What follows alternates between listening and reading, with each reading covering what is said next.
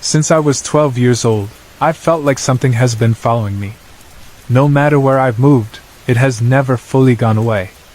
It's never been aggressive or directly harmful, but the experiences have always left me unsettled. I've never feared for my safety, but I can't ignore the fact that something is there.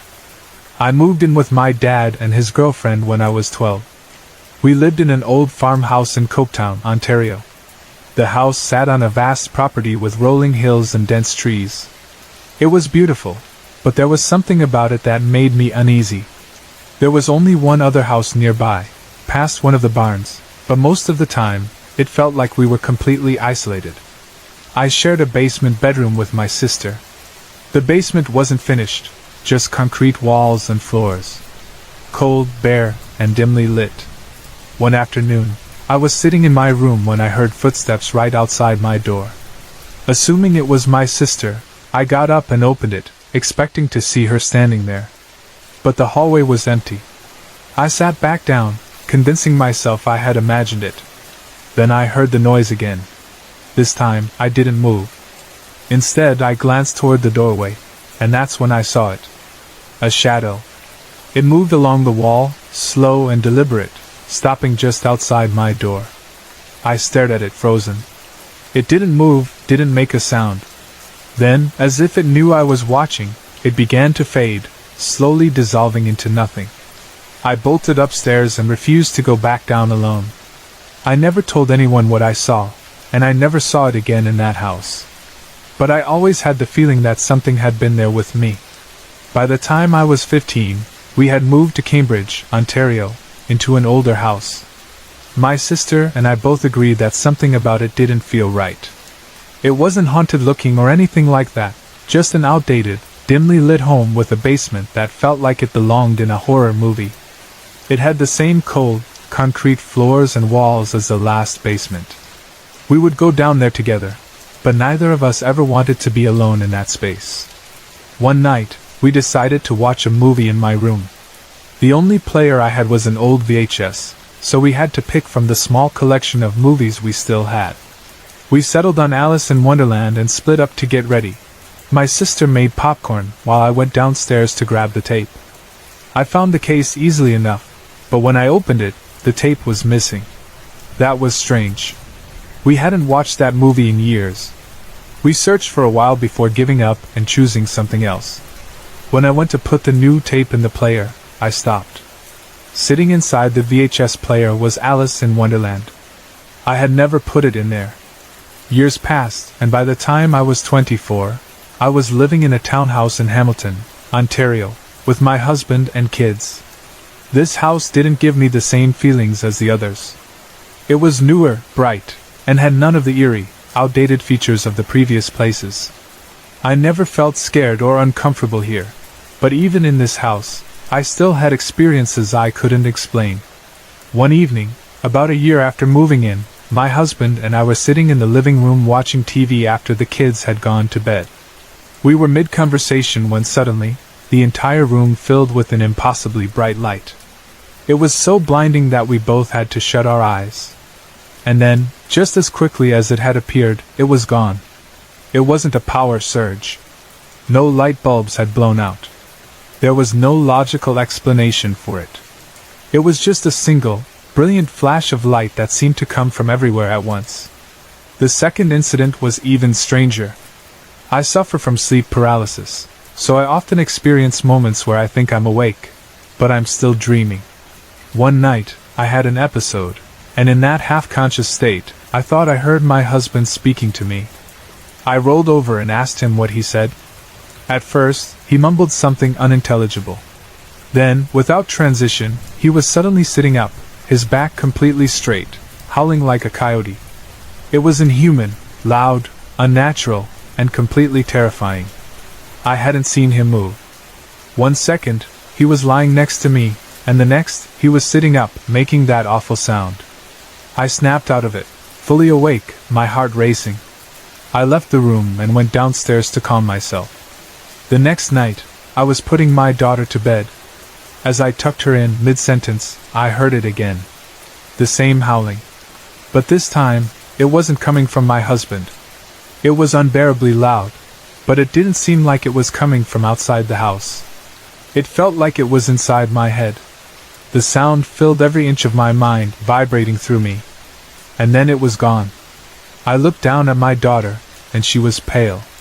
Her wide eyes met mine, and before I could say anything, she whispered, "What was that?" She had heard it too. I couldn't understand how. The sound hadn't seemed external.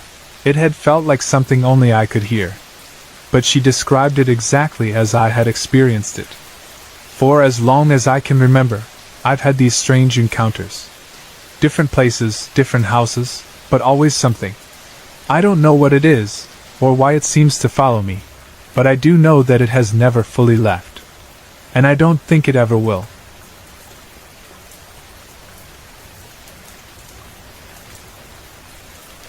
Ever since I was a child, I have been fascinated by the supernatural. Ghost stories, urban legends, mysterious encounters, they always pulled me in. I could never get enough, always wanting to hear more, whether real or made up. It was an obsession that both terrified and excited me. I wasn't alone in this fascination. My friends and cousins shared my love for ghost stories. Whenever there was a power outage, we would all gather in a circle, light a candle or kerosene lamp, and take turns telling scary stories. We even welcomed the repeats, listening with the same enthusiasm each time.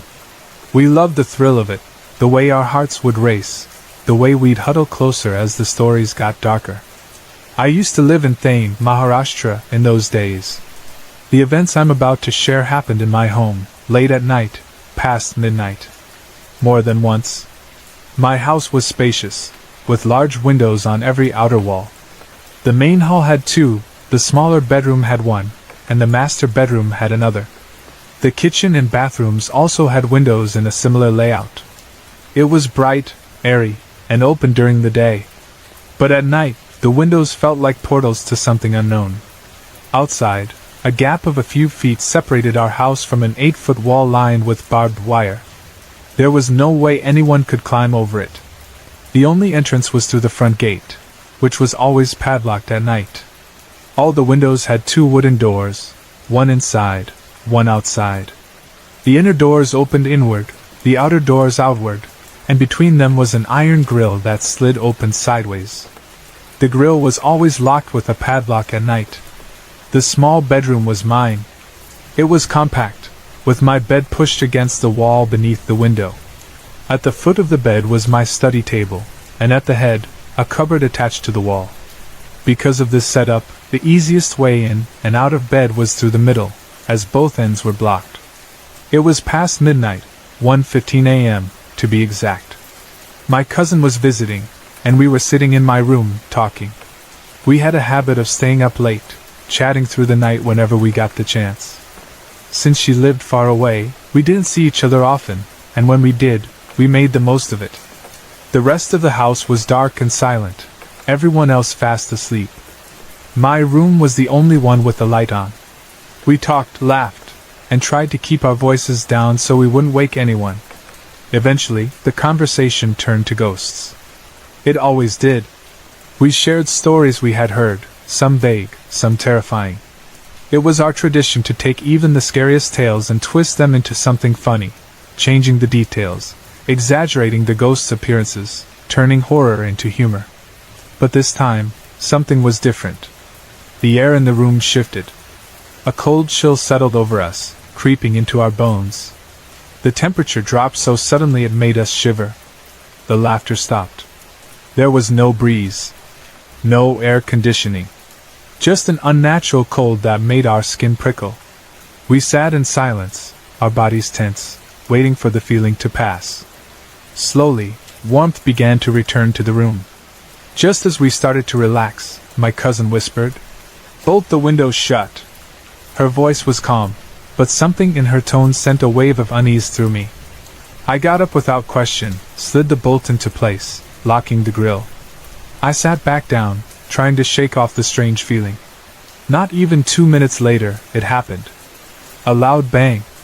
The iron grill shook violently, as if something had struck it with immense force. The impact was so strong it jolted me forward. We froze. The room was utterly silent except for the ringing in my ears. My hands trembled, my breath caught in my throat. We stared at each other, wide-eyed, unable to process what had just happened. Another wave of cold rushed in, even sharper than before. My ears buzzed, my vision blurred slightly, and my body refused to move. The fear was unlike anything I had ever felt. My cousin's eyes darted toward the door. Without a word, she gestured that we should run. I tried to move, but it was as if something held me down, keeping me rooted to the spot. She shifted first, inching closer to the edge of the bed. That movement broke the spell. I forced myself to move, and the moment I did, we bolted. But in our panic, we ran in opposite directions. She fled into the master bedroom. I ran straight into the hall. I don't know how far I ran. My legs felt weak, drained of energy, and before I could make it any further, they gave out. I collapsed next to my mother, who was fast asleep, completely unaware of what was happening. I shut my eyes tightly. And then I heard it. A voice. It wasn't speaking, not in any language I recognized.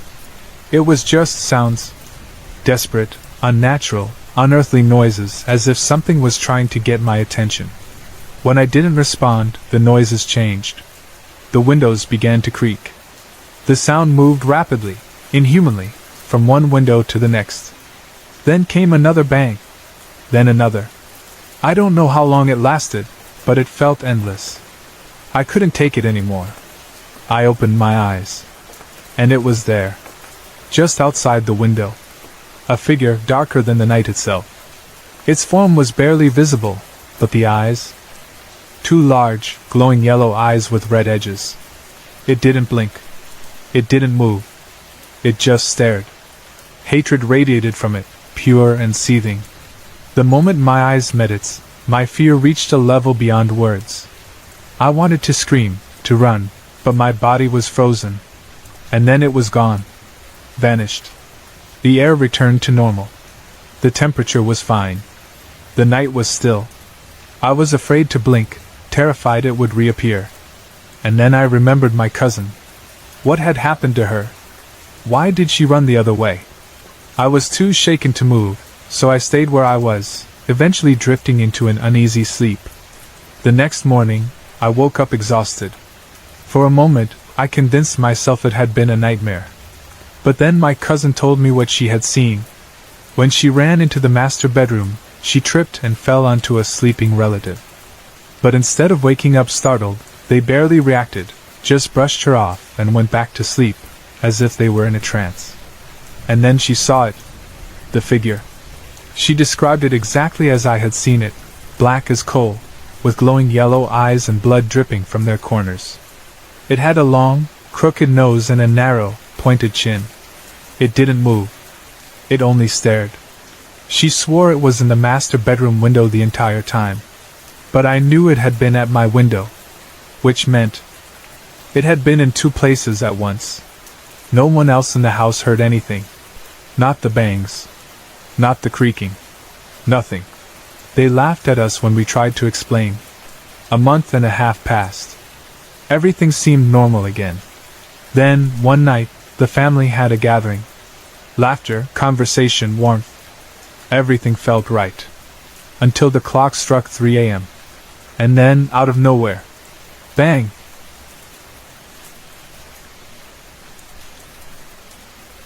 I've had many paranormal experiences throughout my life. Most of them have been small, fleeting moments, but some stand out more than others. This is one of those experiences. It wasn't my first, but it's one of the earliest significant ones I can remember. I believe it happened over the course of a few months when I was around 11 or 12 years old, sometime in the summer of 1998 or 1999. I say summer because we were always staying up late. I've lived in the same house in western Massachusetts my whole life. When I was younger, my best friend, Lula, a nickname, lived right next door in the other half of our duplex. The walls were thin, so we were constantly in and out of each other's houses, practically living together. She moved in when I was about 7 or 8, and stayed until I was 14. We both grew up believing in the paranormal. Not just because we liked ghost stories, but because we had no choice. Her room was in the middle of the upstairs, just like mine, but on the other side of the wall. The back room next to hers didn't have a door, just an open doorway. The wiring in her house was old and faulty, so the light in her room would sometimes go out by itself. She had a lamp plugged into an outlet that was controlled by a switch on the wall, and occasionally, both the lamp and the radio would shut off at the same time. We had gotten used to it. Whenever it happened, we'd just reach out into the stairway and jiggle the wire casing to get everything to turn back on. One night, we were alone at her house, just hanging out and listening to music. Her mom and her mom's boyfriend were gone for the weekend, which was pretty common, and we always enjoyed having the place to ourselves. We were in her room when, as expected, the light and radio suddenly shut off. We weren't scared, this was normal. But for some reason, this time, we looked toward the back room. And we saw it. A black, cloaked figure standing in the doorway. It wasn't just a shadow.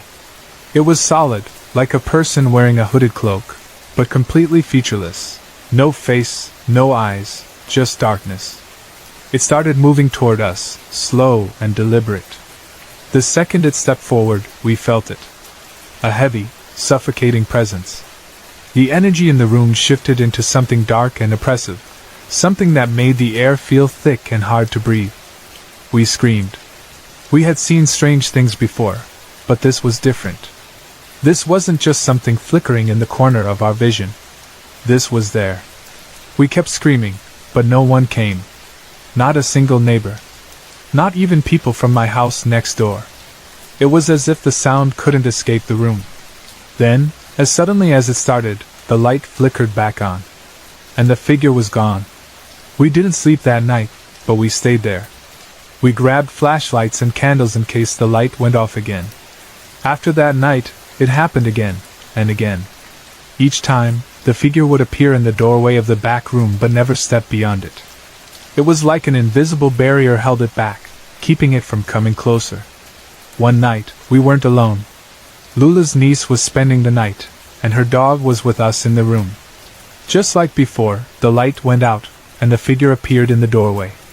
This time, the dog reacted first.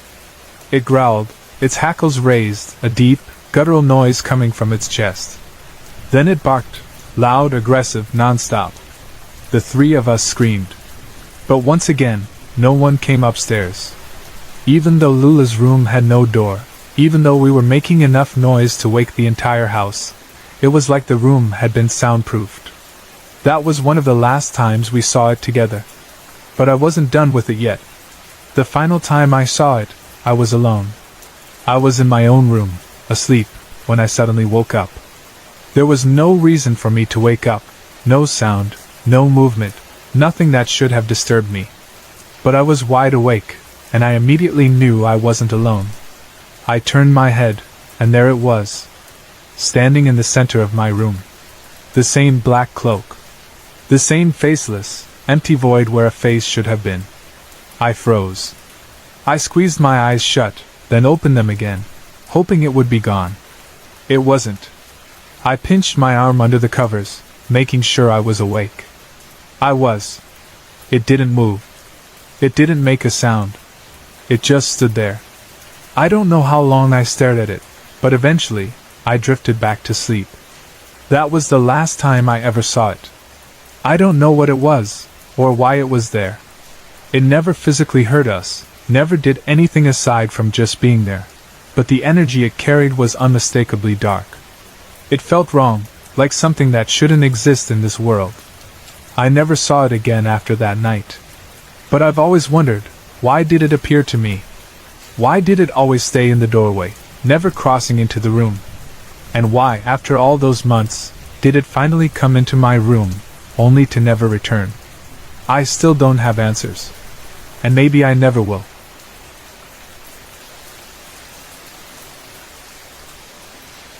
It was a warm summer weekend night, the kind where friends gather to eat, drink, and enjoy each other's company. Nights like this were common in my home. We loved entertaining. The evening had been full of laughter, good food, and games, and by the time we had cleared the table and moved on to rounds of pente, The night felt perfect. After a couple of hours of playing, I decided to take a break. I wasn't ready to turn in just yet, so I stepped out onto the deck, craving some fresh air and a quiet moment under the stars. The sky was stunning, a sea of twinkling lights stretching endlessly above me. Feeling inspired, I grabbed a cushion from one of the deck chairs and headed for my truck.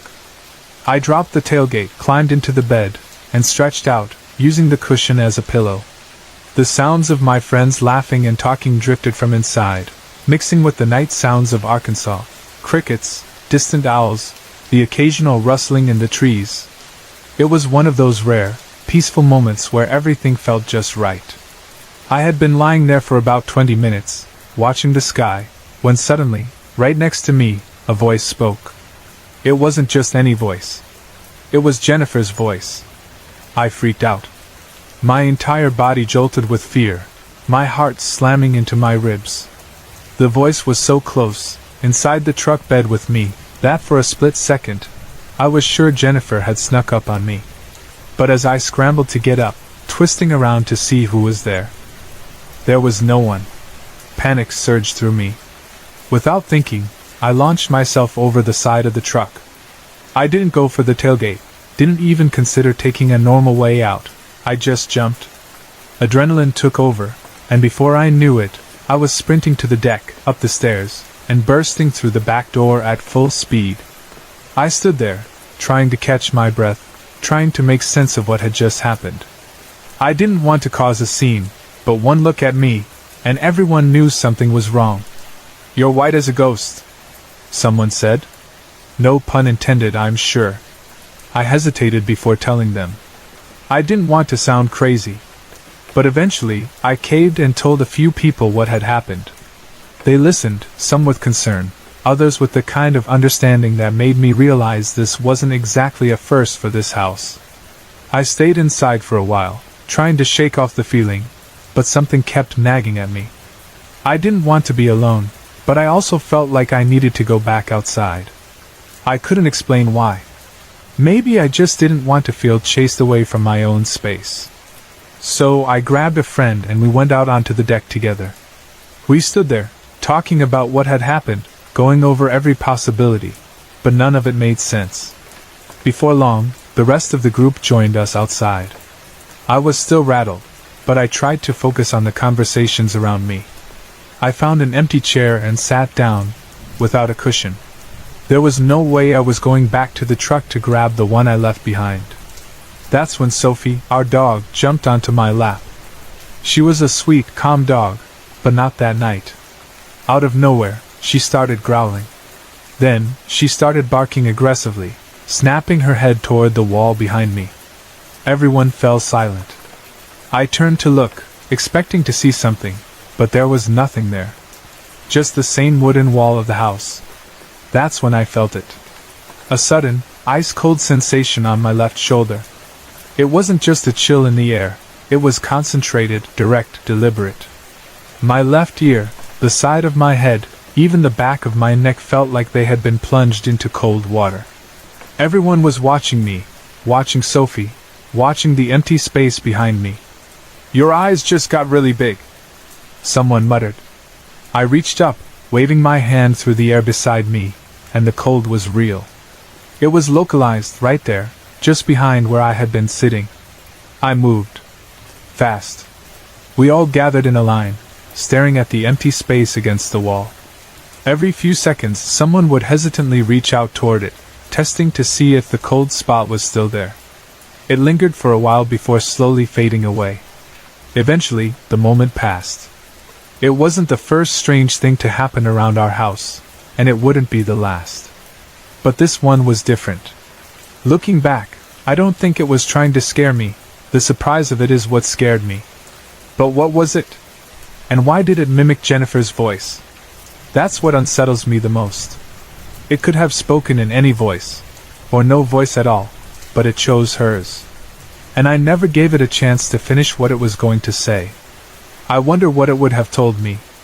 I wish I had handled it differently, but in that moment, all I knew was that I wasn't ready to listen. "Sorry to interrupt," If you're enjoying the story, let me know in the comments and tell me where you're watching from. Don't forget to like and subscribe for more.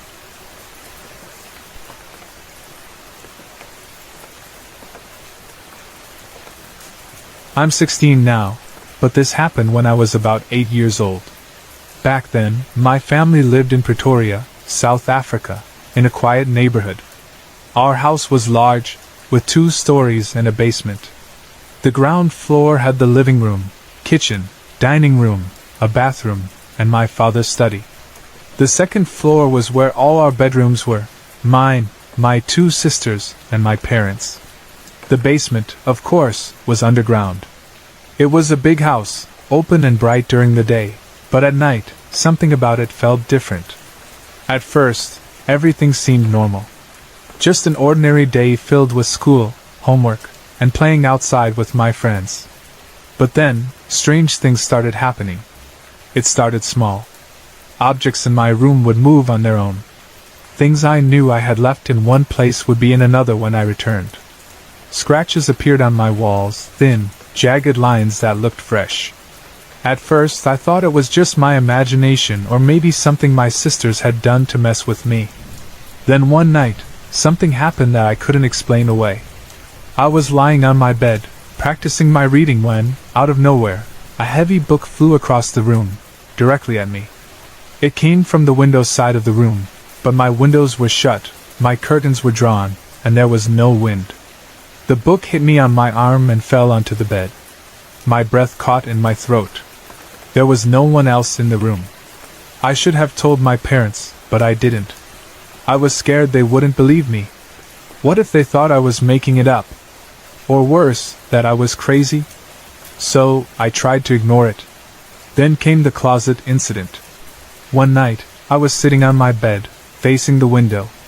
My closet was behind me, 2 meters away. Suddenly, I crashed into it. 1 second, I was sitting comfortably on my bed. The next, my body slammed against the closet doors, my head hitting the wood with a loud thud. I was 2 meters away.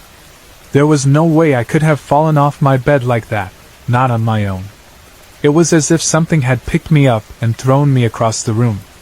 I sat there on the floor, stunned, my heart racing. I couldn't explain it. I had no bruises, no sign that I had been grabbed, but I knew something had just forcefully moved me. Still, I said nothing. I forced myself to believe I had just fallen, that somehow I had tripped over my own body. But deep down, I knew the truth. And then came the night that changed everything. A few months after the closet incident, I woke up suddenly in the middle of the night. At first, I wasn't sure why. The house was completely silent, and the lights were off, which meant my parents had already gone to bed. If the lights were on, I would have seen them from my room, as it was the first one visible when you walked up the stairs. I lay still, staring at the ceiling, trying to shake off the grogginess, when I heard it. Footsteps. Slow. Heavy. Coming from the staircase. I turned my head toward my bedroom door, listening as the sound grew closer. At first I thought it was my dad coming upstairs, but something about the way the footsteps moved, deliberate, calculated, too slow to be normal, made my stomach twist. Then it appeared. A tall, shadowy figure emerged from the staircase. It was too tall, way too tall to be human. Its form stretched unnaturally, as if it didn't belong in this world. Its eyes glowed red in the darkness, piercing through the shadows. I couldn't move. It stopped at my doorway. For a long moment, it just stood there, watching me. The only thing I could see clearly was its glowing red eyes and the way it was darker than the darkness around it. Then, slowly, it stepped into my room. Every muscle in my body locked in place.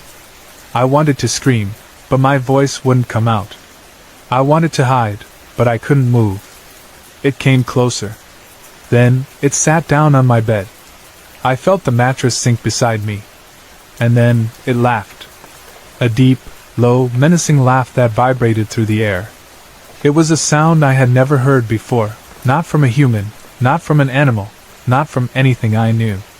My body trembled. Tears streamed down my face as I stared at it, unable to look away. I knew in that moment that this was not a dream. And then, my parents got up. I heard their footsteps moving toward my room. The shadow figure didn't move. Then, just as my dad reached for the light switch, it vanished. Gone. Just like that. The second the lights flickered on, the room was empty. My dad stood in the doorway, looking at me with concern. My mom rushed to my side, asking what had happened. Through my sobs, I told them everything. She tried to tell me I was imagining things, that it was just a bad dream. But there was something in her eyes, something she wasn't saying. I knew she didn't believe what she was telling me. She knew something. Something she wouldn't say out loud. I didn't sleep for the rest of the night. I stayed awake, terrified that if I closed my eyes, it would come back. And then, days later, we moved. Just like that. No discussion. No explanation. My parents packed up the house, and we left. We moved in with my grandparents until my parents found a new place. They never explained why we left so suddenly. But I know the truth. They saw something too.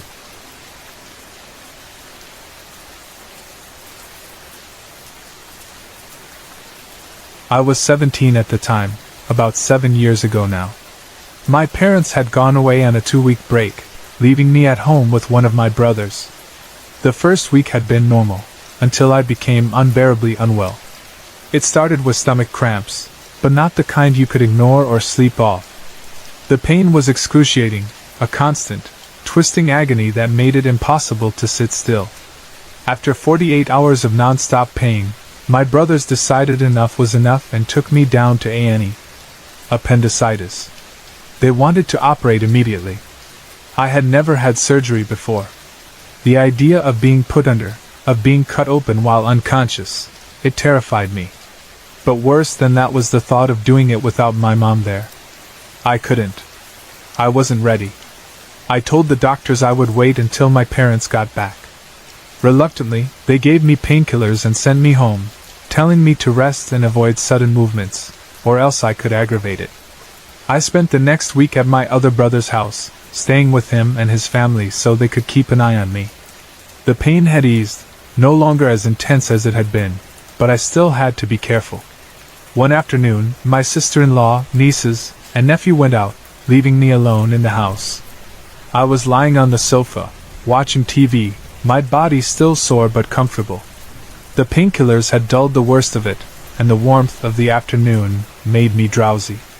I let my eyes drift closed, caught between wakefulness and sleep. Then I heard it. Alice. A soft voice, right by my head. My eyes fluttered open. The room was empty. I blinked, convincing myself I must have been drifting into a dream. My body felt heavy, my mind sluggish. I closed my eyes again. Alice! This time, it was louder.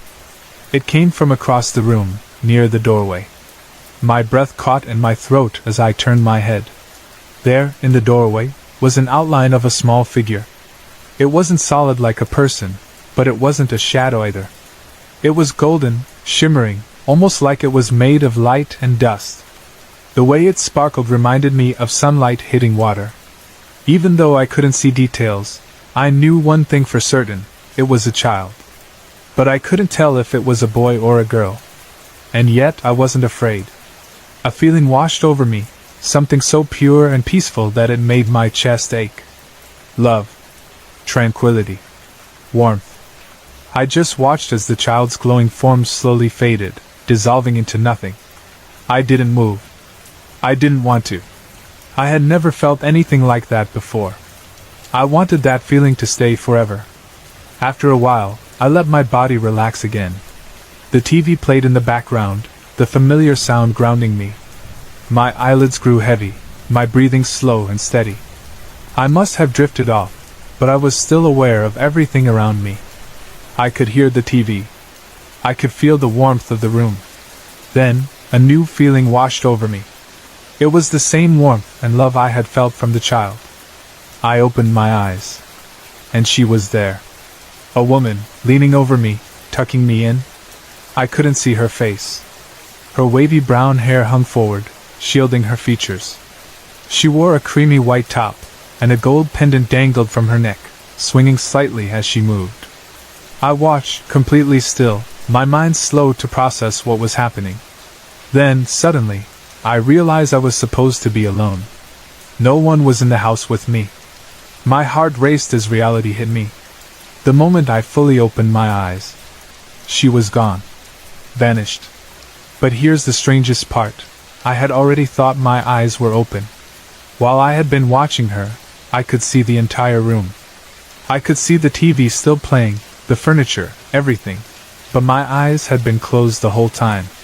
It was as if I had been seeing her through a different kind of vision. I lay there, stunned, my mind scrambling to process what had just happened.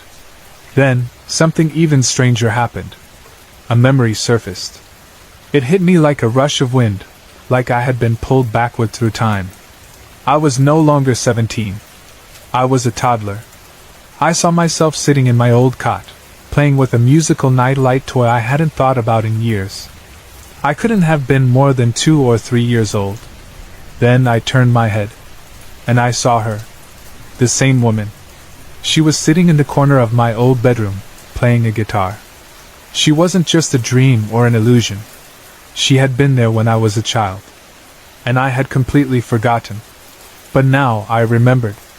She had always been there. She had been watching over me as I fell asleep. For the first time, I realized that what I had seen wasn't new. She had been with me for as long as I could remember, maybe even longer. Who was she? I had no idea. But I knew one thing. I wanted to see her again. I didn't know where to start looking. I didn't know if she was a guardian spirit, a lost relative, or something else entirely. And the child? The golden figure that had called my name? I didn't know who they were either. But somewhere deep down, I felt certain they were safe. And they were being watched over, just like I was.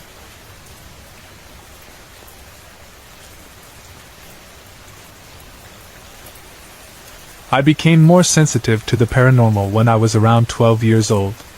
Even before that, I had strange experiences, but as I grew older, they became more intense. I've always been able to sense things that others couldn't, but nothing prepared me for what happened in January 2012 when I returned to the Philippines for a 1-month vacation. At the time, I was living in Italy for work, and I hadn't been back home in 9 years. Our house had been closed for almost that entire time.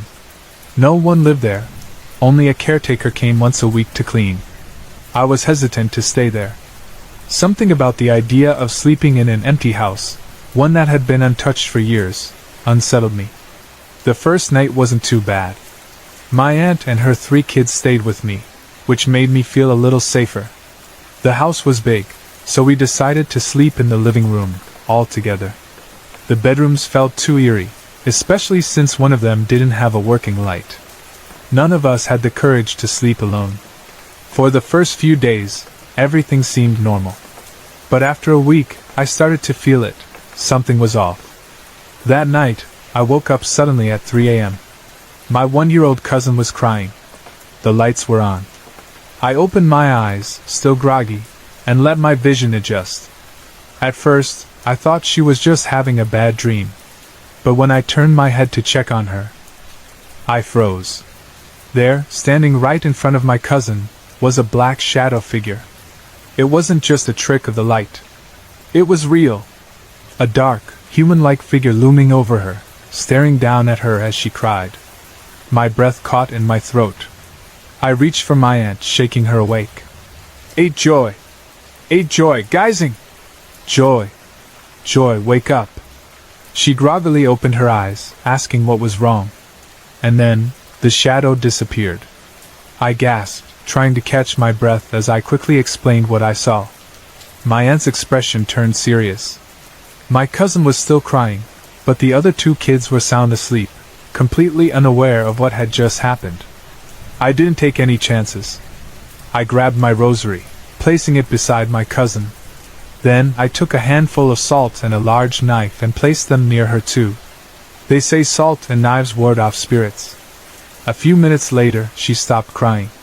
And then she fell asleep. The next morning, things got even stranger. My aunt's second son suddenly got sick. A high fever struck him out of nowhere. That night, I was relieved when my cousin Dale and my uncle, who was the same age as me, came to visit. I felt safer knowing I wasn't alone. Dale wasn't someone who believed in ghosts, but he did believe in demons. He never liked talking about spirits, but even he could feel that something was wrong with the house.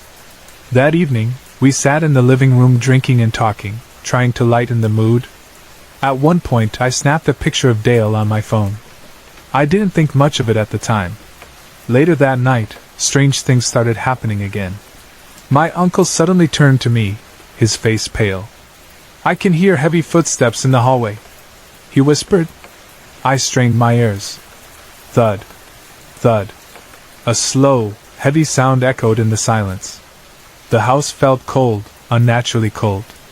Even in the Philippines, where the heat lingers even at night, the air around us was freezing.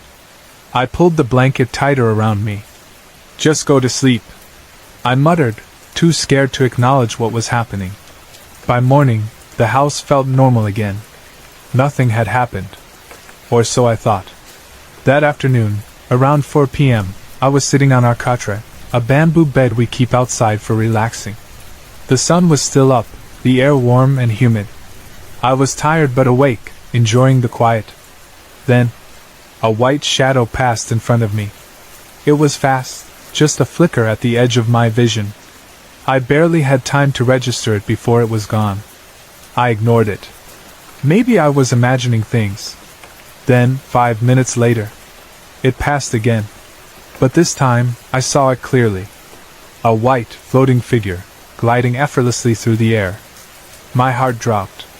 I ran to the gate, bolting to the nearest store, where my aunt was.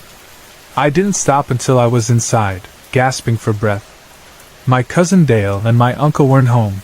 They had gone to play basketball. I had never been so relieved to be around other people. But the strange events didn't stop. One night, I decided to be brave. I tried sleeping in the master's bedroom with Dale and my cousin Jen. We figured if we were all together, nothing would happen. We were wrong. At some point in the night I felt it. A cold hand touched my leg. I shot up, screaming, and before Dale or Jen could even ask what happened, we all ran out of the room. I never stepped foot in there again. Before I returned to Italy, I was looking through my photos. Then I saw it. The picture I had taken of Dale on the night he first visited us. There was something on his shoulder. A face. It wasn't a trick of the light. It wasn't a reflection. Everyone who saw it agreed. There was a face behind him. Dale panicked and told me to delete it immediately. I did. But curiosity got the best of me, and before I left, I took a few more photos of the house itself. When I looked at them, there were orbs everywhere. Not dust. Not camera glare. Orbs. Floating all around the house. But the worst part, the black shadow figure that I saw standing over my cousin that night. It followed me. Even after returning to Italy, I could still feel it. Every night, when I turned off the lights, I felt a cold chill creep over my body. I felt something watching me from the shadows. I even sought help. I was told that the black shadow was drawn to me, not because it wanted to harm me, but because I was bubbly and talkative. It liked my energy. Even now, it's still with me. People often tell me I need mental help, that I'm imagining things. But I know what I saw, and I know that I'm not alone.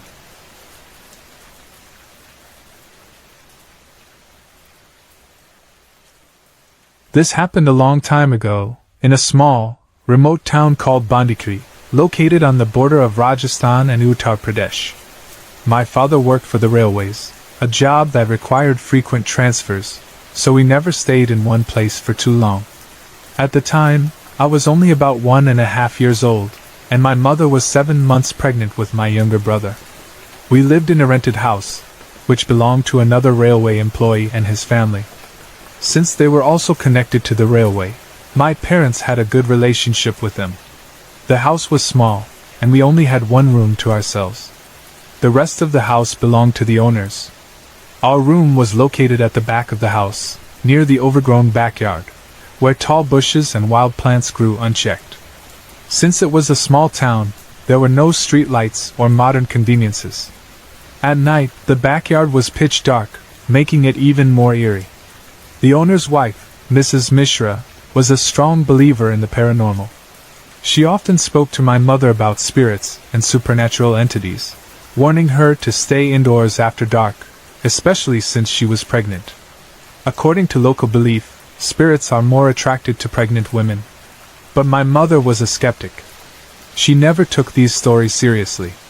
She loved strolling outside in the evening, enjoying the cool air, and didn't pay attention to Mrs. Mishra's warnings. Then one night, something happened that changed everything. It was the month of July, and the heat made it impossible to sleep with the windows closed. Our room had large, open windows without grills, meaning anyone, or anything, could enter through them. That night, my father was fast asleep, but my mother was still awake, lying on the bed, staring at the window. Then, suddenly, she saw them. 2 men were standing outside the window, staring into our room. One was tall, the other short. The short man held a lantern, its dim glow casting eerie shadows across his face. The tall man, standing beside him, lifted a hand and gestured for my mother to come with him. She was frozen. Her entire body went numb. She tried to move, tried to wake my father, who was sleeping right beside her, but she couldn't. She was paralyzed, unable to even scream. The tall man spoke. He said her time was over. She had to come with them. Even in her fear, something deep inside her refused to accept it. She was a devoted believer in Lord Krishna. In her mind, she started chanting his name with all her strength, praying for protection. Then, with great effort, she forced herself to speak, not out loud, but in her heart. She asked the men who they were. The tall man answered. He said they were there for her baby. They had come to take him away. My mother's blood ran cold. Summoning all her inner strength, she refused. She told them they had no power over her. The tall man stared at her for a moment. Then, without a word, both figures vanished into thin air. The moment they disappeared, my mother regained control of her body. She immediately shook my father awake, gasping for breath. When she told him that someone had been outside, he rushed out of bed and searched the entire backyard. He checked everywhere, behind the bushes, near the fence, around the house. There was no one. Not a single sign that anyone had been there. He reassured my mother, telling her it must have been a bad dream. But she knew. It wasn't a dream. The next morning, my mother finally told Mrs. Mishra what had happened. Mrs. Mishra's face turned pale. Without saying a word, she grabbed a bottle of Gangajal, holy water, and sprinkled it on my mother. Then she spoke. She said the 2 men my mother saw were not human. They were spirits from the old graveyard nearby. They were known to come for pregnant women, attempting to steal their unborn children. It had happened before. Many women in the town had lost their babies after encountering those spirits. Mrs. Mishra looked at my mother in awe. She said very few women had ever been able to resist them. She asked her how she had survived. My mother told her about her daily prayers. Mrs. Mishra nodded solemnly. She said, "It was your faith that saved you." After that night, my mother never stepped outside after dark again. We experienced other strange things in that house too, but this was the most terrifying. Luckily, we didn't stay there for long. Within 6 months, my father got transferred to another location. And we never looked back.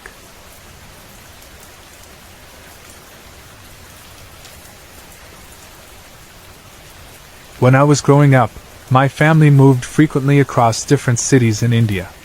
With every move, we lived in different houses, and over time, I stopped being a regular churchgoer.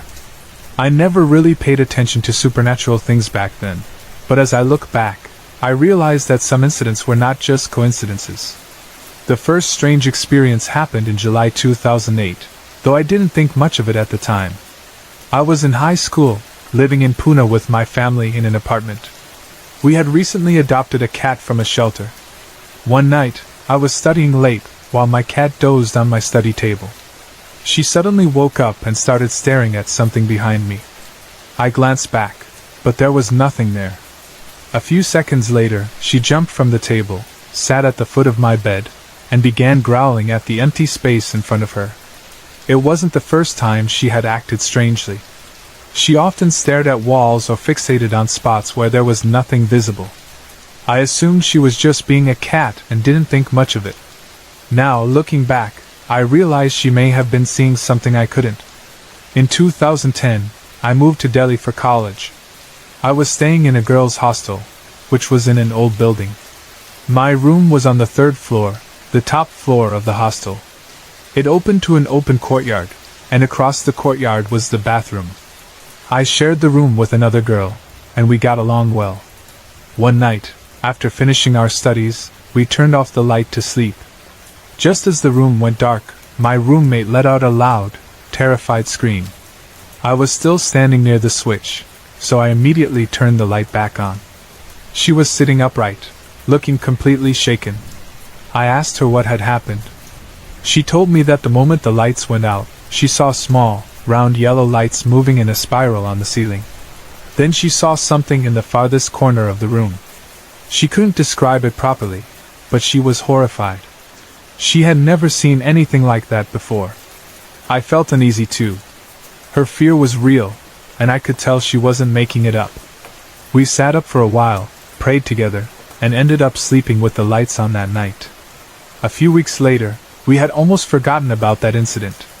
One evening after dinner, I went to the bathroom to wash my hands. As I was walking back to my room through the courtyard, I suddenly heard a whisper. It was right next to my left ear.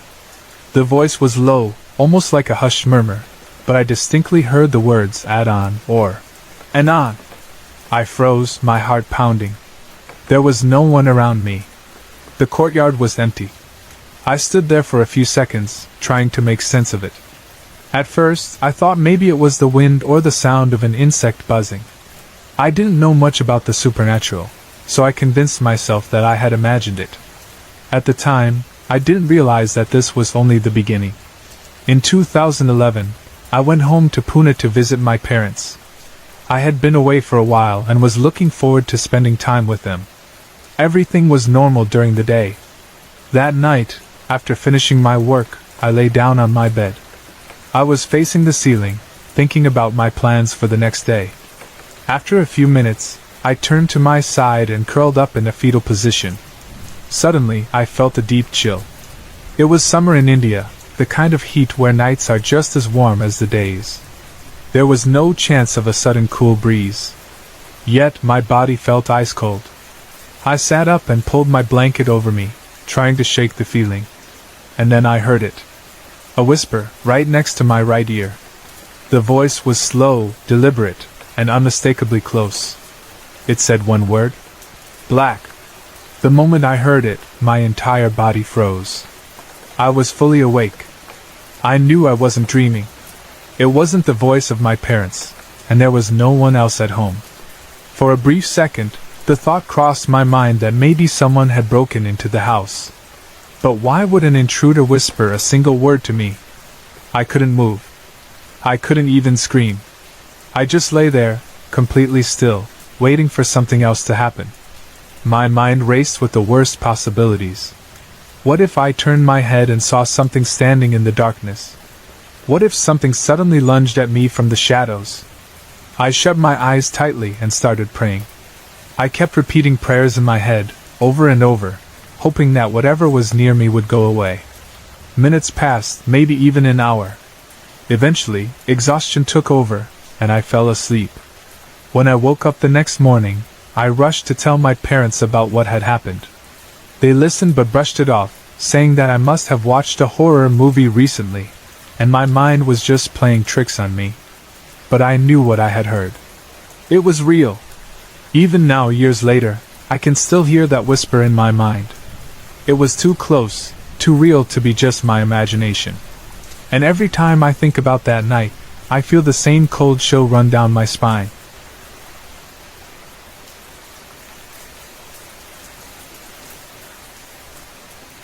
I have been experiencing strange and unexplained things for as long as I can remember, but these two incidents, which happened during the summers of 2011 and 2012, remain the most terrifying.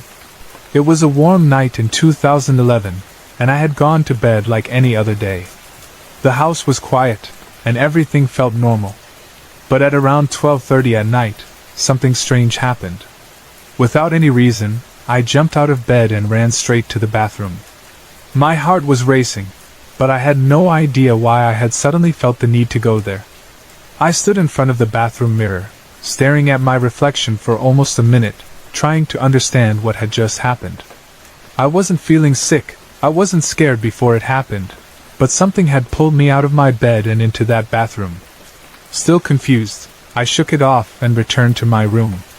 Lying back down, I tried to make sense of what had just happened, but I couldn't find any logical explanation.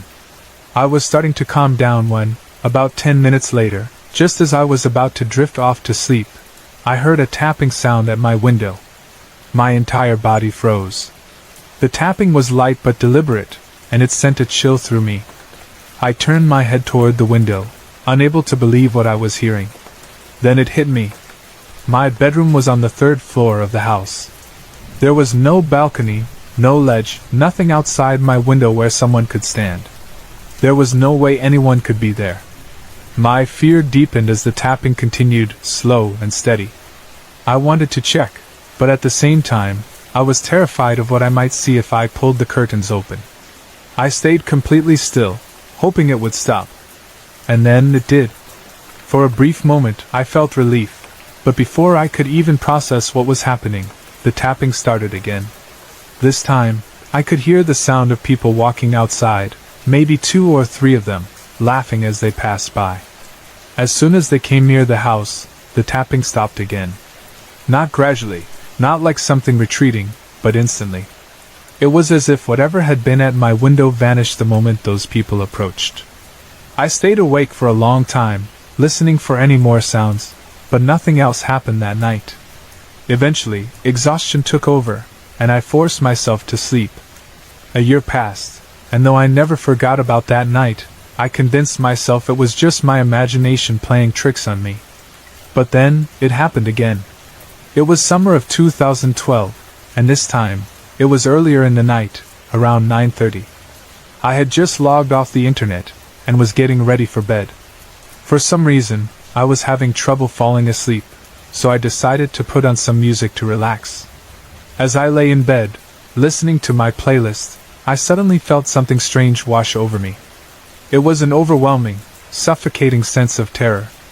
It wasn't like normal fear, it felt deeper, heavier, something I couldn't shake off. My entire body tensed, and my chest felt tight. The feeling was so strong that I immediately pulled out my earbuds, trying to figure out what was happening. The room was silent, but I could feel it. Something was there, watching me. And it was stronger than before. I sat up, trying to distract myself by watching TV. A cartoon was playing, something cheerful and bright. I forced myself to focus on it, even managing a fake laugh, hoping that if I acted normal, the fear would go away. It didn't. The tapping started again. This time, there was no hesitation, no pause. It was direct, as if whatever was outside knew I was afraid and wanted to remind me of its presence. My body stiffened. The air in the room felt thick, almost like it was pressing down on me. I knew this wasn't my imagination. I wanted to scream, but I was afraid of waking my parents. They wouldn't believe me, and I didn't want to deal with their frustration. But I couldn't just sit there either. My body was trembling, and I felt like if I stayed in my bed any longer, something worse was going to happen. I jumped out of bed and ran straight to the bathroom. My mind was racing as I tried to decide what to do next. I had 2 choices. I could either go back to my room and pretend nothing was wrong, hoping that whatever was outside had left, or I could go to my parents' room and sleep there, even if it meant getting scolded for disturbing them. I chose the second option. The moment I stepped into my parents' room, the feeling of terror disappeared. The air felt normal again, and my body finally relaxed. I got into bed with them, knowing that whatever was outside couldn't follow me here. My parents weren't happy about me waking them up, and I had to endure a lecture about staying up late and being dramatic, but I didn't care. I was just relieved to be away from whatever had been outside my window. Sorry to interrupt. If you're enjoying the story, let me know in the comments and tell me where you're watching from. Don't forget to like and subscribe for more.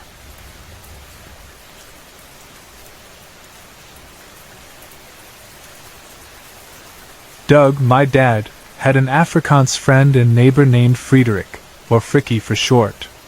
Frikkie had always been fascinated by ghost stories and had recently heard about a haunted house on a farm a few miles outside of Kimberley. Determined to see it for himself, he spent days convincing my dad to join him on the trip. Eventually, after much persistence, Doug agreed. Early one Saturday morning, they set off on their adventure, borrowing bicycles to make the long ride out to the farm. The journey itself was uneventful, but as they neared their destination, an eerie stillness settled over the land. The farmhouse sat surrounded by a thick cluster of tall trees, likely planted as a windbreak long ago. Despite the warm morning, the air grew unnaturally cool, and the wind that had accompanied them on their ride seemed to have disappeared entirely. The house itself was beginning to crumble, its once proud walls showing the wear of abandonment. The front yard was overgrown, the tall grass swaying gently in the stillness. They cautiously wheeled their bikes into the yard and leaned them against the house before stepping closer to investigate. Circling the house, they tried peering into the windows, hoping to catch a glimpse of the inside. However, their efforts were thwarted by thick drapes blocking their view. Moving toward the back of the house, they found a small outbuilding, the coke house, its door hanging open on rusted hinges. The old windmill that had once supplied water for cooling stood broken and motionless. Frikkie, being the more adventurous of the two, tested the back door. To his surprise, it opened easily at his touch. Stepping inside, they found themselves in the kitchen, its surfaces coated in dust but otherwise undisturbed. It was as if time had stopped within these walls. The kitchen remained fully furnished, with old dishes and cookware still in place. A heavy silence filled the air. The house had a dark history. Years ago, it had been inherited by a brother and sister after their parents passed away. Neither had ever married, so they continued living there together. In time, the young woman became pregnant by her own brother. Overcome with guilt and shame, they made a tragic pact. The brother shot his sister before turning the gun on himself. It was said that their spirits still wandered the house, unable to find peace. Doug felt uneasy the moment they entered. The air felt thick, pressing down on him, and an unshakable sense of dread made the hair on the back of his neck stand up. Frikkie, on the other hand, was fearless. He wandered the house freely, opening cabinets, lifting objects, and sifting through drawers. Doug stood back, watching with increasing discomfort. Then Frikkie pulled open a sideboard drawer and let out a whistle of admiration. Inside was a beautifully carved wooden box. Lifting the lid, he revealed a pair of antique dueling pistols nestled inside. He carefully picked one up, examining its craftsmanship. The air in the room shifted. The temperature dropped sharply, sending a chill down their spines. Then Frikkie went rigid. His head jerked up, his face turning ghostly pale. His hands trembled as he dropped the pistol back into the box, slamming the drawer shut with alarming speed. Without a word, he spun on his heel and bolted for the back door. Doug hesitated only a second before scrambling after him. Frikkie didn't stop running until they reached their bikes, and even then, he barely took a moment to catch his breath before jumping on and pedaling as fast as he could. Doug followed, struggling to keep up, his heart pounding with a mixture of fear and confusion. It wasn't until they were well on their way home that Frikkie finally spoke. His voice was unsteady, filled with something Doug had never heard in him before, pure fear. He swore that the moment he had picked up the pistol, an apparition had appeared before him. A man, dressed in old-fashioned clothes, had glared at him with dark, hollow eyes. In a voice that sent ice through his veins, the ghost had ordered him to leave their belongings alone and get out of their house. Doug hadn't seen anything, but the look on Frikkie's face was enough to convince him that they had made a mistake entering that house. Neither of them ever returned to that farm, and they never spoke of it again. But Doug knew, without a doubt, that whatever haunted that place wasn't just a story.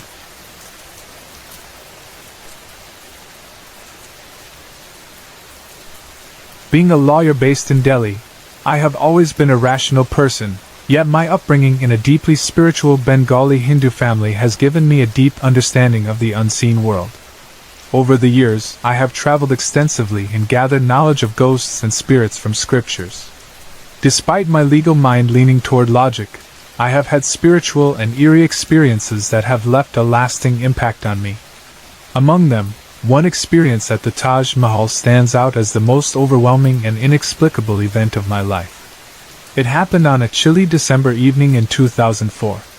A relative of mine had just arrived in India with her husband, and like any first-time visitor, she was eager to see the Taj Mahal.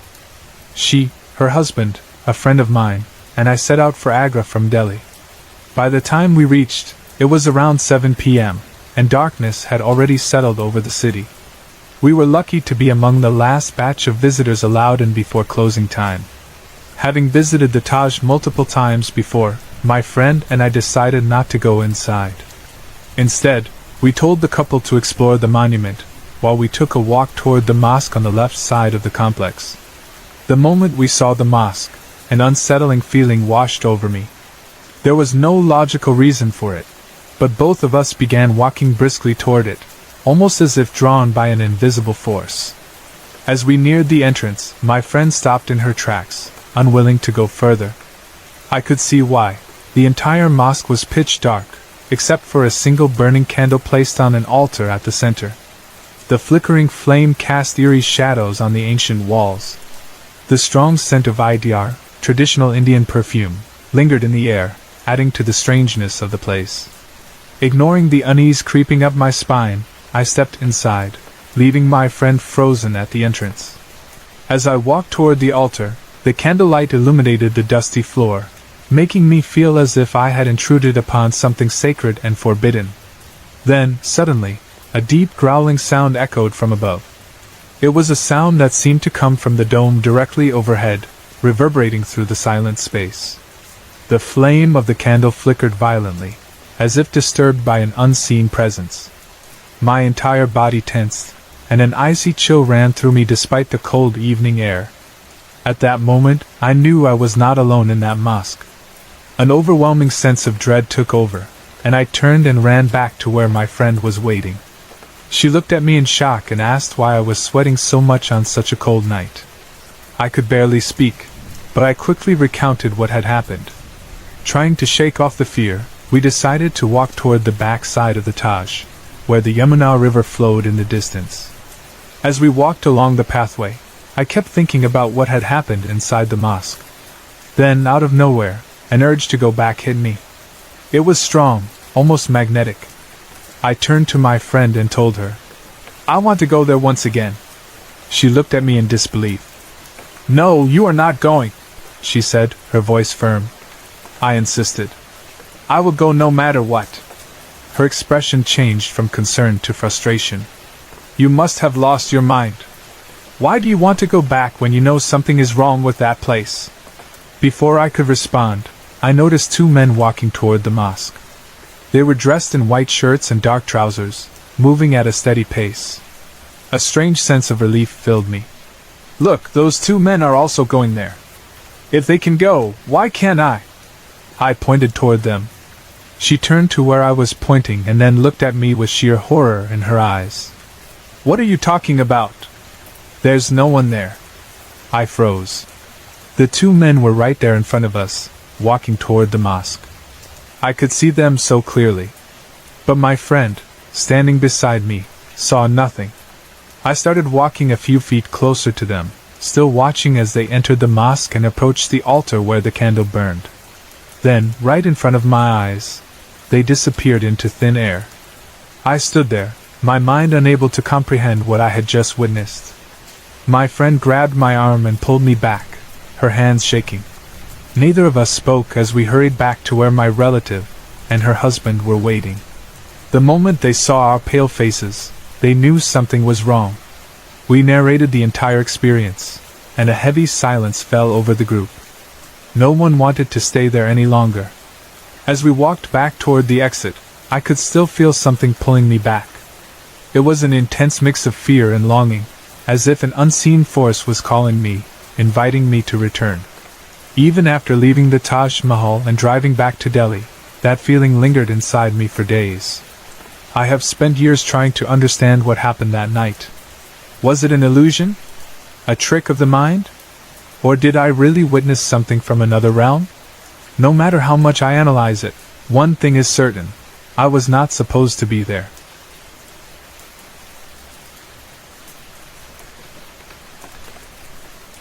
This past weekend was a special one for me, as I had 2 rituals to attend. Being new to these experiences as a returning pagan, I was eager and excited. My first ritual was uneventful, a smooth and calm gathering.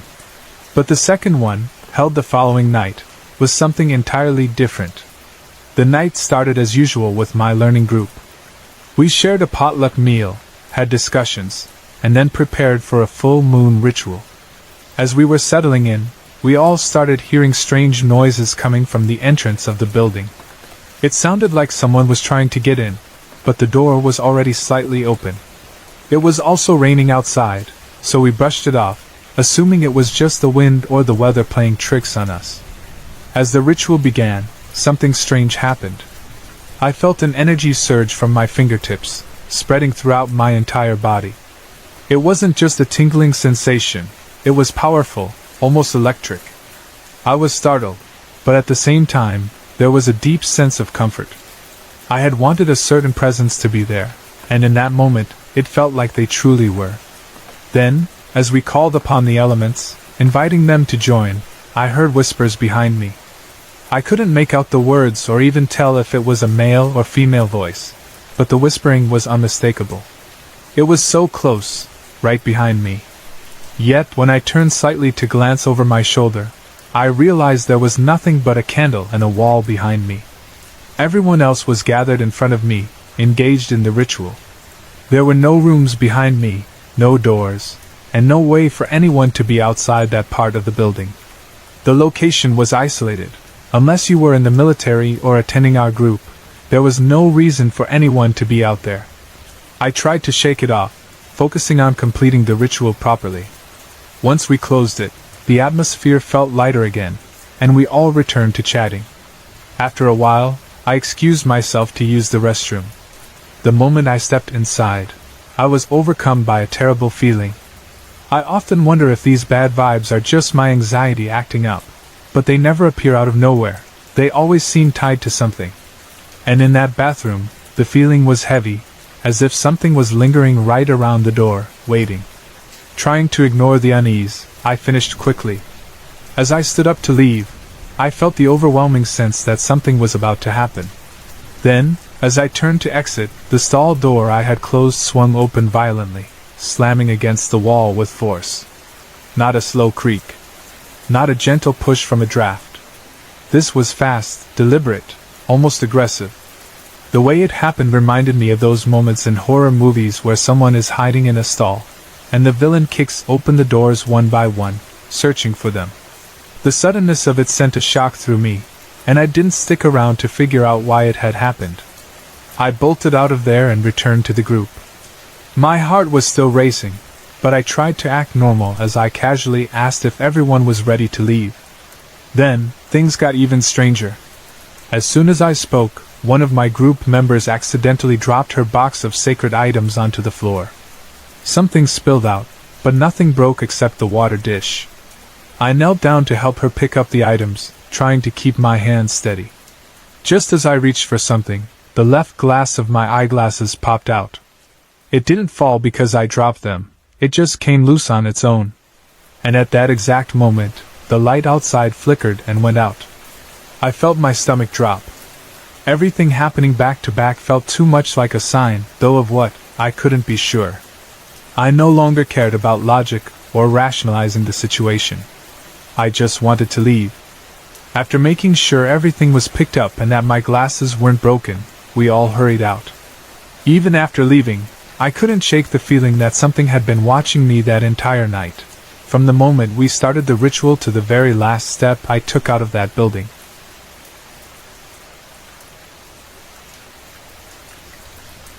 A few years ago, when I was around 10 or 11 years old, we lived in a house with 2 bedrooms. That house always had an unsettling atmosphere. We would hear footsteps, see shadows, and sometimes feel as if we were not alone. The first time I experienced something strange, I was playing alone with my toys. I suddenly felt that someone was behind me. When I turned around, there was nothing there. I told myself it was just my imagination, but the feeling didn't go away. Later that night, while lying in bed, I felt as though someone was watching me. The feeling was so intense that I could hardly breathe. Then, I started hearing whispers in my ears, soft, unintelligible, but definitely there. Sometimes, I even felt as if someone was touching me. I would quickly pull my blanket over my head, trying to ignore it, and eventually, I would fall asleep. It wasn't just me who experienced strange things in that house. My sister had her own terrifying encounters. One morning, she woke up to get ready for school. She saw that her clothes weren't ironed, so she took them to iron. As she stood there ironing, she suddenly heard someone calling her name. Thinking it was our mom, she went to check. But when she looked inside, our mother was fast asleep. Later, when our mom woke up, my sister asked her, "Did you call me in the morning?"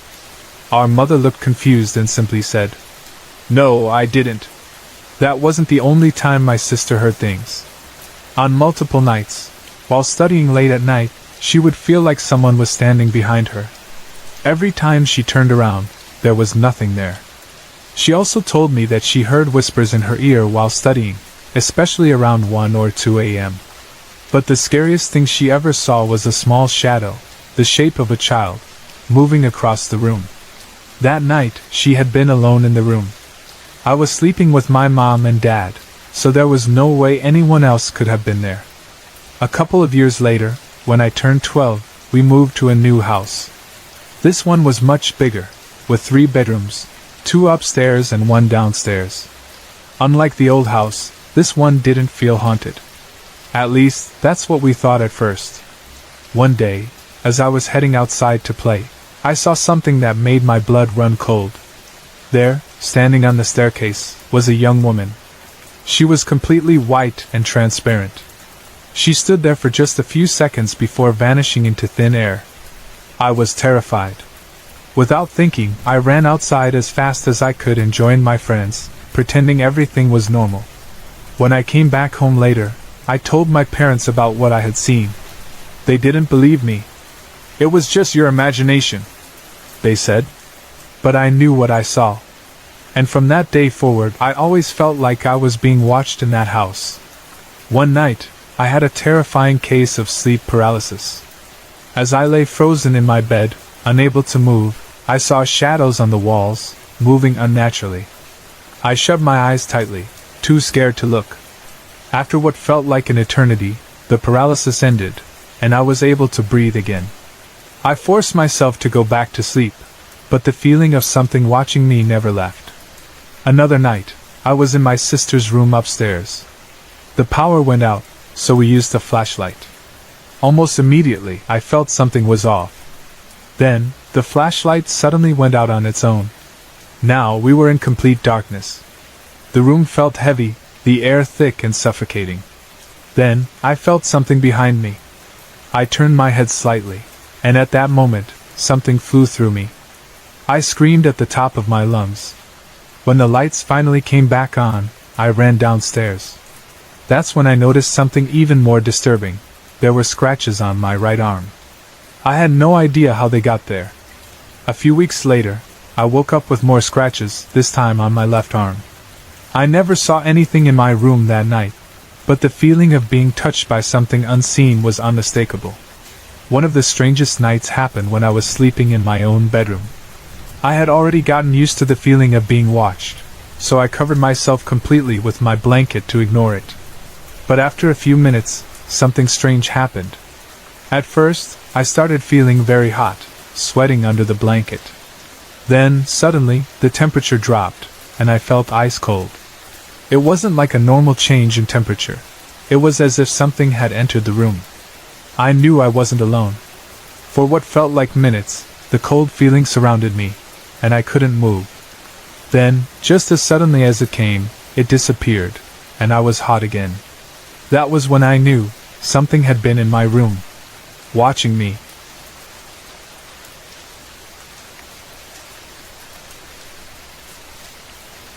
I live on the outskirts of Mumbai, where the roads stretch out into empty landscapes before leading into the city. This incident happened on a regular evening when our classes dismissed around 8:30 p.m. One of my friends had a car, and on a sudden impulse, we decided to go for a short 1-hour drive before heading home. There were 6 of us that night: Sam, Danny, Stella, Rifa, Zara, and me. Sam took the wheel, Stella sat in the front passenger seat, and the rest of us piled into the back. For about 45 minutes, we drove around, chatting, laughing, and playing music. Eventually, we reached 100 Feet Road, a long, isolated stretch of road cutting through barren land. On one side, you could see mountains in the distance. On the other, city lights flickered far away. The road itself was narrow, with no divider, just a smooth strip of concrete. There were streetlights, but not a single tree, building, or shelter nearby, just miles of empty land. After pulling over, Sam shuffled through his playlist while we continued with our usual jokes and playful banter. The atmosphere was light-hearted, and we were completely alone, with no other vehicle or person in sight for at least a kilometer in any direction. Then, something changed. Without any warning, we all fell silent at the exact same time.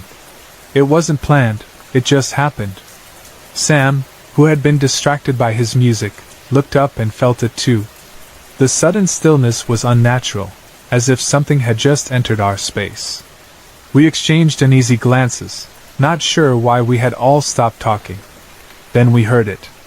A faint voice, distant at first. It was soft, almost carried by the wind, making it hard to make out. But something about it didn't feel right. None of us moved, listening carefully. Seconds later, the voice came again, closer, clearer, and louder. It was a girl's voice. She was crying, and singing. But it wasn't a normal song. There was pain in her voice, a sorrow so deep that it didn't sound human. I was sitting by the window, but when I looked out, there was nothing there. The empty road stretched out into darkness, yet the voice seemed to come from right outside the car. Panic crept in. Then Danny, in the calmest voice I had ever heard from him, said, "Sam, take a U-turn and drive as fast as possible." The way he said it, so firm, so sure, sent a wave of pure fear through me. Before I could even think, I instinctively rolled up my window at lightning speed. Stella and Zara did the same without hesitation. For some reason, none of us screamed. We couldn't. It was as if our voices had been stolen. Instead, we started whispering prayers, our lips moving so fast it would have been funny in any other situation. In that moment, we all became priests and saints, reciting every holy scripture we had ever heard in our lives. Sam hit the accelerator, and the car sped down the road. The tension was suffocating, and my heart was pounding in my chest. Then, out of the corner of my eye, I saw something move. A white figure, a glowing light, flashed past us at an unnatural speed, going in the opposite direction. It happened so fast that I barely registered it. I didn't turn to look back, too terrified of what I might see. But when I turned to Stella, I saw that she was already staring at me. And then I saw Sam, who was also looking at us through the rearview mirror. We didn't have to speak. We all knew we had seen the same thing. Rifa, Zara, and Danny, still deep in prayer, had missed it. Sam didn't slow down until we were back in our neighborhood, surrounded by the familiar crowded markets and street vendors. For the first time that night, I felt safe. It was 10 p.m. when we finally pulled over. Someone bought a bottle of water, and we sat in a nearby park, trying to process what had just happened. We all agreed on one thing: that voice was a warning. Had we ignored it and stayed there longer, something terrible could have happened. Or worse, we might have ended up seeing the source of that voice. And that was a possibility none of us wanted to face. Even now, thinking about that night sends a chill down my spine.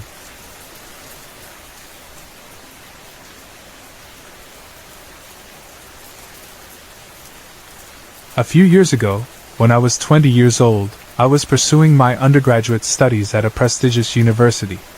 The university campus was vast, filled with ancient buildings and towering old trees, giving it a forest-like appearance. While the surroundings were beautiful during the day, at night, they carried an unsettling silence.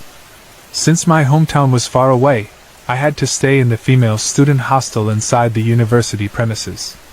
The hostel was a large 4-story building, standing amidst an overgrown garden that only added to the eerie atmosphere.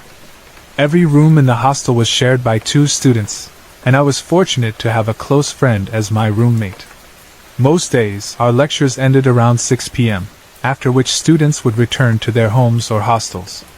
By 7:30 p.m., the security guards would lock the hostel gates, ensuring that no one could enter or leave until morning. That particular night, my roommate and I had finished dinner and were deep into studying, preparing for an important exam scheduled for the next day. The entire hostel was silent, most students focusing on their studies.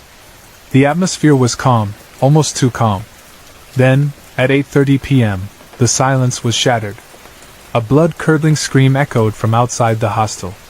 It was the voice of a girl, and it wasn't just a brief cry. It lingered for about 20 seconds, gradually fading into the night. The sound sent shivers down my spine. My roommate and I froze in place, staring at each other, unable to comprehend what we had just heard. Within seconds, we could hear doors unlocking as other students emerged from their rooms. Everyone had heard it. Downstairs, students gathered in the first-floor hall, whispering in panic. Even the security guards at the gate had heard the scream. Concerned, we immediately reported the incident to the main university security team. Within minutes, a group of guards arrived, flashlights in hand, and began searching the overgrown garden surrounding the hostel.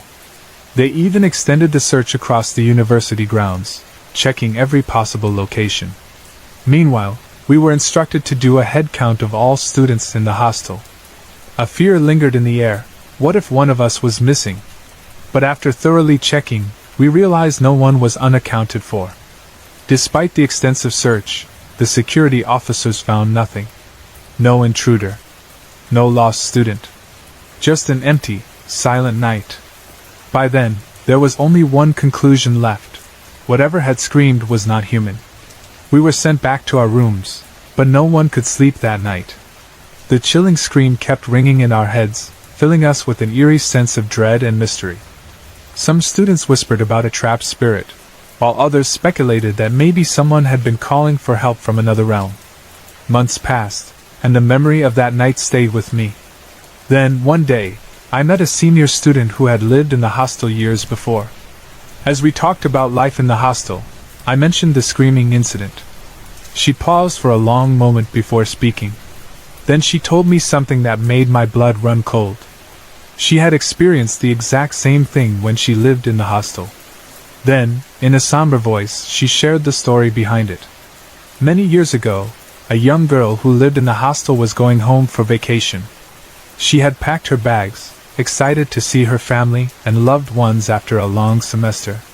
She stood near the bus stop outside the hostel, waiting for her ride home. But she never made it. As she waited, she was tragically hit by a vehicle. The accident killed her instantly, leaving her dreams, her excitement, and her journey home unfinished.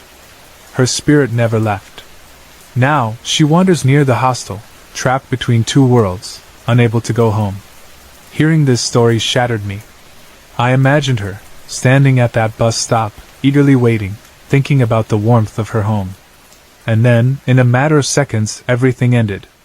I no longer felt afraid of her presence. Instead, I felt deep sorrow. She wasn't trying to scare us. She was crying out for help. Even today, I wonder, is there any way to help her move on? Can she ever find peace?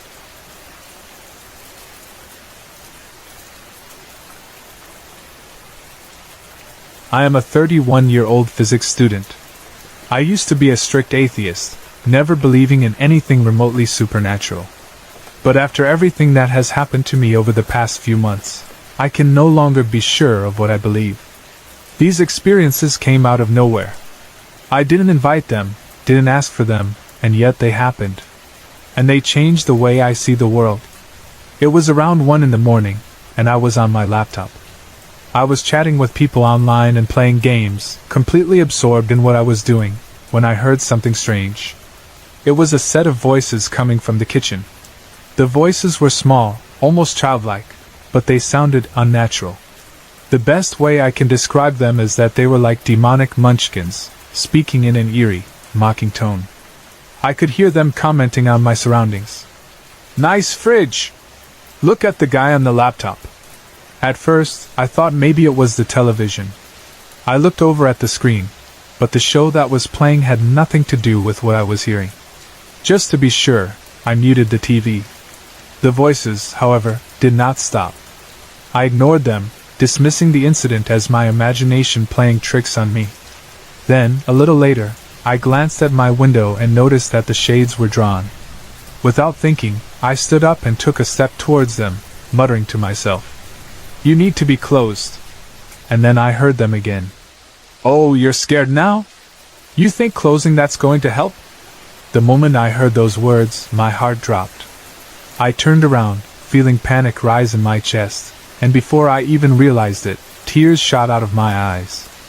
I felt this overwhelming sense of something watching me, something aware of me in a way I couldn't explain. I didn't know what else to do, so I shouted, "Shut up! Go away, you're not welcome here! I rebuke you!" And just like that, they were gone. I didn't see anything leave, but I felt it. It was as if they were pulled away, yanked out of my space by something stronger. Then, I noticed something even stranger. The lights in my room, which had already been on, suddenly brightened. Not just slightly. I mean they visibly went from dim to full brightness. I hadn't even realized they were dimmed in the first place. That moment shook me to my core. I knew my subconscious hadn't created those voices. They had nothing to do with my thoughts at the time. And what scared me the most was that they reacted to me, as though they could hear my thoughts and emotions. I haven't seen or heard them since, but I will never forget that night. A couple of months later, I had another experience. It was around 10 in the morning, and I was lying in bed. I had just stretched and was about to get up when I noticed the room was darker than it should have been. My eyes adjusted to the dim light, and that's when I saw them. 3 tall, red figures stood around my bed. They were laughing. They didn't speak to me directly, but they were talking to each other, making comments about me. They spoke in a tone that was amused, almost entertained by my presence. One of them said, "He's a non-believer. He's going to be ours when he dies." Another one chuckled and said, "What's funny is that he can see us right now, and he still won't believe. And he's still going to be ours." I could feel their words like knives cutting into my mind. I wasn't dreaming, I knew that for sure. There was no transition from sleep to wakefulness. I was fully aware. I was in my room, my bed, my reality. Yet these things were standing there, talking about me like I was some kind of property to be claimed. Once again, I did what I had done the last time. I told them to leave. I repeated the same words, saying they weren't welcome, that I rejected them. And just like before, they disappeared. This one troubled me in a different way. Their choice of words was unsettling. They spoke as though my belief or lack of belief had any relevance to them. It was as if they were mocking the very idea that I could resist them. If they were my subconscious trying to scare me, why would they talk about me as though I was already doomed? Only a couple of days after this encounter, something completely different happened. I was walking across a field on my university campus. It was early in the morning, around 8 o'clock, and the place was mostly empty. The air was fresh, and everything felt peaceful. Then I noticed something strange. A small group of birds, swallows, from what I could tell, started circling around me. At first, I thought it was a coincidence, but as I kept walking, they didn't leave. They stayed close, flying in perfect circles around me, as if they were some kind of force field. The whole time, I felt this incredible sense of peace. It was a stark contrast to the encounters before. I don't know why, but for the first time in a while, I felt safe. It wasn't ghostly, but it felt connected to everything else that had been happening. Then, about a month later, something happened that was even more disturbing than the rest. It was early evening, around 5 o'clock, and I was in my room when my girlfriend called. I ignored the call because I was busy with something. That's when I felt it.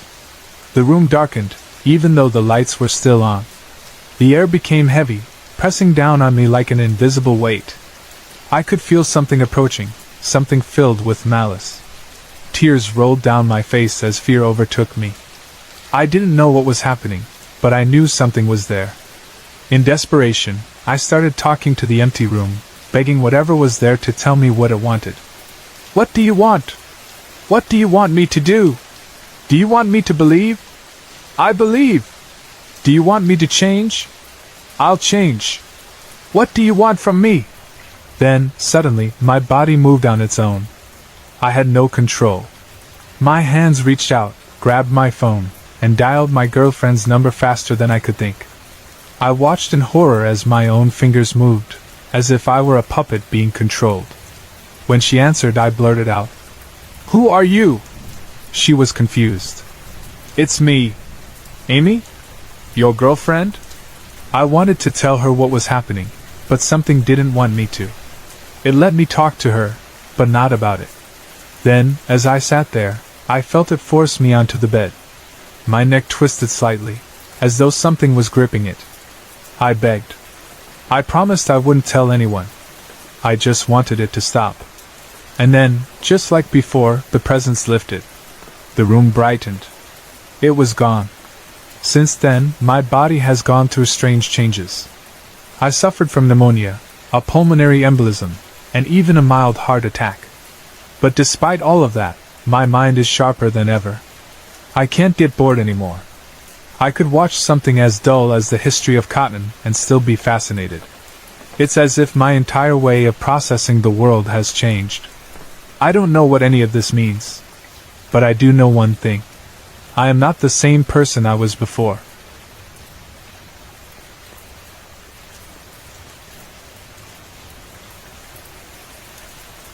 The house we live in is an antique home near downtown, a place that holds decades of history within its walls.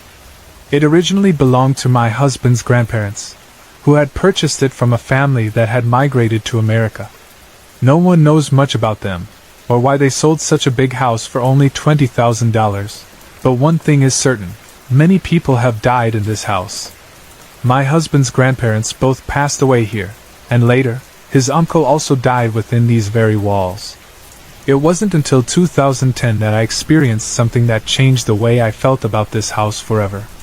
At the time, I was pregnant with my first baby, and my husband and I were sleeping in his small single bed. Sharing that space was uncomfortable, and I kept shifting positions, trying to find a way to sleep peacefully. I don't know if I was awake or dreaming, but I saw something so real that it felt as though I was still in my bed, conscious of everything around me. In my dream, or vision, I could see myself lying on the bed, with my husband beside me, sleeping soundly and snoring. The room was exactly as it was in real life. Then, something white moved near the bedside.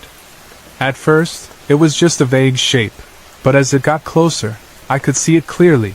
It was a woman in a long white dress with long sleeves, resembling a sleeping gown from the past. But something was terribly wrong. She had no head. Her hands were visible, pale and bony, but there was nothing where her head should have been. I tried to scream, to wake my husband up, to run, but my body wouldn't move. My husband, who usually sleeps like a rock, didn't react. I knew he wouldn't wake up to sound, but if someone were to pull the hair on his legs, he would immediately kick. I tried to reach out to him, but I couldn't move. The terror was overwhelming. Then I woke up, or at least I thought I did. I was lying in the same position, breathing heavily, telling myself it was just a dream. But she was still there. This time, she lunged at me, her hands wrapping around my throat.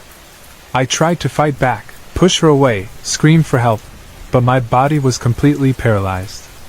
It felt too real, the pressure around my throat tightening, the room growing colder as if all the air had been sucked out. Then my husband moved, shifting slightly in his sleep.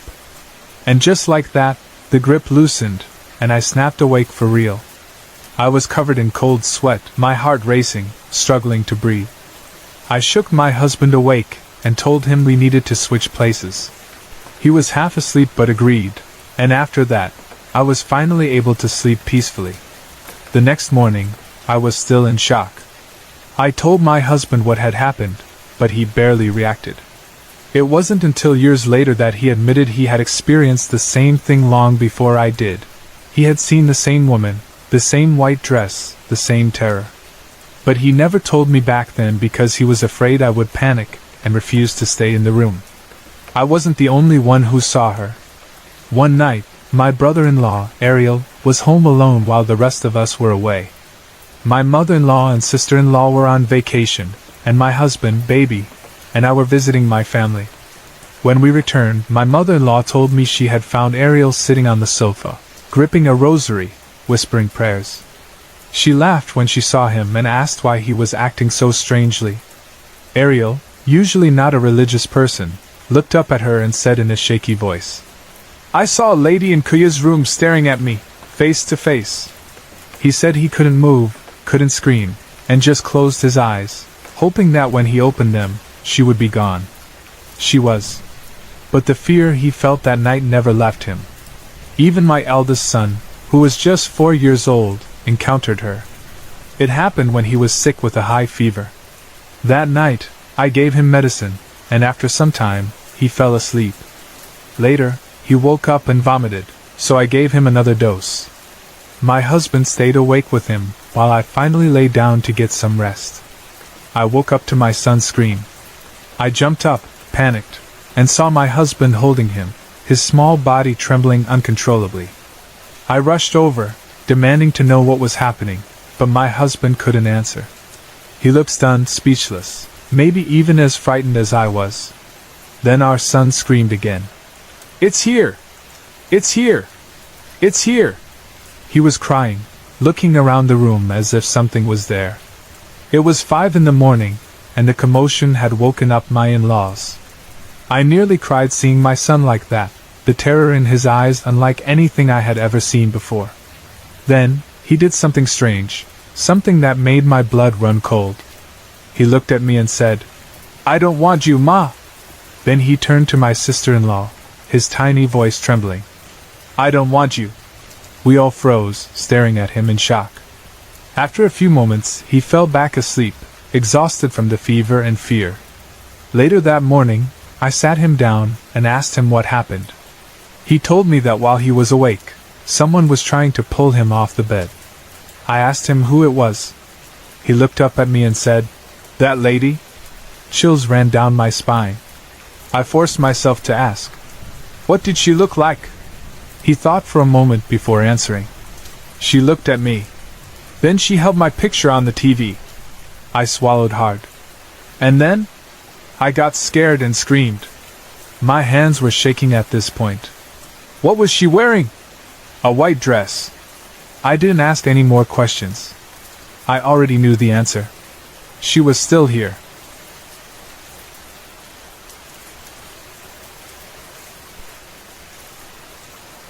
In May of 2005, my grandfather, who we all called Papa, had recently undergone quadruple bypass surgery. He needed someone to help him recover at home, but most of my family couldn't take enough time off work. So I flew from Michigan to Chesapeake Beach, Maryland, with my 3-month-old daughter to take care of him. It was the perfect excuse to take another month off work and for my grandfather to meet his newest great-grandchild.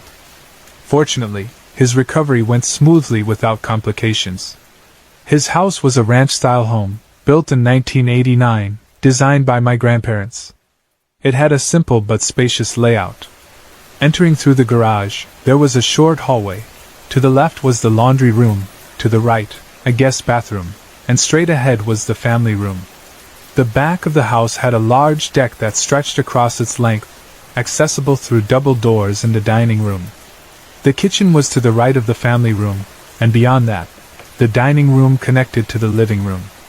The bedrooms and bathrooms were all located down a hallway to the left of the living area. During my stay, I decided to sleep in the family room instead of the guest bedroom. It gave me more space for the portable crib, baby swing, and other baby necessities.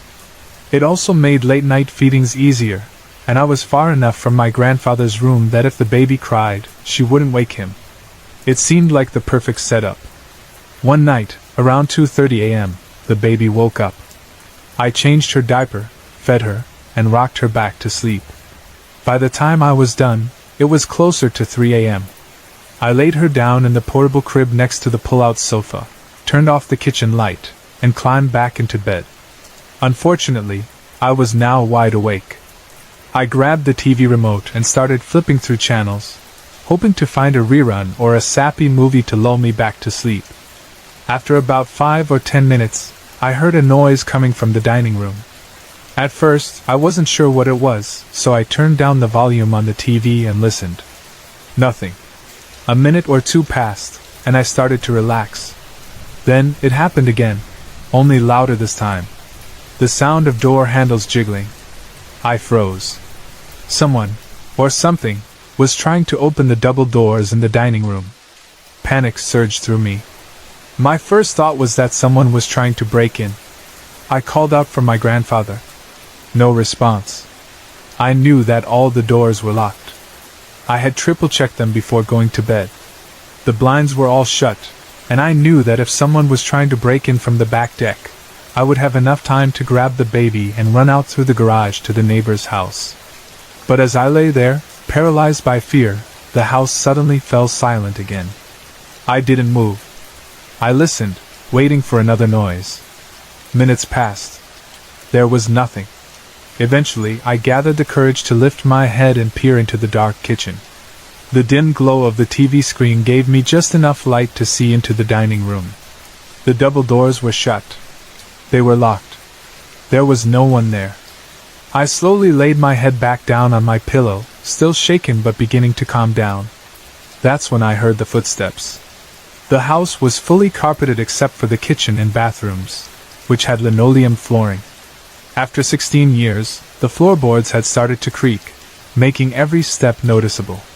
The footsteps began at the entrance to the kitchen, the exact spot where the dining room met the linoleum floor. They were slow, deliberate, steady, moving toward me. With each step, the floor let out soft, subtle creaks, growing closer and closer. I lay there, frozen, my breath caught in my throat. The steps continued across the kitchen, closing in on the family room where I lay on the pull-out sofa. Then, they stopped. They had reached the back of the couch. And then, nothing. No retreating steps. No more sounds. I was too afraid to turn around, to look over the back of the couch, to see if something, or someone, was standing there. My heart pounded so loudly, I could hear it in my ears.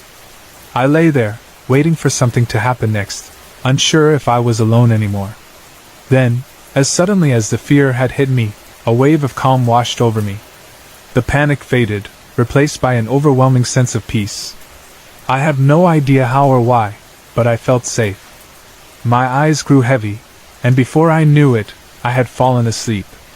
By morning, the fear from the night before felt like a distant memory, but the events were crystal clear in my mind. I never told my grandfather what happened. I never asked if he had ever experienced anything similar. But something about that night left me with one certainty. I wasn't alone in that house.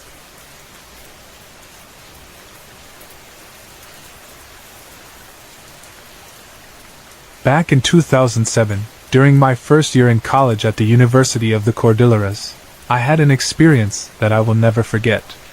I was studying BS nursing, and our department had its own separate building from the other colleges. It was a tall building with 8 floors, all fully occupied by classrooms and laboratories. My schedule started at 7:30 a.m. with anatomy and physiology, a subject I never really liked. To make things worse, our classroom was located on the 8th floor, and the elevator didn't start operating until 8:30 a.m. That meant every morning, students had to climb all the way up, and I hated that part of my routine. One particular morning, I was running late. In a rush, I grabbed a cab to get to school as quickly as possible, but I still had to face the challenge of climbing the stairs. When I arrived, the main stairwell was packed with students struggling to get to their own classes. The hallways were crowded, making it even harder to navigate through the building. Desperate to get to class on time, I decided to take the fire exit stairs instead. It was usually empty in the mornings, so I figured I could run up faster without any obstacles. Everything was normal as I climbed, until I reached the 5th floor. The fire exit stairwell was clean and well lit, not the dark, creepy kind people often imagine. But as I turned the corner onto the 5th floor landing, I saw something unexpected. A young boy, around 7 or 8 years old, was sitting in the middle of the stairs. His face was buried in his knees, making it impossible to tell if he was asleep or just resting. At first, I wasn't alarmed. He looked like any other student, dressed in a school uniform, but something about it felt off. It wasn't the usual uniform worn by students at the university. It was an older design, like something you'd see in old class photos from the past decades. I assumed he was waiting for a parent or a teacher, maybe one of the instructors in the university. Without thinking too much, I said, "Excuse me," and carefully stepped around him to continue my climb. The moment I passed him, he started crying. A soft, whimpering sound at first, but as I climbed higher, the crying grew louder. I felt a chill run down my spine. I tried to ignore it, telling myself he was probably just a lost child, but something wasn't right. By the time I reached the 7th floor, I could still hear him crying louder and louder. It was too loud now, echoing through the stairwell. My heart started racing. Something in me told me to turn around, and I did. I glanced down the stairwell toward the 5th floor. The boy was still there. Same position, same spot, his face buried in his knees. But something was different now. Even from the distance, I could feel that something was watching me. I turned back and hurried up the stairs, now feeling real fear creeping in. But as soon as I stepped onto the 7th floor landing, I froze in place. The boy was in front of me, standing right in the middle of the stairs, staring straight into my eyes. His skin was pale, his expression blank. But the most horrifying part, his feet weren't touching the ground. I couldn't breathe. My entire body locked in terror. I bolted out of the fire exit, sprinted up to the 8th floor, and ran straight into the classroom. The moment I reached safety, my chest tightened, my breathing became rapid and uncontrollable. I had gone into hyperventilation. Someone called the school clinic, and I was rushed there immediately. I couldn't explain what had happened. Lying on the clinic bed, still shaking, I thought about telling the nurse what I had seen, but then I stopped myself. Would she believe me? Would she think I was crazy? Would they suspect I was on drugs? I decided to keep quiet. But as time passed, I started hearing stories from other students. I wasn't the only one who had seen the boy in the fire exit stairwell. Some had heard crying, some had seen him sitting on the stairs, while others had glimpsed him standing in the corner, watching them. No one knew who he was or why he was there. No one knew his story. But we all knew one thing. He wasn't alive.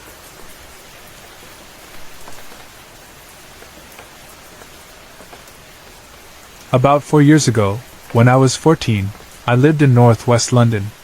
My best friend at the time, Claire, often told me about strange things happening in her house. She spoke about the kettle turning on by itself, the kitchen light bulb exploding in the middle of the night, and how, on some nights, she would feel a cold, wet hand grabbing her feet while she slept. One night she saw a dark, shadowy figure standing by her window, watching her from the foot of her bed. She sat frozen, staring at it until it disappeared. I never believed her. I thought she was just making up stories to scare me, and I used to laugh at her experiences. That was until something happened that changed everything. One night, Claire stayed over at my house like she often did. We spent the evening watching movies and funny videos online, having a normal, fun time. My room was simple. My bed was right next to the window, and I had a small wooden red table beside it. The window was on a wall that had nothing on the other side, so there was no way anyone could be outside making noise. It was around 11:30 at night when we finally got into bed, still talking and laughing. The lights were on, and the house was completely silent. Everyone else was already asleep. Suddenly, a horrible smell filled the room. It was so strong that it made us feel sick. It smelled rotten, foul, almost like something decaying. We covered our noses, trying to ignore it, not thinking too much about it at the time. About 30 minutes later, we were too tired to stay up any longer and decided to sleep. We turned off the lights, and Claire lay next to the wall while I faced the room. Then I heard it. A slow, scratching sound, like fingernails gliding across the surface of my wooden table. I held my breath. Claire turned to me immediately. "Did you hear that?" she whispered. I didn't answer. I didn't need to. If she had to ask, it meant she heard it too. She sat up, gripping my arm. "Get up," she whispered. "I don't like this." We both sat there in the dark, listening. The room was silent except for the sound of our breathing. A few minutes passed, and we were beginning to think maybe we had imagined it. Then, a loud bang slammed against the wall beside Claire. We both screamed and scrambled to turn on the light.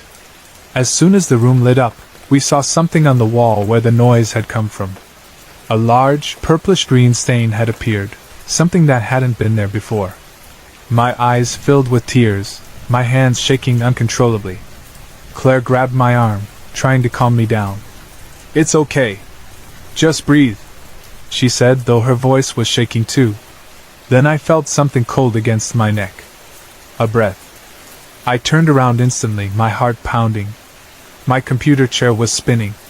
Not just moving slightly, but spinning faster and faster, as if someone was pushing it. Then, on the cushion, a handprint appeared. It would fade and reappear with every turn, as if someone was pressing their hand against it over and over again. I pointed at it, my mouth dry, unable to speak. Tears streamed down my face. Claire saw it too. She ran toward the chair and knocked it over, trying to stop it from spinning. But it didn't stop. Even while lying on its side, it kept spinning, making a loud scraping noise against the floor. At that moment, the lights went out. Then we heard it. Laughter. A child's giggle, followed by another. A boy and a girl, laughing softly near the chair. We couldn't see anything in the darkness, but we could hear them moving, their footsteps running toward us. Then they stopped. Right in front of us. A whisper broke the silence. "We play here. Don't make us do something we don't want to do. We've done it before. We can do it again." That was it. We ran out of the room as fast as we could, straight into my parents' bedroom, still hearing the faint giggles behind us. I shook my mom awake, crying, trying to explain what had just happened. She sat up immediately, startled by how pale and terrified we looked. But when we told her, she simply sighed and said we were watching too many horror movies. She didn't even check the room. We felt helpless. There was nothing else we could do. That night, we slept in the living room, too scared to go back. The next morning, we didn't talk about what happened. Claire went home, and I never invited her over again. Since that night, nothing like that has happened to me again. I don't know what it was, or why it happened, but I have never been that scared in my entire life. And I pray that I never will be again.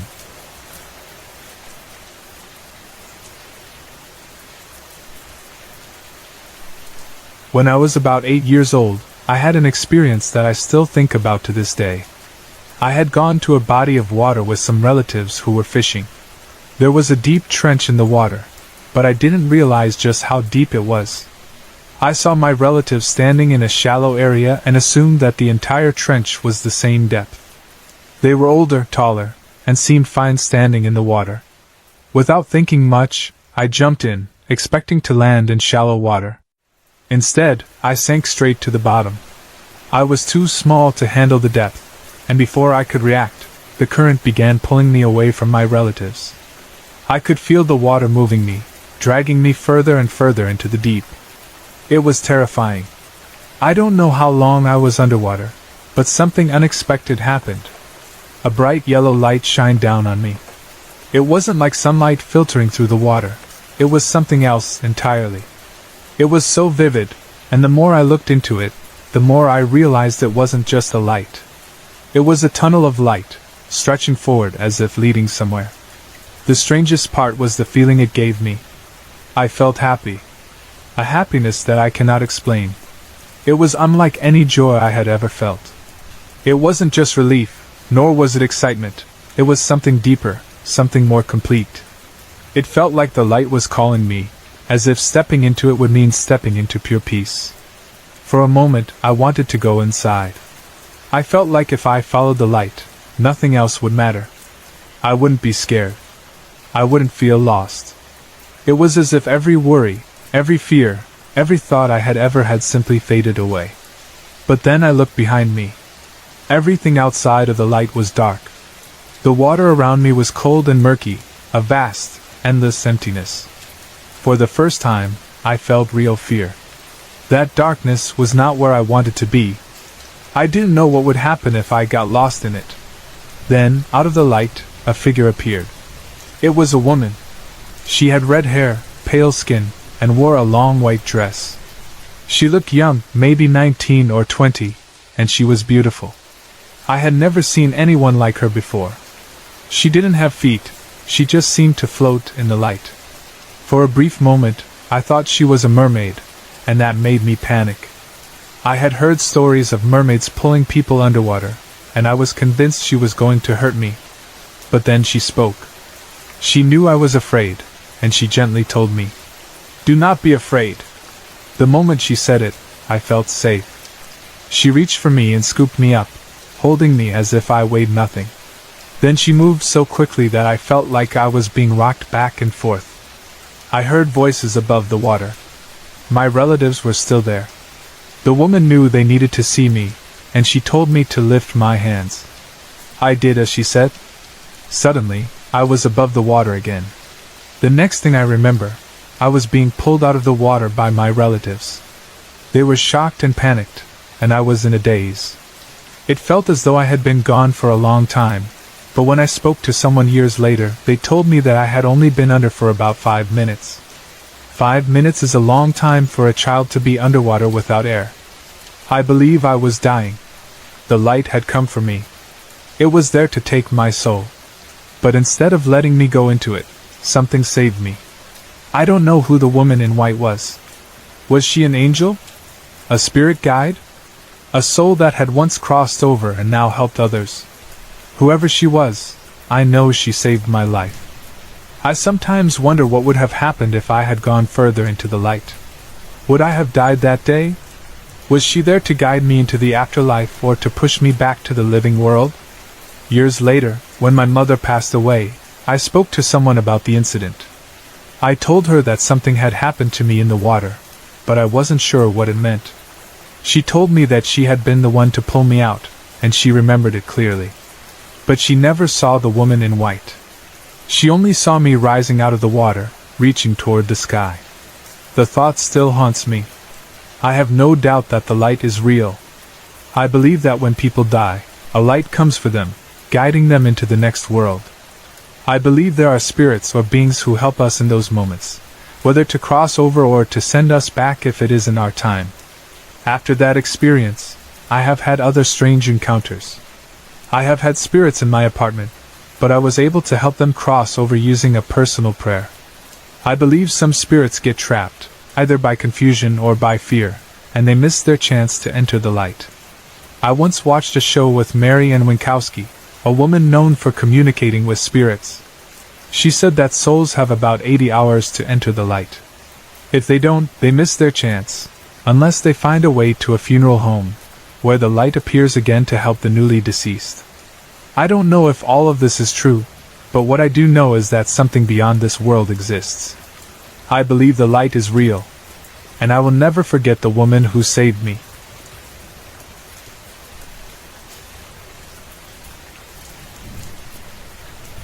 I have always had bad dreams. As a child, it wasn't unusual, but now at 24, I thought I had left them behind.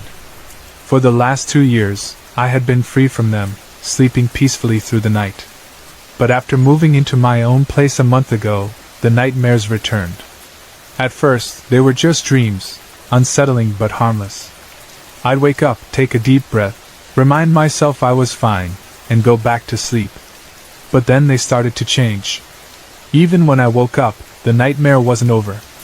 The moment I fell asleep again, it picked up exactly where it had left off, as if my mind refused to escape it. I live alone in a mother-in-law's suite attached to a larger house. It's separate, with its own entrance, completely cut off from the main house. My only companion is my leopard rabbit, Dexter. The area is quiet, rural, surrounded by dense woods. My front door and bedroom window face the trees, the darkness stretching far beyond what the eye can see at night. But I have never been the kind of person who gets scared easily. I lived in North Philadelphia for years, just a block away from one of the most dangerous neighborhoods in the country. I know fear, real fear, and I never let it control me. But something about these nightmares is different. Lately, they have been worse. I wake up drenched in sweat, shivering in the cool air. I've had to get up multiple times each night just to change my clothes. 2 nights ago, it was so bad that my sheets were soaked through, forcing me to lay a towel down so I could sleep. I've never had a problem like this before. I'm not someone who sweats much, especially not in my sleep.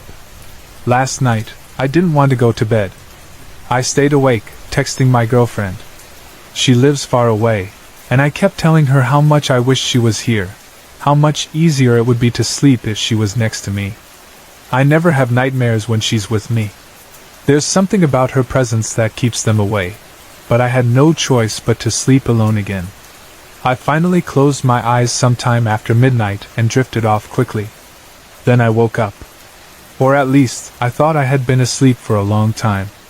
When I checked the clock, only 14 minutes had passed. It didn't make sense because it felt like I had been dreaming for hours.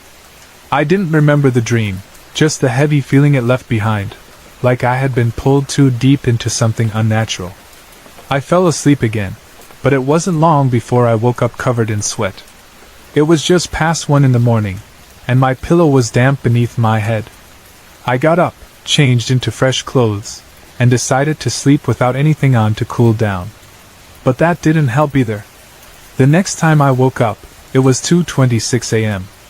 My first instinct was to grab my phone and text my girlfriend, begging her to come save me, even though I knew she couldn't. Exhaustion weighed on me, pressing me down, but I was terrified to sleep.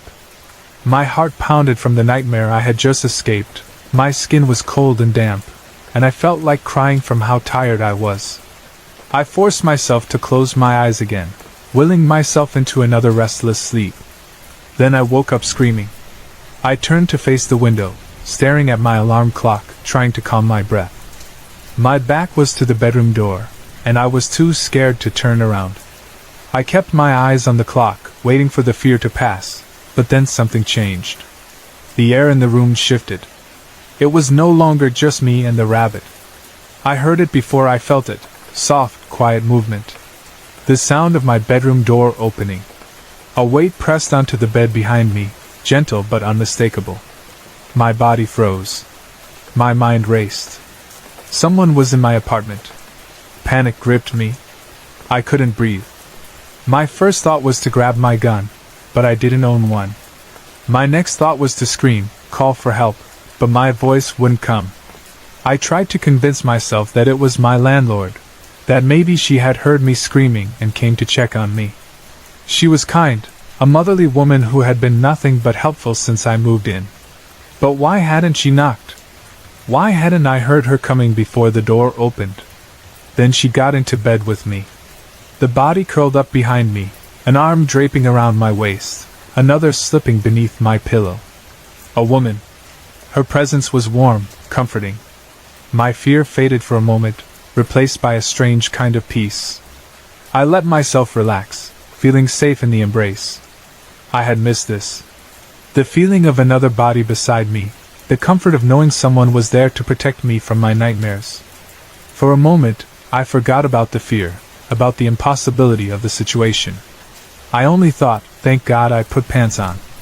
She whispered to me, telling me I was safe, that I could sleep. I believed her. I let go of the fear, allowed my eyes to close, and drifted off in the warmth of her arms. I woke up to a gentle tap on my arm, the one under my pillow. Her voice was soft as she asked if I was okay, if she could leave now. Half asleep, I mumbled something in response, not fully processing the question. I felt her shift, the bed moving as she got up. I heard the bedroom door open, then close. Then silence. A moment later, I was wide awake. My heart slammed against my ribs. My body was trembling. Who had just been in bed with me? I scrambled for my phone, expecting to see a missed call or message. Nothing. My stomach twisted. I had only heard one door open, the bedroom door. Not the front door.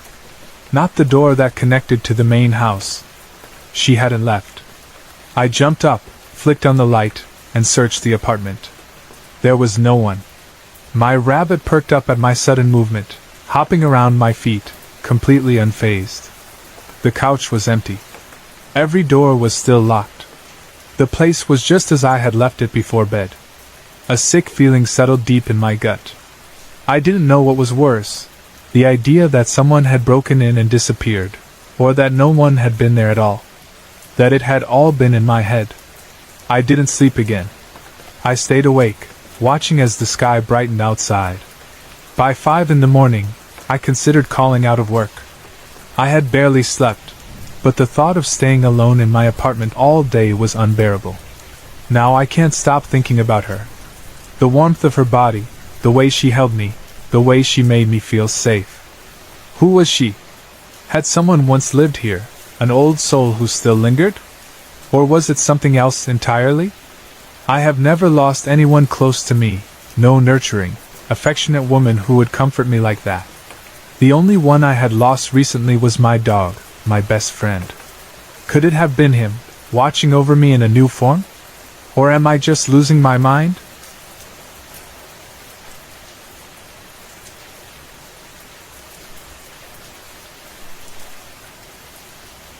I don't remember exactly how old I was when this happened, but I was very young. Young enough that I had to jump just to reach the light switch. That's the one thing I know for sure. I shared a room with my sister in a working-class neighborhood in a small town in Kentucky. The houses were mostly brick, some one-story, some two, but nothing particularly old or unusual. It was just an ordinary neighborhood, the kind where everyone knew each other and nothing strange was supposed to happen. It was late at night, and I was in bed. I think something had startled me awake, though I couldn't say what. I lay on my back, staring up at the ceiling, trying to shake off the grogginess when I heard my name being called. It wasn't a normal voice. It was drawn out, eerie, unnatural. Irene! The way it stretched my name sent shivers down my spine. My entire body froze. I couldn't move, couldn't breathe, only listen. And then, suddenly, my head hit the mattress. For a split second, I couldn't process what had happened. Either my pillow had been pulled out from under me, or something had pulled me down, sliding my head off the pillow. I didn't feel like I had been yanked, so I convinced myself that my pillow must have been moved. But by what? Panic hit me all at once. I bolted out of bed and ran straight to the living room. My dad was asleep on the couch, his alarm clock sitting on the table beside him. My mom worked the night shift, so it was just the two of us in the house. I didn't want to wake him, terrified that he'd send me back to my room. Instead, I crouched down on the floor beside him and stayed there, unmoving. I watched the clock as the minutes dragged by. 3 a.m. 4 a.m. 5 a.m. The terror never faded, not even a little. I just kept waiting for morning for safety. Finally, at 6:29 a.m., I knew my dad's alarm was about to go off. He would wake up, and it would be over. I could pretend the whole thing had never happened. I never told anyone. Not then.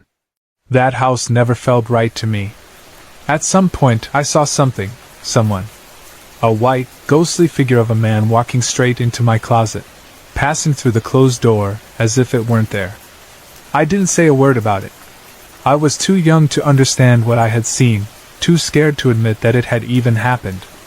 Years later, after we had moved out, my family finally started talking about what we had experienced. My sister had her own stories.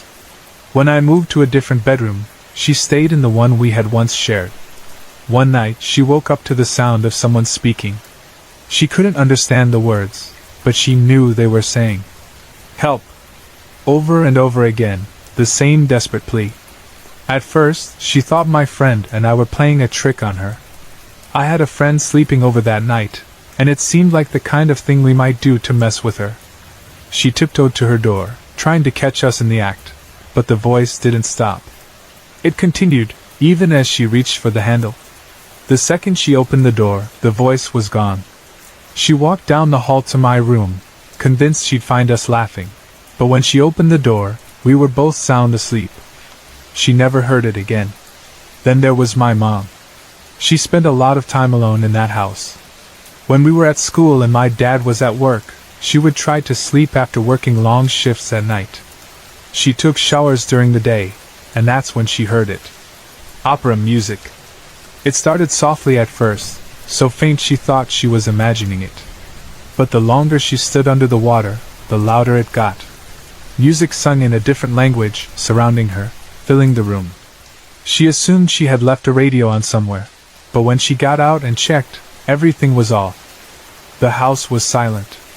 She heard it multiple times after that, always when she was in the shower, always growing louder as she stood there. She told herself she was just exhausted, that her mind was playing tricks on her. None of us knew what was happening. At some point, my sister and I found something buried outside, an old handgun. We were playing near the side of the house when we dug it up. I was around 7 at the time, my sister 9. We showed it to my dad, but he never turned it in, never told anyone about it. I still wonder where it came from, what it had been used for, if it had anything to do with the things we had experienced. My dad was always fascinated by history. He collected and traded Civil War artifacts, filling the house with old relics from a time long past. I sometimes wonder if he brought something home that carried more than just history with it. We don't live in that house anymore. It's just a memory now, a strange part of our past that we still don't fully understand. But every now and then, I think about that eerie voice calling my name, the unseen force that pulled my pillow from under me. I think about the figure walking into my closet, my sister hearing voices in the night, my mom surrounded by phantom music. I don't think any of us really knew what we were living with.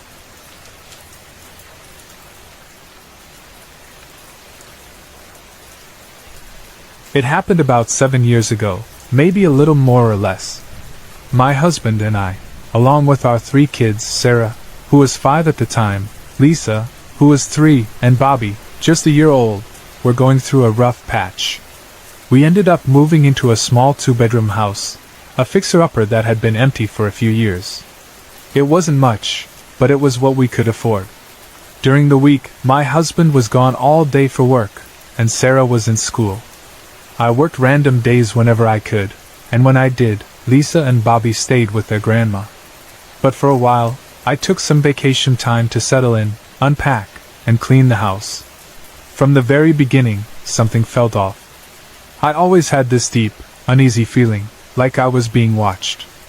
It wasn't just paranoia, it was strong, almost oppressive. I'd catch myself glancing over my shoulder constantly, expecting to see someone standing there.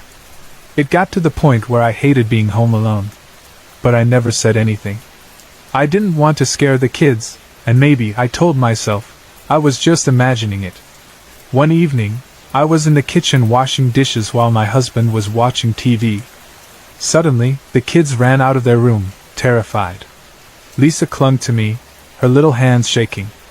"There was a face, Mama!" she cried. Sarah, wide-eyed and trembling, gasped out her own version of what they saw. "There was a man with a white face at the window!"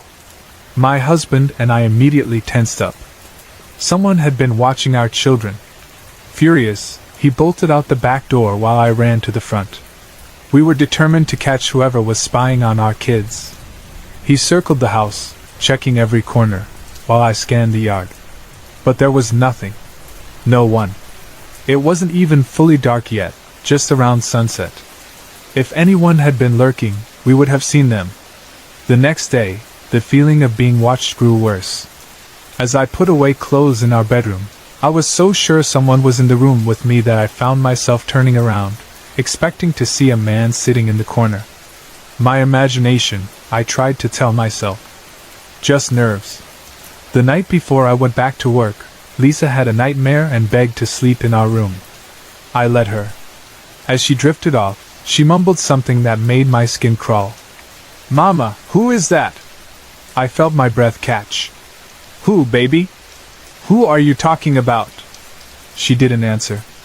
She had already fallen asleep. It wasn't until days, maybe weeks, later that Sarah said something that made my blood run cold. I was giving her a bath when, out of nowhere, she asked me, "Who is that, Mama? That man in the corner of your room?" I stopped what I was doing, my mind scrambling to process what she just said. "What man?" She continued like it was nothing. "He just sits there with one leg over the other, grabbing his face hair." I couldn't even breathe. "Sarah," I said slowly, "when did you see him in my room?" "Last night. I wanted you to go with me to the bathroom, but he was watching you and Daddy sleep. I've seen him before. At my window." I didn't know what to say. I didn't know what to do. My daughter had just described the exact image that had been creeping into my mind every time I felt like I was being watched. We were a religious family, so I blessed the house. I prayed over it, hoping it would be enough to drive whatever it was away. And in a way, it worked. The kids never saw him again. But the feeling never left. I could still sense him. The fear wasn't as sharp anymore, though. It wasn't the kind that made me want to run or hide. It was just there, watching, waiting. My husband brushed off everything the kids said. He wasn't one to believe in ghosts or spirits. But then the knocking started. It happened early in the morning, just before he left for work at 5 a.m. A loud, deliberate knock at the front door. My husband, always the tough guy, would storm outside, looking for whoever was messing with us. He'd shout into the darkness, threatening them. "When I catch you," he'd yell, "I'm gonna kick your ass." But no one was ever there. And then, one night, he had a dream. In the dream, he was getting ready for work, sitting on the edge of the bed, putting on his boots. When he stood up, a man was standing right in front of him. A bearded man. He stared my husband dead in the eyes and said, "Kick my ass now." The same words my husband had been shouting outside. We moved out not long after that. My husband told everyone it was so we could save money and get a bigger place. I knew better.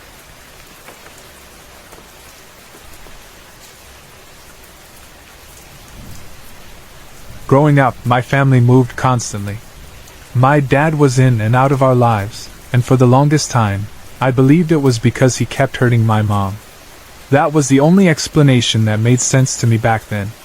But it wasn't until recently, during a visit home for the holidays, that I learned the real reason behind all the moving. Before I get into that revelation, there's something you need to understand. The paranormal has always been a part of my life. From childhood to now, I have regularly experienced strange occurrences, things I couldn't explain, things that made me question reality. I have seen things, heard voices, and felt presences that I couldn't justify with logic. But I rarely talk about these experiences, not even with my family. I was afraid they'd think I was crazy. There is one spirit in particular that has followed me for as long as I can remember. He is a middle-aged Caucasian man, probably in his mid-40s, always dressed casually. The most striking thing about him is his red baseball cap.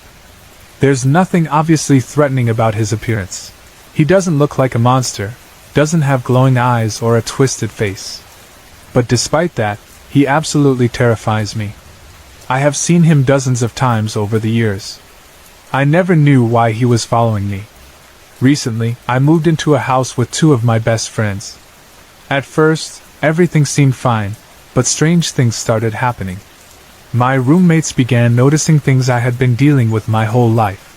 Loud noises, objects moving on their own, doors opening and closing with no one near them. It wasn't long before they started complaining about misplaced belongings. They would wake up to find items scattered across the house in places where they shouldn't be. Then, things got even stranger. A few weeks ago, I went out of town to visit some friends. While I was away, I kept getting messages from my roommates. They were freaking out. Something was happening in the house, and I wasn't even there.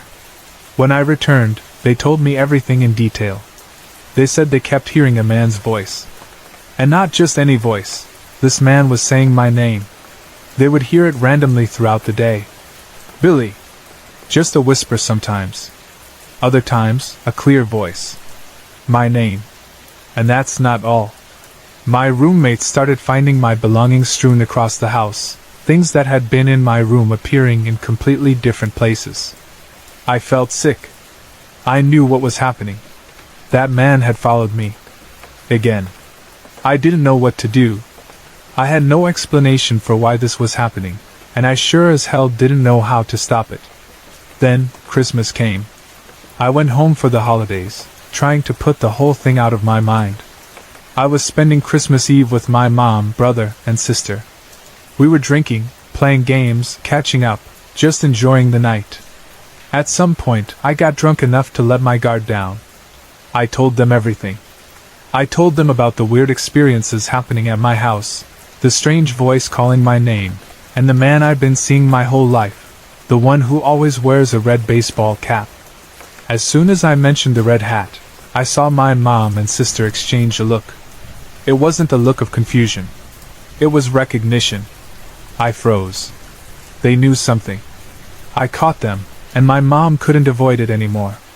She sighed, looked at me, and finally told me the truth. She knew the man I was describing. His name was Billy, and he was her friend. He had died of a heart attack when I was too young to remember him. She told me he always wore a red baseball cap, and that's how she knew exactly who I was talking about. That was shocking enough. But then she dropped the real bombshell. She told me that he had been following her too. That was why we moved so often. She thought if we kept moving, maybe he would go away. Maybe he would stop following us. But he never did. Eventually, she realized moving didn't matter. It wasn't the houses that he was attached to. It was us. Or more specifically, me. My sister finally spoke up and admitted that she had seen him too. Not often, but enough times to know he was real. At that moment, everything clicked. I wasn't crazy. I wasn't imagining things. The man I had been seeing my whole life was real. He wasn't a hallucination, and he wasn't just some lingering shadow from my childhood. He was still here. Even now, I don't know why he's following me. I don't know what he wants, if he's trying to protect me, warn me, or if there's something else entirely going on. I just know one thing for certain. He's not going away.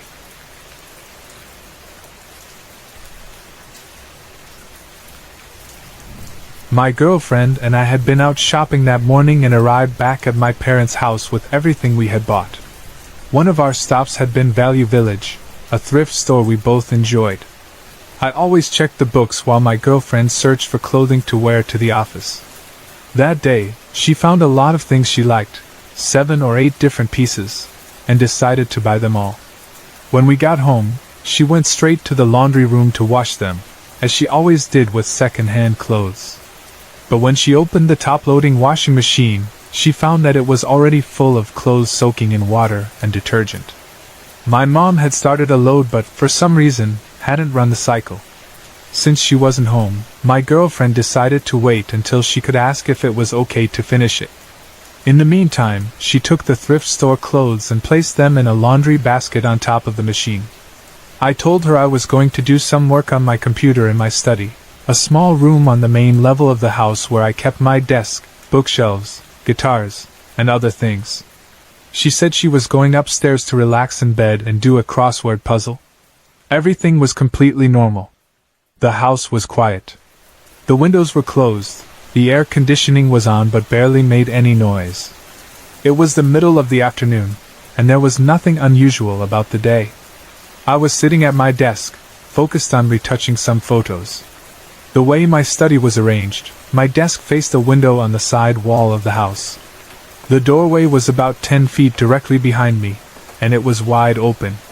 Then I heard it. At first, it was distant, almost too faint to notice. Then, within seconds, it grew louder. It was an odd metallic noise, something I had never heard before.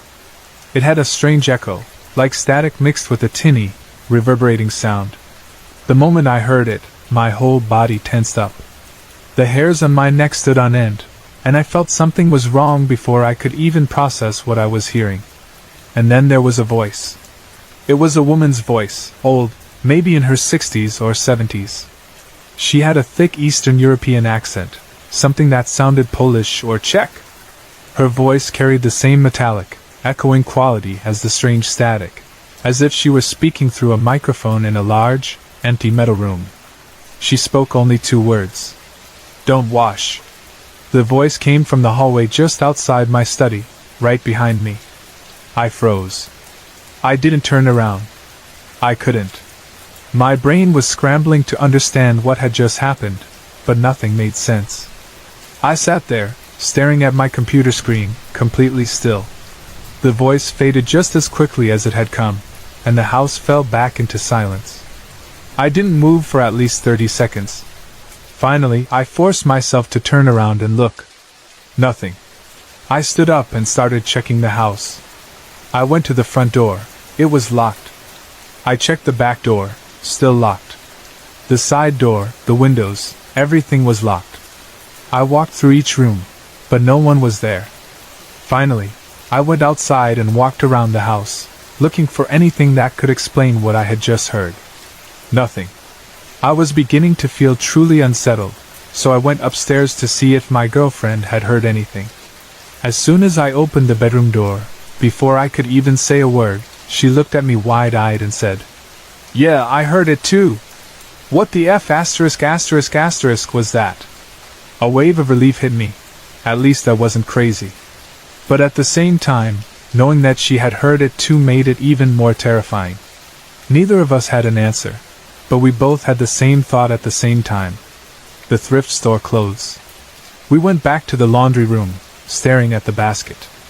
There was no reason to believe anything was wrong with them, but something about the voice, "Don't wash," made it impossible to ignore. We hesitated, unsure of what to do next, and then we started going through the clothes one by one. That's when we found it. A white blouse, neatly made, that had a strong scent of old lady perfume. My girlfriend swore she hadn't noticed the smell when she bought it, and it was strange how only that one blouse smelled that way. The other clothes were fine. We stood there, looking at each other, trying to make sense of it all. In the end, my girlfriend decided to take the blouse back to the store. She didn't wash it. We never heard the voice again, and nothing else strange happened in the house. But the experience stuck with me, and to this day, I still think about it. If that voice was a ghost, what did it mean? Was it just someone watching over their old belongings, making sure nobody ruined them?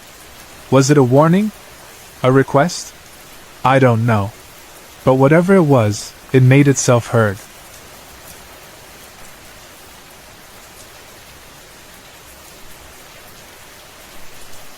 My girlfriend and I had been out shopping that morning and arrived back at my parents' house with everything we had bought. One of our stops had been Value Village, a thrift store we both enjoyed. I always checked the books while my girlfriend searched for clothing to wear to the office.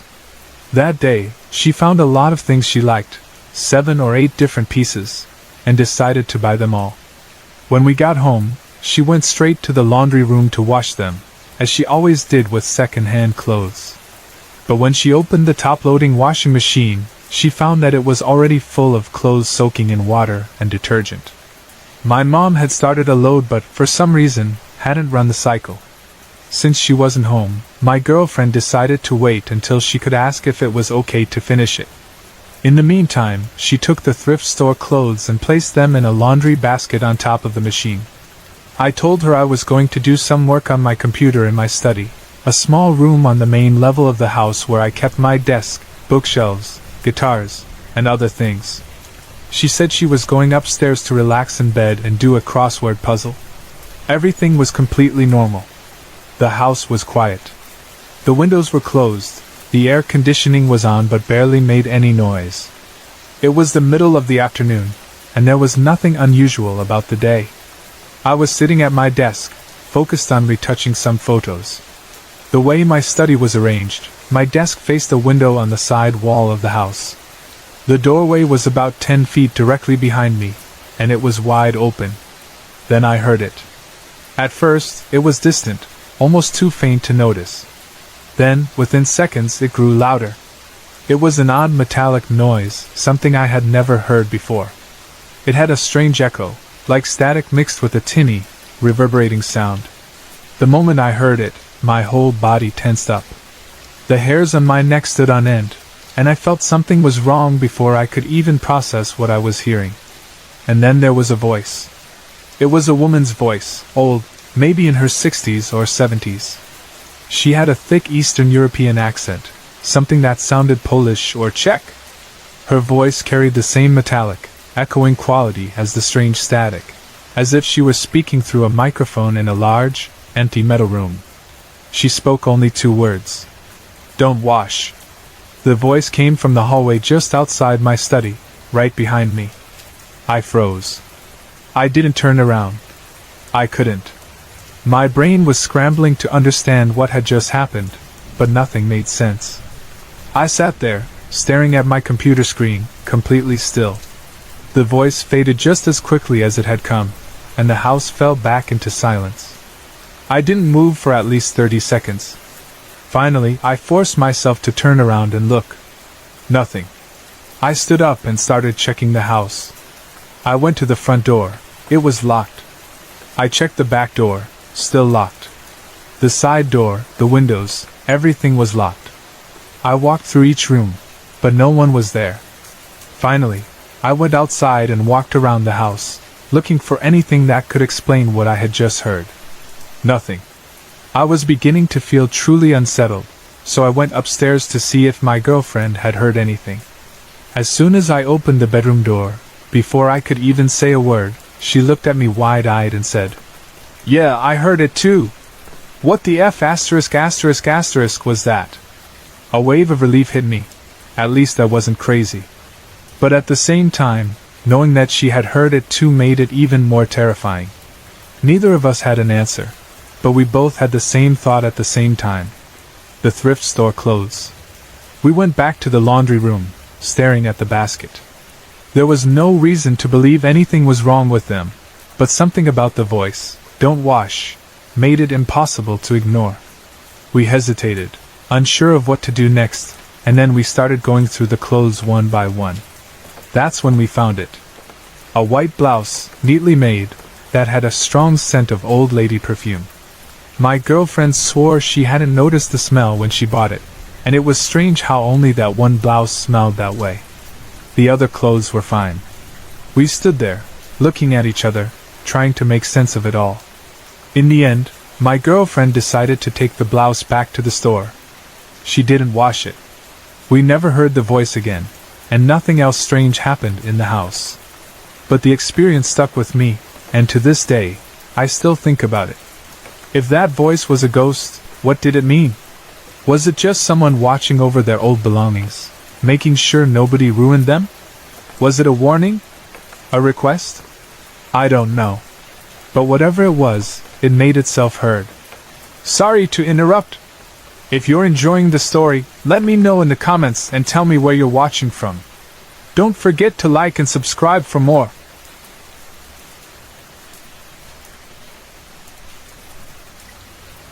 In the summer of 2012, a few friends and I decided to go on a camping trip to a remote campsite deep in the forest. Our plan was to capture nature photographs, as the forest was famous for its wildlife, birds, tigers, and even wild elephants. Our group consisted of 15 students and 2 lecturers. The leader of our camp was Mr. Fernando, a highly experienced teacher who had organized many camping trips for his students. Mr. Fernando was very strict during the entire trip, especially with the boys. Out of the 15 students, 10 were boys, and they were hard to manage. They often tried sneaking alcohol into the camp, which was strictly prohibited. Mr. Fernando made sure that the rules were followed. We had 2 separate tents, one for the girls and one for the boys. On the second day of our camp, we woke up early and ventured deeper into the forest with Mr. Fernando. Since it was quite a long journey, we packed our backpacks with cameras, first aid supplies, and some food for lunch. Our main goal was to capture good photographs to bring back home. After a long walk, we stopped in the middle of the forest to have lunch. After eating, we were given a short break. Some of us rested, while others took photographs of the surrounding nature. But then, suddenly, we heard a loud scream.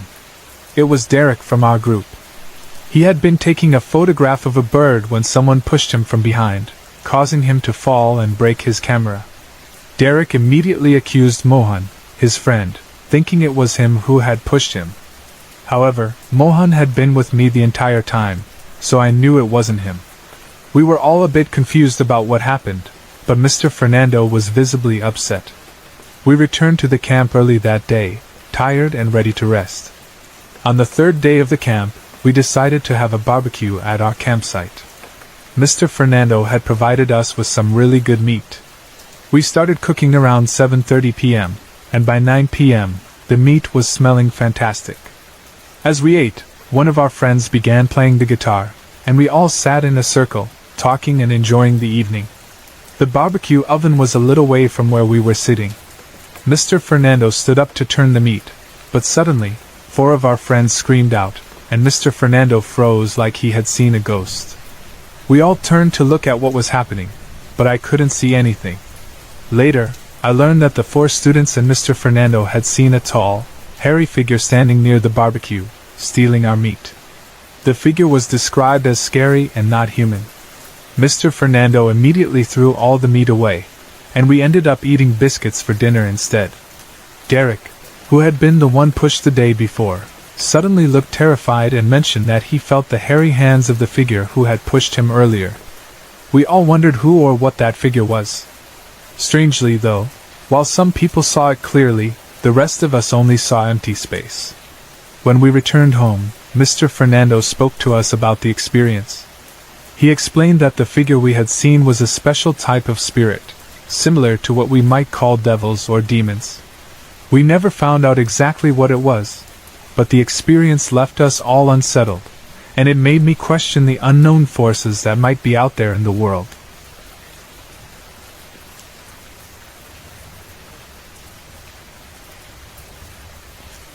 For a long time, I hadn't experienced anything paranormal, and I was beginning to think that maybe I wasn't haunted at all, just sensitive to things beyond the ordinary.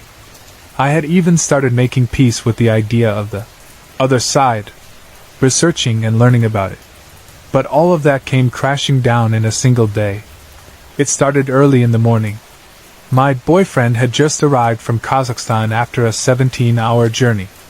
Exhausted, he went straight to the bathroom to freshen up. It was a cold morning, so I climbed back into bed and drifted off again. I woke up to the feeling of a pat on my head, followed by a soft kiss on my forehead. It felt warm, real, and unmistakable. I opened my eyes. No one was there. I could still feel the slight moisture from the kiss lingering on my skin. Assuming it was my boyfriend, I was about to call out and asked him to make some coffee when, at that exact moment, he shouted my name from the bathroom. His voice was tense, almost annoyed, as he asked me to stop messing around and open the bathroom door. Confused, I jumped out of bed and saw that the bathroom wasn't even locked. Yet, somehow, he was struggling from the inside, unable to open it. I pushed the door lightly, and it swung open with ease. My boyfriend stood there, wide-eyed and completely baffled. He insisted the door wouldn't budge, no matter how hard he pulled. I laughed it off, teasing him about losing his strength, but deep down, the kiss and the pat on my head kept bothering me. It felt too real to be a dream. Later that day, we decided to explore the city. We visited a Buddhist monastery, where my boyfriend engaged in a conversation with the head monk inside the temple. I stayed outside, admiring the beautiful Tibetan architecture. A young monk, maybe 10 or 11 years old, approached me. He stood beside me, staring, not at me, but at something behind me. I turned around, but nothing was there. The boy suddenly grabbed my hand and pulled me inside the temple. I hesitated. I had always felt a strange reluctance toward entering religious places, though I never understood why. He looked up at me and simply said, "Just come. Come." He led me to where the head monk was standing. Then, without another word, he glanced toward the entrance of the temple before running off. A few minutes later, he returned with a red thread knotted 8 times. He handed it to me, saying it was a protection charm, a gift. At that moment, I didn't fully understand why he gave it to me, but something about the way he looked at me made me uneasy. We returned to my apartment in the evening, and my boyfriend went to grab some snacks while I went inside alone. As I walked in, I reached for a water pitcher on the dining table. Just as I poured myself a glass, a sharp, angry "Go!" echoed from my bedroom. It was loud, forceful, and filled with hostility. I froze. The voice was neither distinctly male nor female, but it was harsh, like someone was furious at my presence. My stomach dropped, and without thinking, I turned and ran toward the front door. Just as I reached it, I collided into my boyfriend. He looked at me, startled. I grabbed his arm, insisting he check the bedroom. He rolled his eyes, saying I was overreacting. But the uneasiness in my chest wouldn't go away. That night, we tried to distract ourselves by watching reruns of Supernatural. He teased me about hearing voices, flickering lights, and scratches, mocking my paranoia. But before he could finish his joke, we both heard it. A faint woman's laughter. We immediately paused the show. He rewound the DVD to check if it was part of the scene. It wasn't. The laughter had come from the room itself. Minutes later, as we sat there discussing ghosts and paranormal encounters, another sound interrupted us. A humming voice. It was soft but unmistakable. I swear it sounded like an old Cantonese song. Tears of love. My boyfriend stopped talking mid-sentence. We both sat there, listening. I tried to brush it off, pretending it wasn't happening. Later, as we got ready to sleep, he jokingly suggested placing rock salt around us for protection, just like in the show. I told him to do whatever made him feel safe. He went to the kitchen to get some, but when he returned, he suddenly jumped onto the bed, visibly shaken. Annoyed, I yelled at him for scaring me, but his face was pale. He had seen something. He said that when he entered the kitchen, he noticed a shadowy figure sitting on the countertop. It was too dark to see properly, but it was clearly a man's shape. The moment he turned on the light, the figure vanished. Thinking maybe it was just a shadow cast by something in the room, he turned the light off again and looked back. The shadow wasn't there anymore. That's when he realized that whatever he saw wasn't normal. Determined to put an end to whatever was happening, he decided to recite Buddhist prayers. Meanwhile, I grabbed the salt and started throwing it around the room and over the blanket. As I did this, I heard a whisper, so faint, but clear. "Don't." I stopped. My boyfriend and I exchanged nervous glances. Then, a voice much louder and filled with anger rang through the room. "No!" My blood ran cold. We were not alone. Without hesitation, I started praying in my own way, squeezing my protection thread. My boyfriend continued his chants. Somehow, in the midst of praying, I drifted off to sleep. Since that night, things have quieted down. The eerie laughter and humming haven't returned. But I still feel something. Every now and then, a faint poke on my arm or leg, as if someone is testing my presence. I don't know what's in my apartment, but it's angry. And I can't shake the feeling that it doesn't want me here.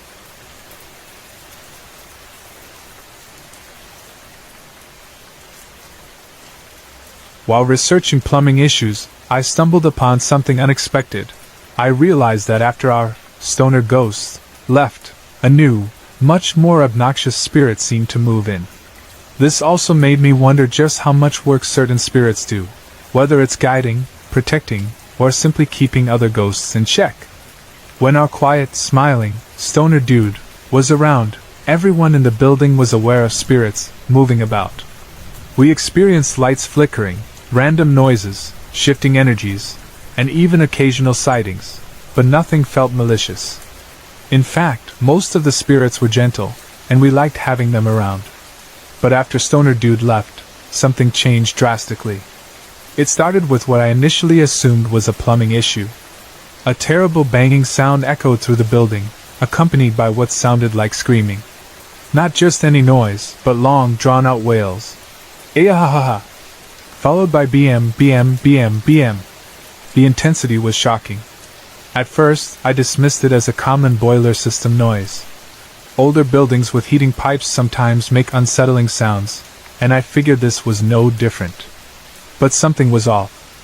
The banging and screaming followed a strange pattern. Before, when Stoner Dude was around, the noise would always stop at exactly 10 p.m. Like clockwork. People even commented on it. At least the noise stops at 10. Wonder why? It was as if an invisible force was keeping things in check. But suddenly, the noise didn't stop at 10 anymore. It went on all night. Sometimes it would be quiet until we fell asleep, and then, out of nowhere, at 2 a.m. Eahahaha! Bam, bam, bam, bam! You could literally hear our neighbors jerking awake and cursing. It was relentless. Determined to get to the bottom of it, I started researching plumbing sounds before calling maintenance. That's when I learned something unsettling. Pipes only make noise when they're in use or changing temperature. A compromised plumbing system only groans while running water is flowing. When they're not in use, pipes should be completely silent. Yet our screaming pipes would go off randomly, even when no water was running. One evening, all of us neighbors gathered outside, and of course, the topic of the mystery pipes came up. When I shared my findings, the group's reaction was instant. "See? I told you so!" Everyone had suspected it wasn't just the pipes. Our building is filled with musicians, artists, and free spirits. We're practically the hippie capital of the hillside. And everyone had the same theory. When Stoner Dude was around, he was chilling out the other spirits, keeping things from getting out of hand. Maybe he was acting as a guardian, a spirit who kept the peace. And when he left, so did that sense of calm. Interestingly, it wasn't just the energy that changed. A ghostly golden retriever, a beautiful spirit dog that had appeared randomly throughout the building, also vanished when Stoner Dude left. None of us have seen it since. That was the breaking point. Enough was enough. We all pulled out sage, incense, and holy water, and I performed Rook's cleansing ritual across the entire property. Every inch of the grounds was purified. And just like that, the screaming stopped. Not a sound. Not a single strange noise or unexplained bang since that night. It makes me wonder, do some spirits naturally become protectors? Do they serve as guardians, mediators, or even bodhisattvas in the spirit world? Perhaps there really are spirits who make it their mission to keep the peace among the restless dead. Whatever the case, I can't help but feel that our stoner ghost was doing more than we ever realized.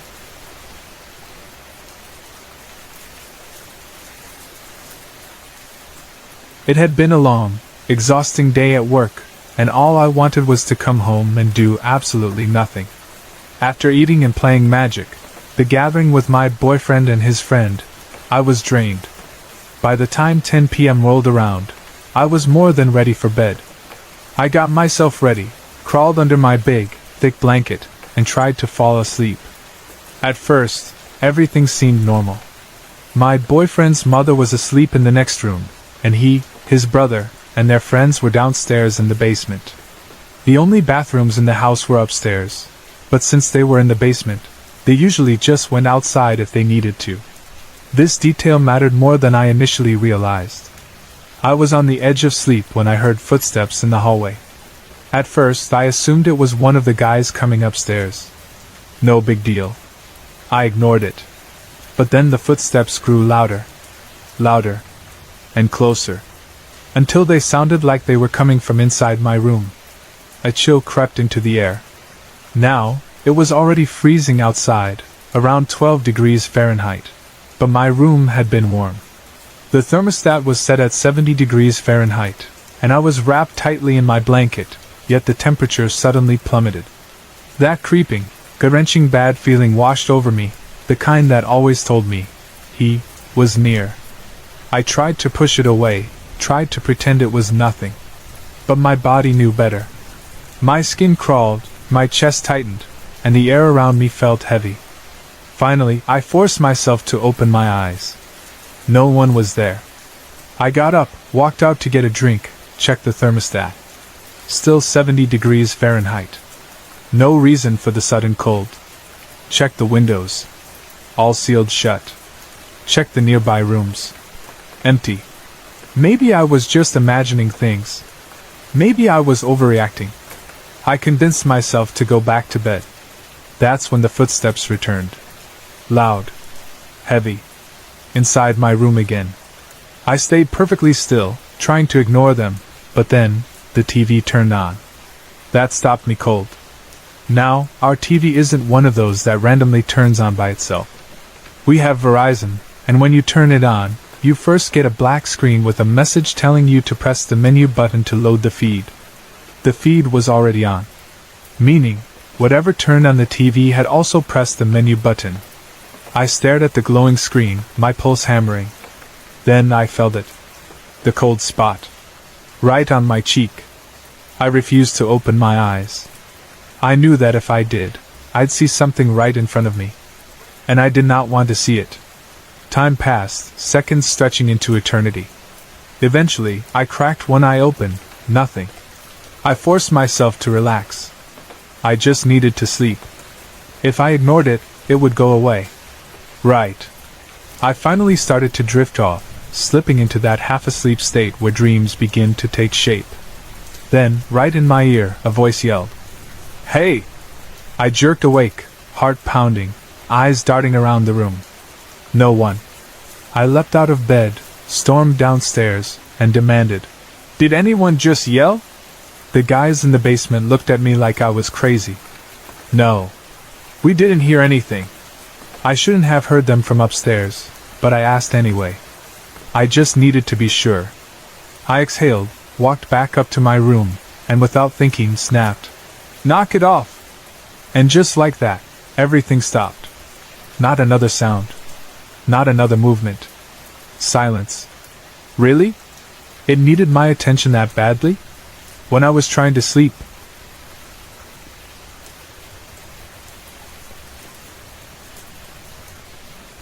I was never the kind of person to outright dismiss the idea of ghosts. I wasn't a firm believer either, but I always kept an open mind. My biggest encounter with something unexplainable happened about 2.5 years ago. It was a one-time experience, but ever since then, little things keep happening, small reminders that I might not be as alone as I think. One summer night in 2012, I was on the phone with my boyfriend at the time. It was 4 a.m., and we were just chatting about random things, like we always did. I decided to step outside for a smoke. The back porch was small, just a deck with a few steps leading down into the yard. I sat on the top step, lit my cigarette, and leaned forward slightly while talking on the phone. At one point I closed my eyes for just a second, enjoying the quiet of the night. When I opened them, a face of thick, gray smoke was inches from mine.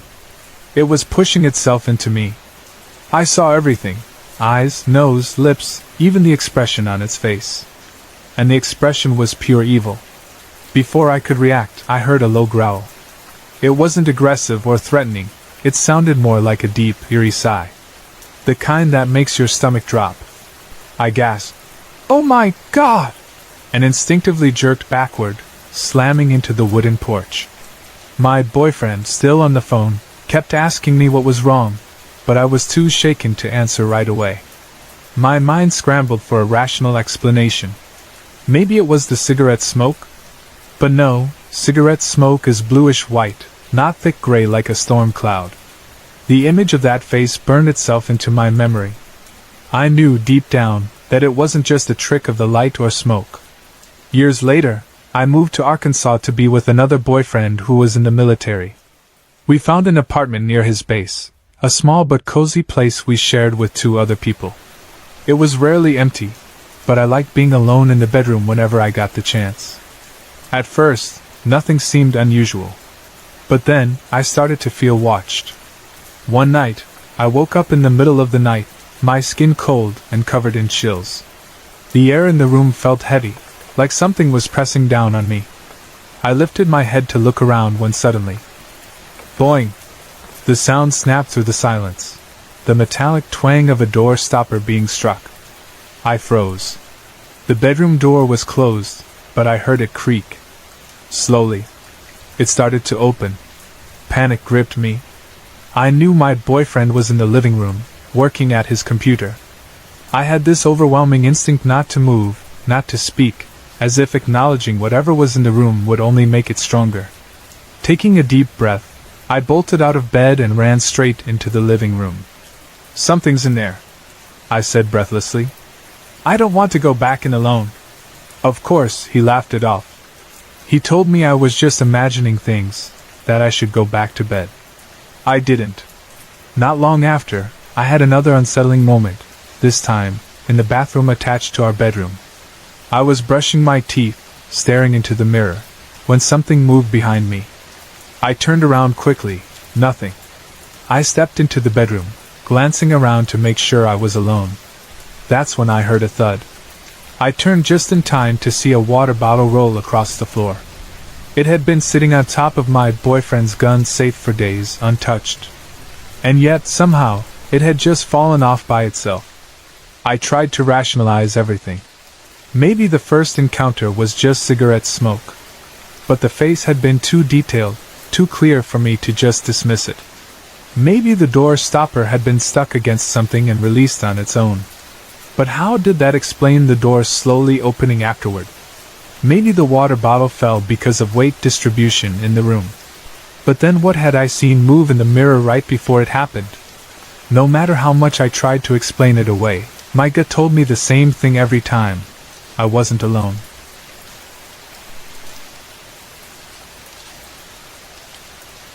When my dad and I moved into this flat 2 years ago, we each got a key before moving in.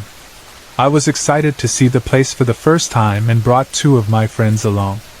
Without really thinking, we decided to try and communicate with anything that might be there, just for fun. Nothing happened, so we left it at that. About a month into living there, strange things started happening. My room is small, with my bed positioned against the same wall as the door, which is at the foot of my bed. There's an in-wall wardrobe on the other side of the door. One night, I woke up to the sound of my wardrobe doors shaking violently. I sat up, and as soon as I looked at them, they stopped instantly. It was so sudden and precise that it left me completely unsettled. No matter how hard I tried to recreate it, I couldn't make the doors stop instantly like that. They would always slow down naturally before stopping. A week later, I was lying in bed watching YouTube on my computer. There's a window behind my desk with Venetian blinds. Out of the corner of my eye, I saw the blinds start moving. I checked the window, but it was shut. There was no draft, nothing that could have caused them to move. I waved my hand around to check for airflow, nothing. I brushed it off, but then suddenly, the blinds jolted and smacked against the window as if someone had hit them forcefully. A lot more things have happened, but if I wrote them all down, you'd be reading this forever. However, what happened last night was by far the scariest experience yet. My friend Brooke stayed over. We've been best friends since we were 8 years old, we're 15 now, and we've always been fascinated by the paranormal. Even in primary school, we would spend hours watching ghost videos on YouTube. That night, while we were lying in bed, we started hearing footsteps going up and down the stairs, which are located right outside my bedroom. We'd heard these sounds before, but this time, the steps were louder, heavier, and more deliberate. They were so loud that they would have woken us up if we had been asleep. But despite the intensity, my dad, who was in the next room, didn't hear a thing. Feeling both scared and curious, we decided to try communicating. We lit 2 candles, turned off the lights, and made sure to only invite something friendly to communicate with us. We asked it to knock once for yes and twice for no. At first, nothing happened. Then, we both started feeling cold, and goosebumps covered our arms. That's when one of the candles started flickering wildly. We asked it to stop flickering, but instead of stopping, it became more intense, and then, the other candle joined in. The room suddenly felt heavy and uncomfortable, like we were being watched. Then, out of nowhere, a massive crash came from the bathroom, which is between my room and my dad's. The noise was so loud that we both jumped. Immediately after the crash, we heard what sounded like a light switch flicking on and off. But when we went to check, the bathroom fan wasn't on, which was strange because, in our bathroom, when you turn on the light, the fan automatically turns on and stays on for 10 minutes before shutting off. We checked for anything that might have fallen, but nothing was out of place. There was no explanation for the crash or the switching sound. For the rest of the night, we kept hearing footsteps on the stairs, but at that point, we were too afraid to do anything. The next morning, I asked my dad if he had heard anything during the night. The sounds were so loud he had to have noticed something.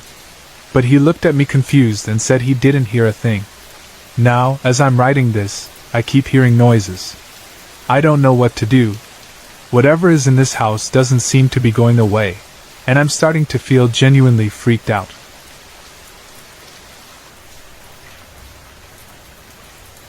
When my dad and I moved into this flat 2 years ago, we each got a key before moving in.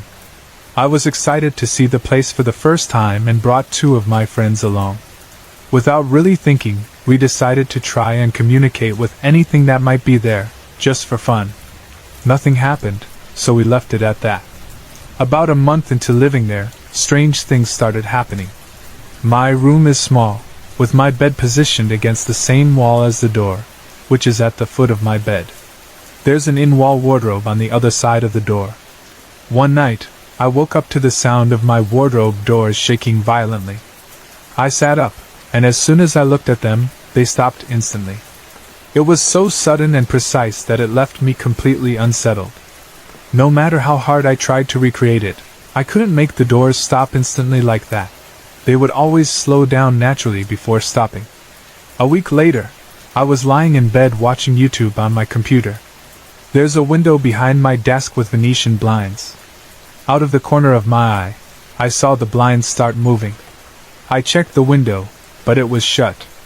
There was no draft, nothing that could have caused them to move. I waved my hand around to check for airflow, nothing. I brushed it off, but then suddenly, the blinds jolted and smacked against the window as if someone had hit them forcefully. A lot more things have happened, but if I wrote them all down, you'd be reading this forever. However, what happened last night was by far the scariest experience yet. My friend Brooke stayed over. We've been best friends since we were 8 years old, we're 15 now, and we've always been fascinated by the paranormal. Even in primary school, we would spend hours watching ghost videos on YouTube. That night, while we were lying in bed, we started hearing footsteps going up and down the stairs, which are located right outside my bedroom. We'd heard these sounds before, but this time, the steps were louder, heavier, and more deliberate. They were so loud that they would have woken us up if we had been asleep. But despite the intensity, my dad, who was in the next room, didn't hear a thing. Feeling both scared and curious, we decided to try communicating. We lit 2 candles, turned off the lights, and made sure to only invite something friendly to communicate with us. We asked it to knock once for yes and twice for no. At first, nothing happened. Then, we both started feeling cold, and goosebumps covered our arms. That's when one of the candles started flickering wildly. We asked it to stop flickering, but instead of stopping, it became more intense, and then, the other candle joined in. The room suddenly felt heavy and uncomfortable, like we were being watched. Then, out of nowhere, a massive crash came from the bathroom, which is between my room and my dad's. The noise was so loud that we both jumped. Immediately after the crash, we heard what sounded like a light switch flicking on and off. But when we went to check, the bathroom fan wasn't on, which was strange because, in our bathroom, when you turn on the light, the fan automatically turns on and stays on for 10 minutes before shutting off. We checked for anything that might have fallen, but nothing was out of place. There was no explanation for the crash or the switching sound. For the rest of the night, we kept hearing footsteps on the stairs, but at that point, we were too afraid to do anything. The next morning, I asked my dad if he had heard anything during the night. The sounds were so loud he had to have noticed something. But he looked at me confused and said he didn't hear a thing. Now, as I'm writing this, I keep hearing noises. I don't know what to do. Whatever is in this house doesn't seem to be going away, and I'm starting to feel genuinely freaked out.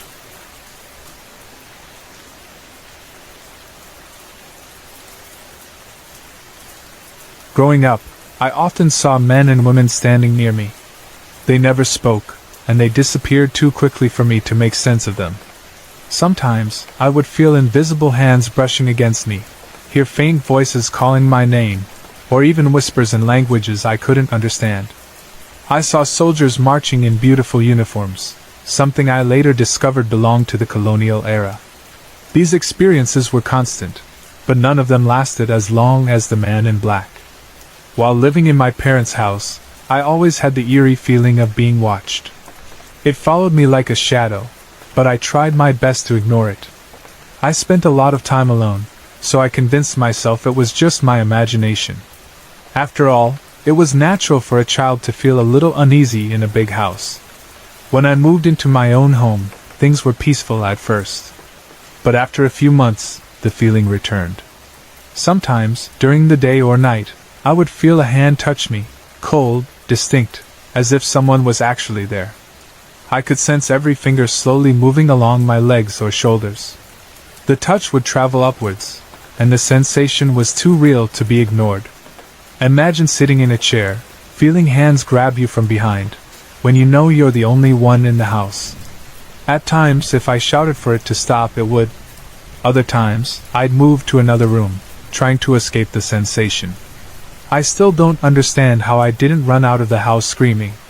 Then I started seeing something. It was always fast, always just out of sight. I would turn my head suddenly, catching a black figure darting toward the corner of a room before vanishing. At first, I dismissed it as my mind playing tricks on me. But it kept happening. No matter how quickly I turned, I never got a good look. The only thing I knew for sure was that it was a man, dressed in black. At the time, I knew nothing about the supernatural. I thought ghosts only appeared at midnight, but this figure appeared in broad daylight. Eventually, I realized that if I stayed still and watched from the corner of my eye, I could see him clearly. He stood just a few feet away, wearing a black suit and a hat, like a magician. His entire form was a deep, unnatural black, darker than any shade I had ever seen. He never moved toward me.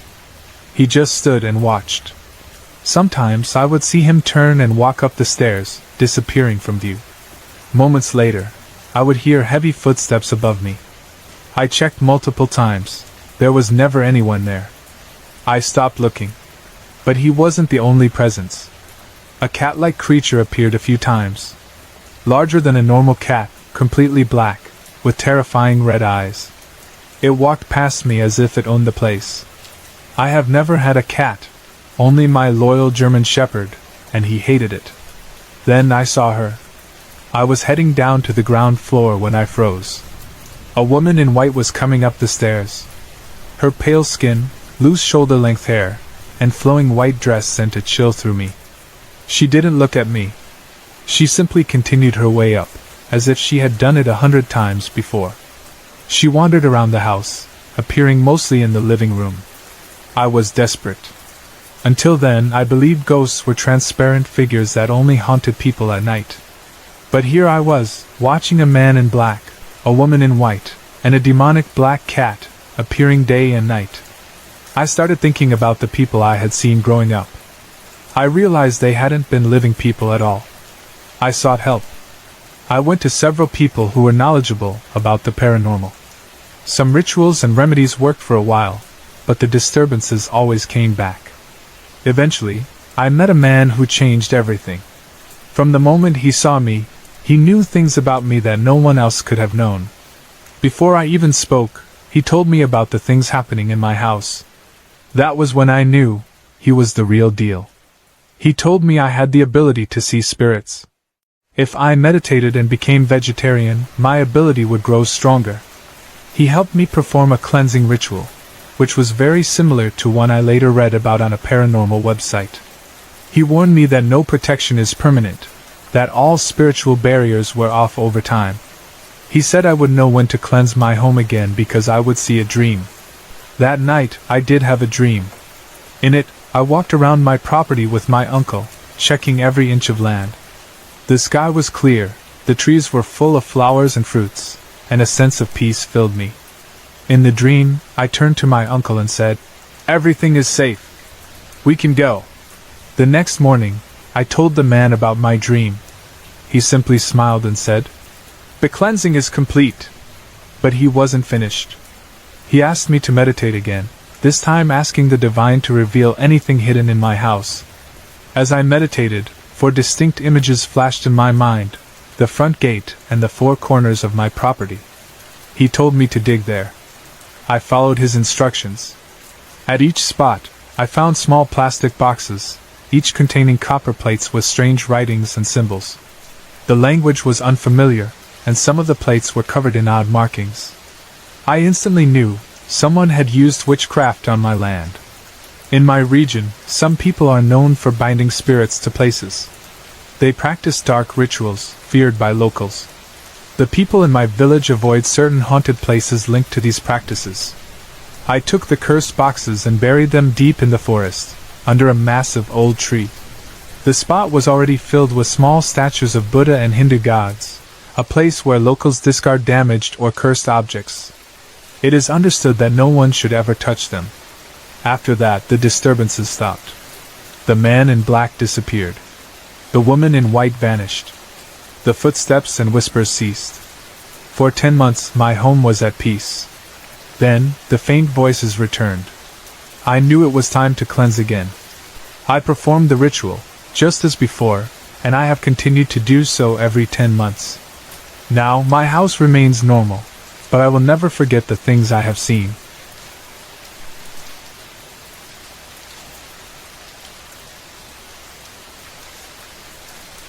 I lived in Minneapolis with my immediate family, while most of my relatives were in northwestern Minnesota. Every summer, we would visit them, spending our time in the vast wilderness, hunting, fishing, and off-roading on ATVs. It was a routine I always looked forward to, but after what happened that summer, I could never see those trips the same way again. One evening, around 7 p.m., my cousin and I were out riding our ATVs, west of a small town called Thief River Falls. The landscape stretched endlessly in all directions, open farmland, patches of dense forest, long winding highways, and the occasional gravel road leading to a distant farm. There weren't many houses around, just a few isolated ones sitting in the middle of nowhere, their lights barely flickering against the coming dusk. My cousin had his radio tuned to the NOAA weather station, which suddenly crackled with a severe thunderstorm warning for Pennington County, the very place we were in. The storm was expected to hit in about 30 minutes. Looking at the darkening sky, we decided we should head back. His house was about 10 miles south, so we figured we had just enough time to get there before the storm rolled in. As we rode, the evening air started to shift. The warmth of the summer day was slowly being replaced by a cool, eerie breeze.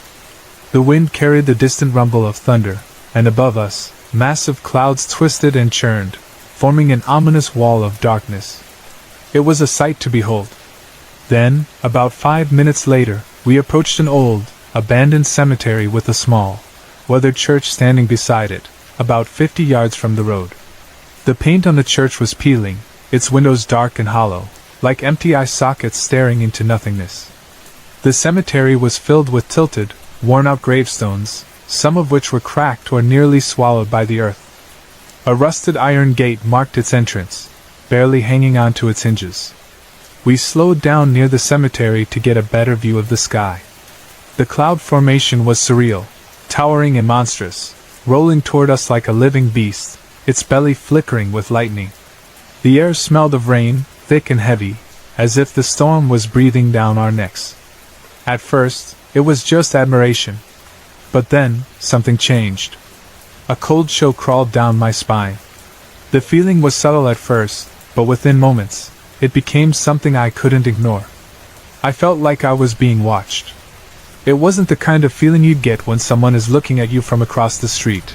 It was deep, suffocating, and unnatural. My body reacted before my mind could process it. I turned my head sharply, scanning the area around me. But there was no one.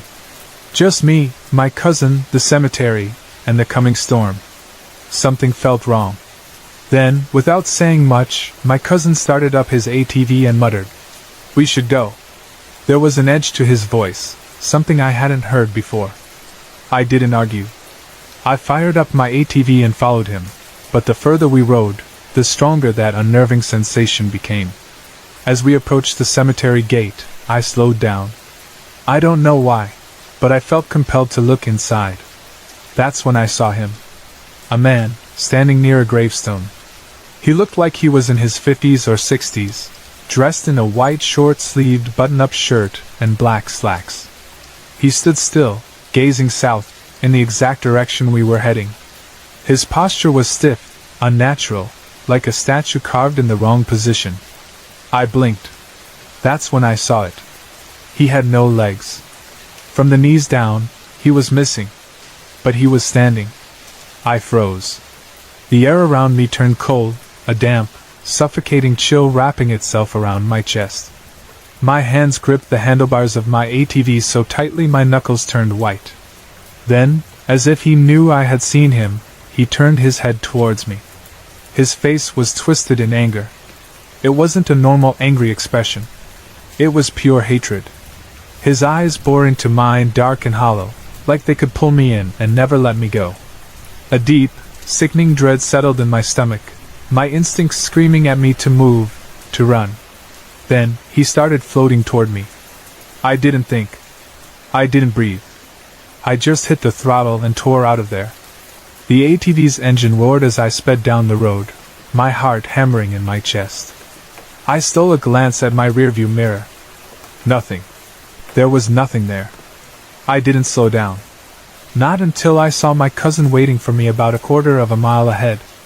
He looked at me, confused. "Dude, what happened?" he asked. I should have told him. I should have said something. But the words wouldn't come out. Instead, I lied. "I saw some deer," I said. "They ran across the cemetery. I was just watching them." He didn't question it. That night I couldn't sleep. I lay in bed, staring at the ceiling, afraid to close my eyes. Every time I did, I saw his face. That hateful, scornful glare. I imagined waking up to find him standing at the foot of my bed, staring down at me, his body floating just inches above the ground. From that night on, I made a promise to myself. Whenever I visited my family, I would never go near that cemetery again. Because deep down, I knew, if I did, he might follow me home.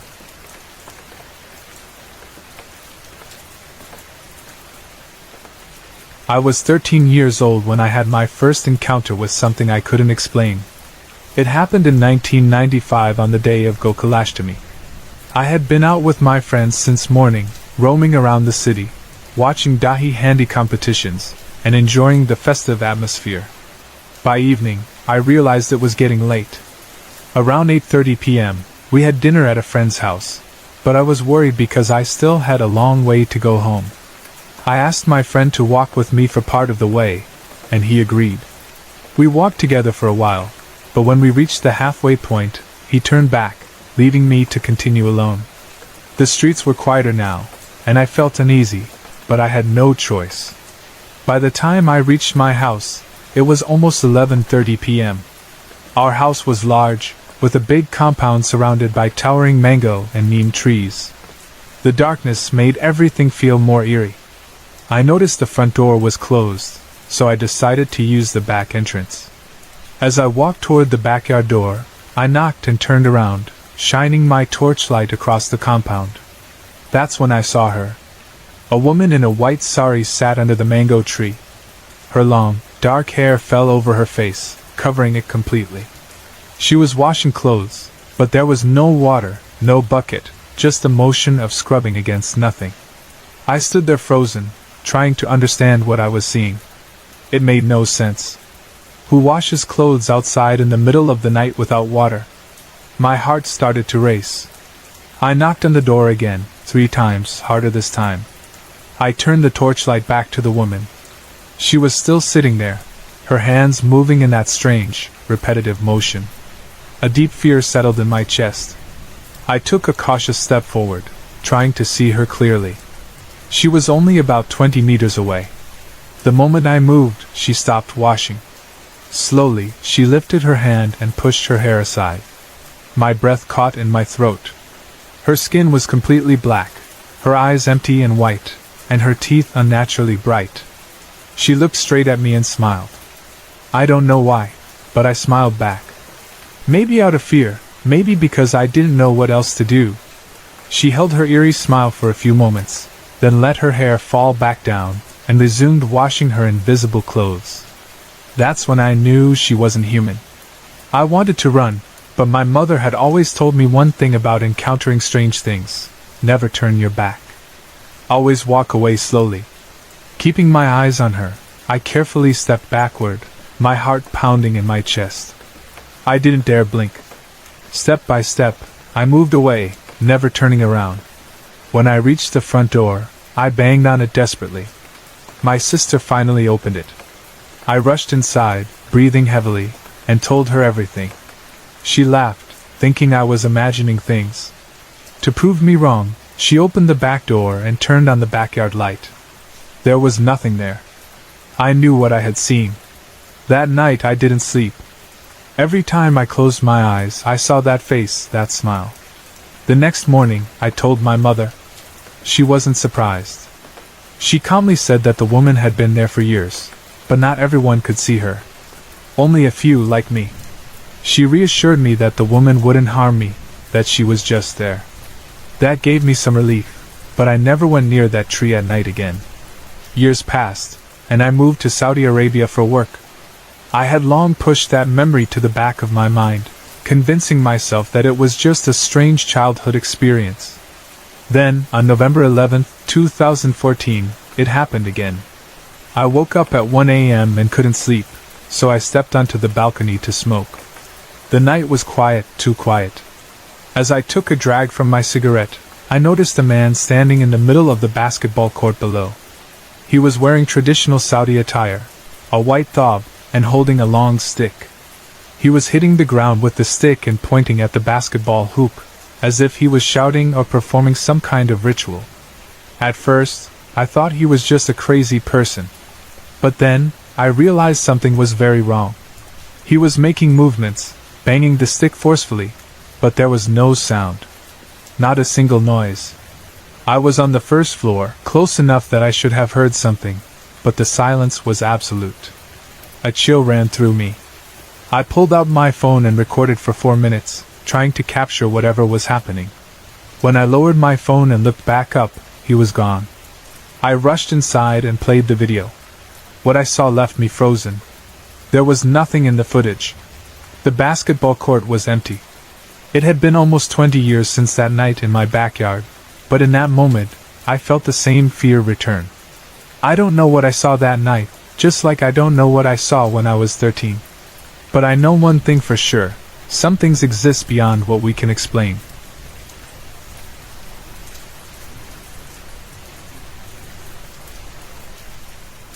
It all started when I was about 6 years old. At night, as I lay in bed trying to sleep, I would hear a voice whispering in my ear. The voice would ask me questions, simple ones, like what my name was or things that required only a yes or no answer. I would respond without thinking much about it. There was never anyone in the room with me. My sister, who was 6 years older than me, was usually downstairs on the computer, and my mom would already be in bed. My dad worked the graveyard shift at a halfway house, so he wasn't home either. But every night, the whispering would continue, and strangely, I would forget about it by the time morning came. I don't remember when it stopped, but as I got older, the experience faded, and I never heard the voice again. Years later, in 2004, Hurricane Charlie hit, forcing my family to evacuate our home. My dad took my mom, my sister, and me to one of the guest houses owned by his workplace, believing it would be the safest place for us. But the moment we arrived, something felt wrong. The air in the house felt heavy, and an unsettling sensation filled my chest, like my stomach had dropped to the floor. I told my mom that we needed to leave, that I wouldn't be able to sleep there. When she asked me why, I told her I felt like someone had died in that house. My dad, half-jokingly, admitted that he was pretty sure someone had. The fear I felt was unlike anything I had ever experienced before. It was overwhelming, suffocating. We didn't stay long, and as soon as we left, the feeling disappeared completely. It was as if something in that house had been pressing down on me, and the moment I stepped away, I could breathe again. Years passed, and I mostly forgot about these experiences until my mom decided to redecorate the garage. She was opening a 24-hour daycare, and the garage was turned into a room for the children to sleep in. One of the kids, a little boy who often stayed overnight, was terrified of sleeping there. He would scream about a blue man with electricity, who touched him and shocked him. His two siblings, who stayed in the same room, had no idea what he was talking about. At the time, I was about 12 or 13, and I didn't believe in ghosts. I thought he was just having bad dreams. But it happened again and again. No matter how many times he was put in that room, he would wake up screaming about the blue man. Eventually, my mom moved him to a different room, and after that, he was fine. I still didn't believe in ghosts. I dismissed the whole thing, thinking it was just a child's imagination. But a few months later, I had an experience that changed my mind. One night, around 2 or 3 in the morning, I woke up to a noise coming from the living room. It wasn't just a faint creak or a distant sound. I could hear something moving. I held my breath, trying to listen carefully. The sound was unmistakable. The wood coffee table was being pushed across the floor. At first, I thought it might have been my sister, but I quickly remembered that she wasn't home. My mom was asleep in the next room, and my dad hadn't lived with us for years. I slowly crept out of my bedroom, my heart pounding, and peeked into the living room. The table was still moving. I stared in horror, expecting to see someone pushing it, but there was no one there. The table dragged itself a few more inches, then stopped. I flicked on the light, but the room was empty. Nothing was out of place except for the table, which had clearly shifted from where it had been. My chest tightened with fear, and I ran back to my room, slammed the door shut, and threw the covers over my head. I didn't sleep at all that night. For years, nothing like that happened again. Then, just a few weeks ago, something strange started up again. My mom had shut down her daycare, and since the garage was bigger than my bedroom, I moved into it. The first night I slept there, I woke up to the sound of music playing. At first, I couldn't figure out where it was coming from. Then I realized it was one of my snow globes. The problem was, I hadn't touched them. I had placed them on a high shelf, out of reach. I also never wound them up to play music. But somehow, one of them had started playing on its own. It didn't happen often, but every once in a while, I would wake up to one of them playing again. Then, something even stranger happened. One morning, I was just waking up, still groggy, when I heard someone breathing right into my ear. It was a deep, slow breath, so close that I could feel the air move. I shot up out of bed and ran into the living room. There was no one there. My door had been shut the whole night, and I knew I had been alone. I tried to convince myself that I had imagined it, that maybe I had been half dreaming. But a few nights later, something even worse happened. I woke up in the middle of the night unable to move. My arms felt pinned down against the bed, and a searing burning sensation spread across them, like someone was pressing a hot iron into my skin. I tried to scream, but no sound came out. I panicked, struggling to move, but my body wouldn't respond. I had heard of sleep paralysis before, so I focused on wiggling my toes, forcing my body to break free from whatever was holding me down. After a few minutes, the feeling vanished. I could move again. I sat up, drenched in sweat, trying to catch my breath. But I couldn't shake the feeling that someone, or something, had been in the room with me. Now, every time I look down the hallway at night, I see a dark figure standing there. It's never clear. I only catch glimpses of it from the corner of my eye. The moment I turn to look directly at it, it's gone. It never moves, never makes a sound, but I always feel like it's watching me. I don't know what's in this house.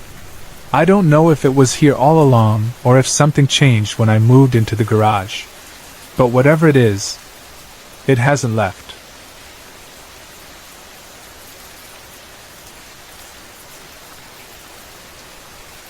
This happened nearly 3 years ago, in the middle of April. My exams had just ended, and my family decided to visit my grandparents. They live in a small village called Bind, about 200 kilometers from Gwalior, in the heart of Madhya Pradesh.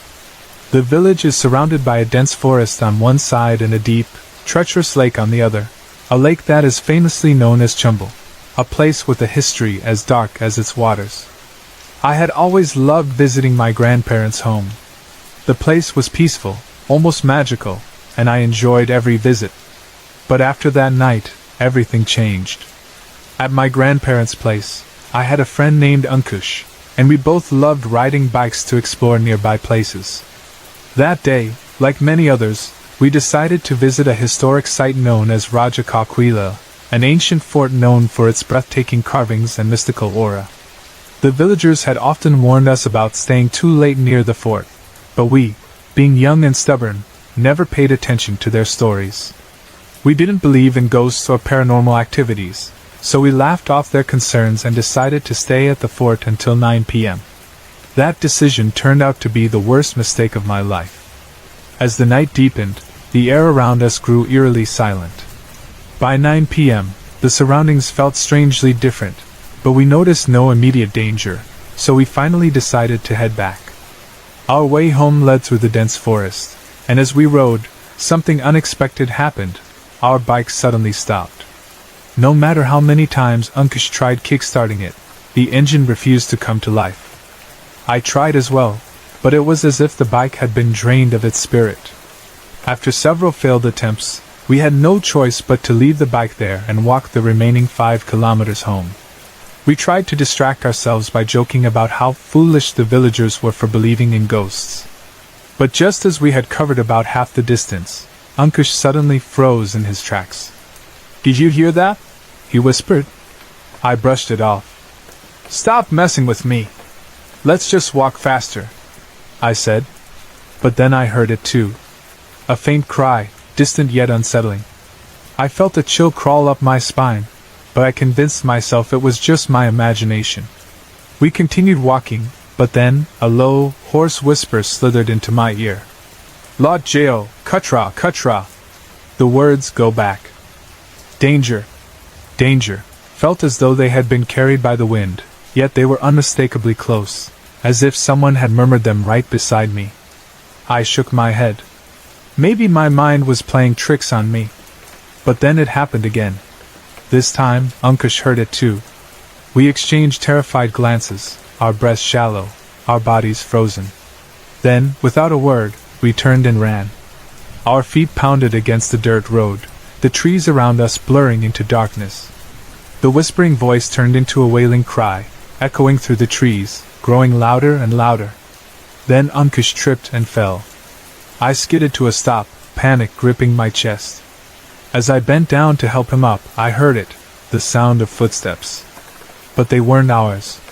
Someone, was running toward us. The sound of dry leaves crunching underfoot sent waves of terror through me. I turned my head and saw a figure emerge from the darkness. A naked man, his body covered in deep, bloody cuts, his skin torn and raw. He was running wildly, his mouth twisted in an agonizing scream. His eyes were hollow, lifeless, yet filled with unspeakable pain. He yelled the same words again. "Lot Jao, Kutra, Kutra." Every muscle in my body locked in fear. Ankush and I were too shocked to move. The sight of him, the way he ran toward us, arms flailing, sent a terror through me that I had never known before. For a few agonizing moments, we just stood there, unable to react. Then, as if something broke inside me, I grabbed Ankush, forcing him to his feet. We started moving, slowly at first, then faster, then breaking into a full sprint. The voice behind us turned into horrific shrieks, echoing in the night. The more we ran, the weaker our legs became. The fear, the exhaustion, it was all too much. By the time we reached our house, it was 3 a.m. We collapsed inside, shivering, drenched in sweat. Our family surrounded us, asking what had happened, but we couldn't speak. We couldn't utter a single word. Our bodies were burning with fever, our minds locked in terror. The next morning, my grandfather came to us, his eyes filled with concern. He listened to everything, his face darkening as we spoke. Then, he sighed deeply. 200 years ago, he began. Chumbo was home to Naxalites and ruthless bandits. They would plunder villages, torturing and killing anyone who resisted. Those who fought back were stripped naked, beaten mercilessly, and left to die as they ran for their lives. He paused before looking at me. The man you saw, I believe he was one of those souls.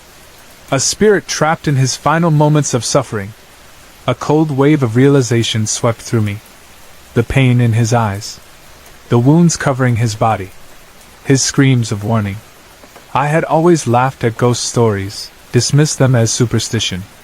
But that night changed everything. That night, I became a believer. Sorry to interrupt. If you're enjoying the story, let me know in the comments and tell me where you're watching from. Don't forget to like and subscribe for more.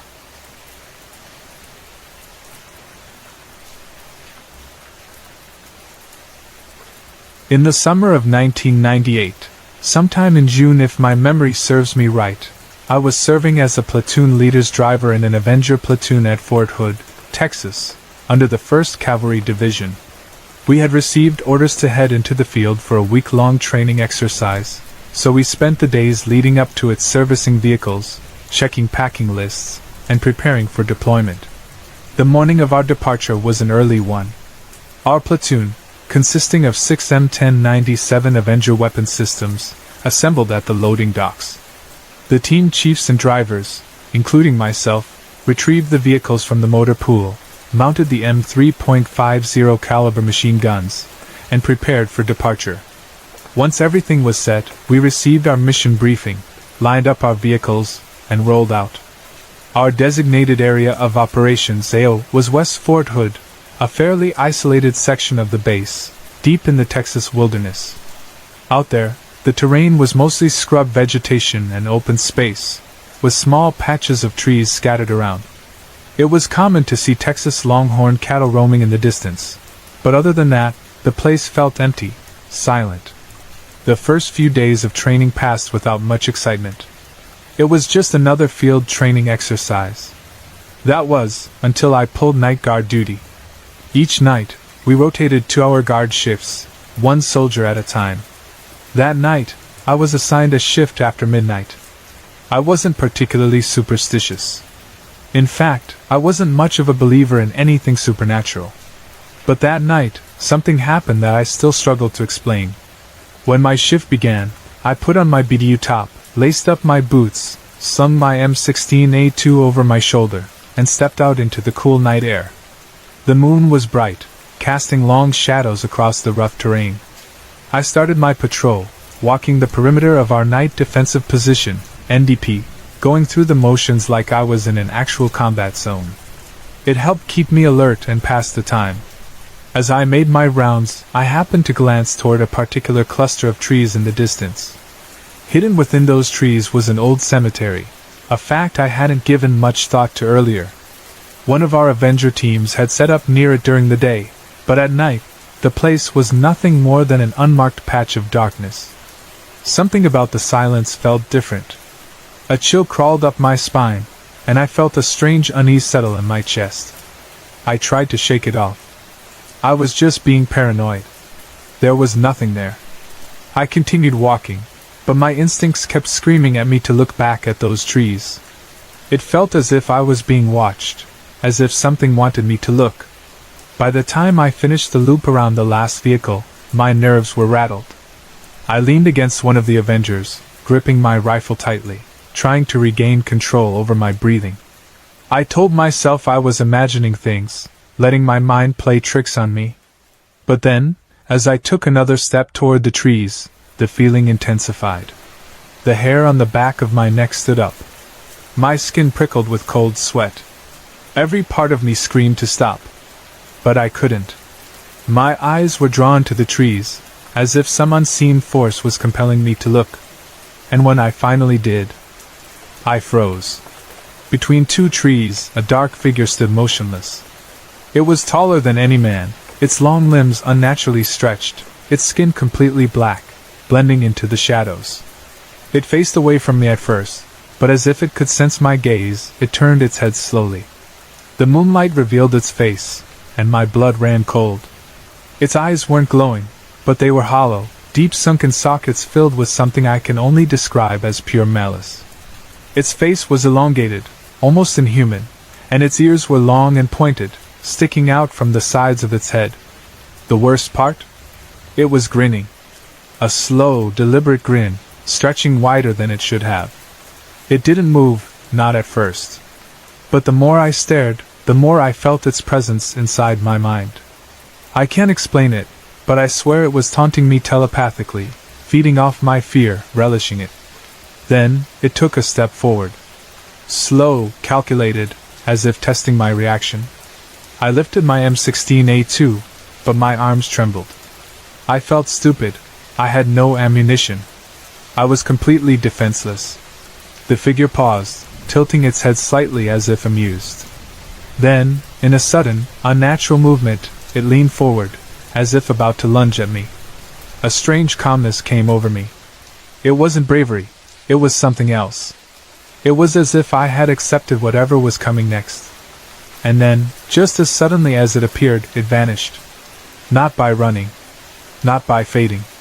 It just shot sideways and disappeared into the darkness.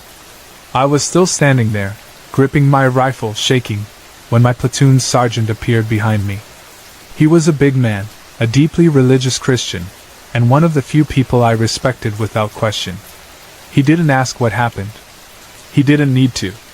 He just looked at me for a long moment, then said, "You'll be okay, Murray."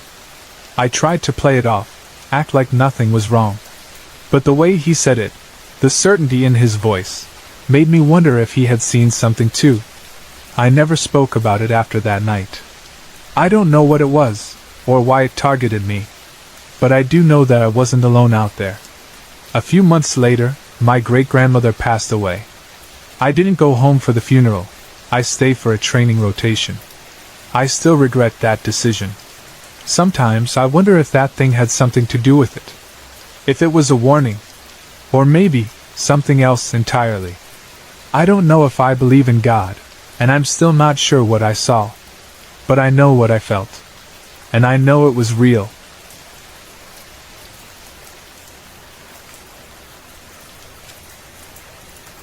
My wife Claire and I moved to a small town called Taipa in Northland, New Zealand, about 6 months ago. Coming from the city, we were drawn to the peacefulness of this place. The house we bought was old but within our budget, and we had plans to fix it up piece by piece. It was perfect, plenty of space, close to the beach, and far enough from the neighbors to give us all the privacy we wanted. Our 2 dogs loved the wide, open yard. At the back of our property stood an old building near the fence line, which I decided to use as a tool shed.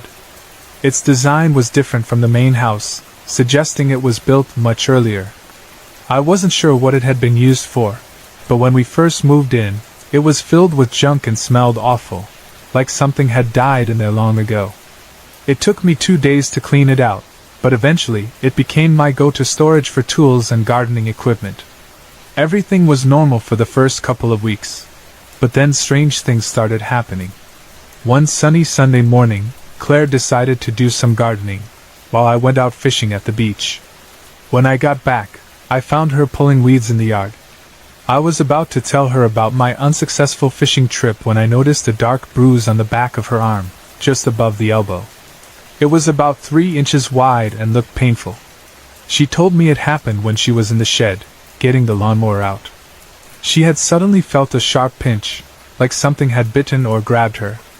At first, we thought it might have been an insect bite, but when we visited the doctor, he couldn't find any bite marks, just a bad bruise with no clear cause. Eventually it faded, and we brushed it off as nothing. But then, a few weeks later, something happened that we couldn't ignore. We were having a barbecue in the back courtyard when a loud bang came from the shed. It wasn't the sound of something falling, it sounded deliberate, like something had been thrown with force. I immediately grabbed the nearest weapon I could find, which happened to be my barbecue fork, and told Claire to call the police. The dogs went crazy, barking wildly at the shed as I ran towards it, my heart pounding. I flung the door open, bracing myself for an intruder, but no one was there. Everything was in place, except for one of my spades lying on the floor and a fresh dent in the wall. I quickly checked around the back of the shed, but there was nowhere for someone to escape without me seeing them. The police arrived shortly after. They checked for fingerprints but found only mine and Claire's. Since nothing was missing and no one was hurt, they weren't overly concerned. We tried to move on, but I couldn't shake the uneasy feeling lingering in my mind. 3 months passed without incident. Then, about a month and a half ago, something happened that truly unsettled me. I was watering the plants in the courtyard when I noticed that the shed door was open. That wasn't possible. I had bought a padlock after the last incident to make sure it stayed locked.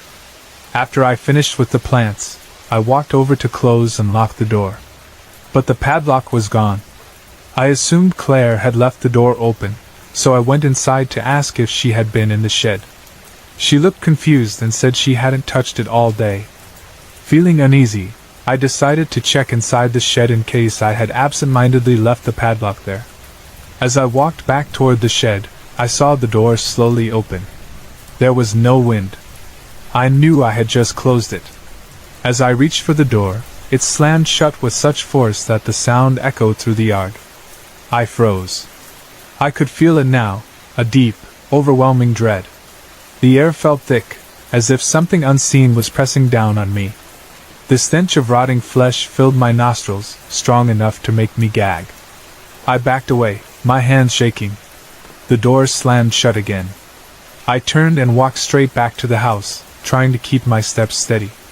Claire was in the kitchen, washing dishes, but as soon as she saw my face, she knew something was wrong. I poured myself a stiff bourbon, sat down, and told her everything. Since then, I've only gone into the shed a handful of times, always during the day, and never for long. I moved most of my tools out, hoping to avoid needing to go in there. But even now, the door still slams shut randomly, as if something inside is letting me know it's still there. I recently bought another padlock, determined to keep the shed shut for good. But just like before, that padlock has gone missing too. The dogs refuse to go near the shed. They used to love exploring every corner of the backyard, but now they won't even look in its direction. I try to ignore it, but deep down, I know something is wrong with that place. And whatever it is, it doesn't want us there.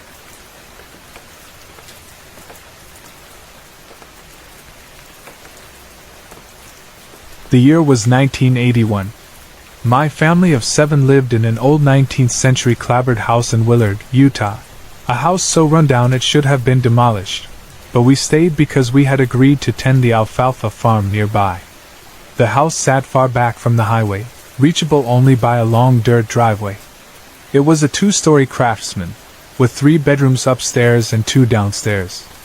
But what made life there even harder was the fact that we had no electricity, no natural gas, no sewer, and no fresh running water. My father and grandfather installed a 55-gallon drumwood stove for heat, which my brothers kept burning all day. To the west of the house, about 25 yards away, was an old freshwater well. Every day, my brothers and I took turns hauling 5-gallon buckets of water to the house. It was backbreaking work, especially for a 10-year-old boy who barely weighed 60 pounds. That day, it was my turn. It was brutally cold, deep into a Utah winter. The well water was frozen over, so I had to chip through the ice to fill each bucket. The weight of the 40-pound bucket in my tiny hands made my arms ache. By the time night fell, I was exhausted, numb, and frozen to my core. I dragged myself up the creaky wooden stairs to the middle bedroom, where I shared a single-sized bed with my older brother. The room was freezing, the old hardwood floors like ice beneath my feet. The only warmth we had came from the heavy quilts we buried ourselves under at night. The window next to our bed was so drafty that by morning, a thin layer of ice would cover the top of our blankets. I climbed under the covers, pulled the blankets over my head, and blew warm air onto my hands to keep warm. I could see the flickering light of my brother's candle as he blew it out and crawled into bed beside me. Then, everything changed. I could hear my brother's slow, steady breathing as he drifted into sleep. The house was completely silent, the kind of thick, suffocating silence that comes when you're far from any light, any noise, anyone. Then I heard it. Footsteps. Heavy. Deliberate. Starting from the foot of the bed and coming closer. Each step thudded against the wooden floor, growing louder, moving toward my head. I stopped breathing. The air changed. It grew thick and hot, suffocating me beneath the blankets. And then I felt it, the presence of something evil. The room smelled of sulfur, a burning, rotten stench that made my stomach churn. I squeezed my eyes shut, praying it was just my imagination. But then I heard it. A voice. Deep. Raspy. Inhuman. "Trevor, you're mine!" I shuddered. My body locked in fear. I tried to scream, but no sound came out. I couldn't move. The voice grew closer, thick with pure malice. "Your soul is mine!" The heat around me intensified, as if a fire had ignited beside me. Then I saw it. A shadowy figure, pure darkness, standing right next to me. Its form was twisted, monstrous, barely resembling anything human. But I could make out its elongated face, deep, hollow eyes, and a grin, jagged and sinister. My grandmother's words rang in my head. "Pray to God, honey. Say, in the name of God, take thee hence, Satan, and all evil away from me." I forced the words out, shaking, barely able to speak. "In the name of God, take thee hence, Satan, and all evil away from me." The moment I said it, a powerful whooshing sound filled the room. The air cooled instantly. The suffocating presence lifted.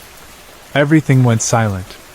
I squeezed my eyes shut and held my breath, waiting, but there was nothing. When I opened my eyes, morning sunlight streamed through the icy windowpane. It was gone. That night changed me forever. It was the first of many battles with the darkness. Over the years, I've had countless encounters with demons, spirits, and evil entities. I've learned to fight, to resist, to stand my ground. But no matter how many years pass, I will never forget the night Satan himself came for me.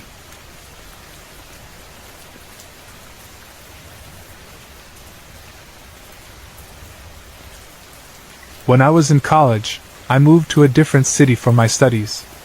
For the first year and a half, I lived with my sister, our mom, my cousin, my young nephew, and his nanny in a rented apartment. This was back in 2006. The house wasn't particularly eerie, and despite my love for horror stories, I never felt scared there, not even when my sister was pregnant, which, according to Filipino culture, is a time when supernatural activity is more likely to happen. At night, my cousin and I would talk for hours, sometimes about random things, but somehow, we would always end up discussing ghost stories. It was just something we did to pass the time. Even before bed, I would have casual conversations with my nephew's nanny, and again, we'd end up talking about the supernatural. But no matter how scary the stories got, I never felt uneasy in that house. I could stay up late studying alone in the dining room. I could walk around in the dark without fear, and I never experienced anything unusual. Until that night. It was toward the end of my first year in college, a regular evening like any other. We all sat down for dinner together, gathered around the table, chatting about our day. The lights in the living room and stairway were off because my nephew was already asleep on a bed in the living room. My sister had undergone a C-section, and since her recovery was slow, it was easier for her to have a bed downstairs rather than climbing the stairs all the time. After dinner, we stayed in the living room watching TV. I was enjoying the moment, completely unaware that something was about to happen, something that would change the way I looked at that house forever. As we sat there, My mom reminded me about my schoolwork, and I realized I needed to go upstairs to get my books and notes. I stood up and made my way to the darkened stairway. That's when I saw her. At the foot of the stairs, just a few steps ahead of me, was my nephew's nanny, walking up. Since she was already going upstairs, I didn't bother turning on the stairway light. I simply followed her up. Step by step, I walked behind her, not thinking much of it. She moved at a steady pace, her silhouette barely visible in the dim light coming from the living room. As we reached the top of the stairs, something felt off. I couldn't quite place it at first, but I felt a strange, growing unease creeping up my spine. It was only when we reached the door to our room that I realized something was terribly wrong. She was gone. I blinked, my heart pounding. I had been following her the entire way up. I had seen her moving in front of me. But now, she was nowhere to be seen. The door to the room was closed. The hallway was empty. The house was silent. For a moment I just stood there, my body frozen with confusion and fear. Then, as if waking up from a nightmare, I burst into the room and turned on the light. Nothing. The room was completely empty. A wave of cold fear washed over me. I could feel my legs trembling, my breath coming in short gasps. Something was wrong. I didn't even bother grabbing my books anymore. I just turned around and raced back down the stairs as fast as I could. The moment I reached the living room, I frantically asked my mom where the nanny was. She looked at me, confused. "She went to the landlord's house right after dinner," she said. I felt my stomach drop. I couldn't process what I was hearing. "She's not home?" I asked, my voice shaking. My mom frowned. "No. She hasn't been back yet." My body went cold. I knew what I had seen. I had followed her upstairs. But now, I was being told that she hadn't even been inside the house for the past 20 minutes. I tried to hold back my emotions, but I felt tears sting my eyes as the fear overwhelmed me. My family gathered around, concerned, asking me what happened. I told them everything. My sister didn't believe me. She laughed and said, "You've been thinking too much about horror stories. That's why you got scared." But I wasn't thinking about anything scary at that moment. I wasn't imagining things. I had seen her. I had followed her up those stairs.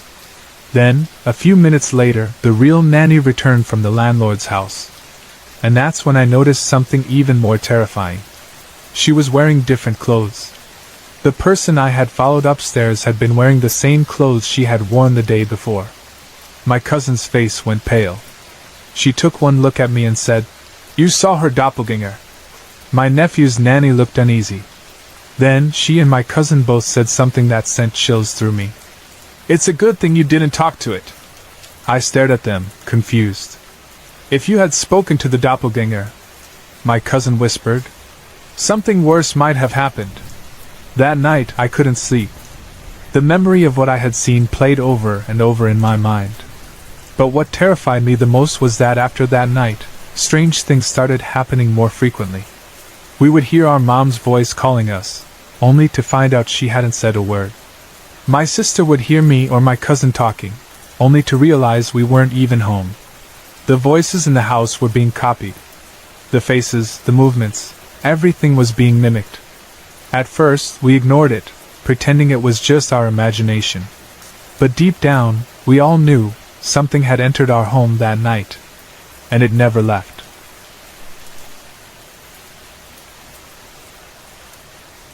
In March of 1999, I was deployed to Bosnia and Herzegovina. After a long 17 to 18-hour flight from Fort Hood, Texas, we landed at Eagle Base near Tuzla on March 7. Just 17 days later, NATO began bombing Serbia for its actions in Kosovo. Before arriving, I only knew about the war from watching the news back in school and from the limited history we were taught during our deployment training. Our mission was to prevent the warring factions from continuing their violence. We were stationed at Camp Comanche, which was about 1 or 2 kilometers from Eagle Base, the headquarters of the Multinational Division North and the 1st Cavalry Division. Our camp served as the headquarters for the 4th Brigade, 1st Cavalry Division, which was an aviation brigade operating Blackhawks, Apache longbows, and Kiowa warriors. My role included base security and patrolling the surrounding area, particularly near the town of Zivinus, which was located right outside our perimeter. The base had 16 guard towers and 2 gates, with the back gate leading to the road that connected us to Eagle Base. For most of my time there, I was assigned to the Quick Reaction Force. Occasionally, I worked at the front and back gates, mostly the front. At one point, I was assigned to a guard tower for a week because I had been caught helping a young boy at the gate. He was one of the many gypsy kids who frequently asked for food, and when I saw his feet covered in sores and blisters, I used a first aid kit to clean and bandage his wounds. Instead of being recognized for helping, I was removed from my post and sent to a tower as punishment. That moment made me question what we were really there for. Bosnia was a beautiful country when seen from the air, but on the ground, it had a strange atmosphere. The land carried a feeling of unease, a lingering weight from all the suffering and violence that had taken place. It wasn't just in the destroyed buildings and abandoned villages, it was in the air itself. I had read an article in the base newspaper, the Talon, about a unit from 1/5th Cav that had set up an observation post on a hilltop that was previously used as an artillery position during the war. Soldiers from that unit reported strange occurrences and even sightings of apparitions. According to the story, the post had been destroyed during the war and was believed to be haunted by the spirits of the commander and his brother. Even after reading that, I remained skeptical. I had experienced something strange at Fort Hood before, but I wasn't one to believe in ghosts.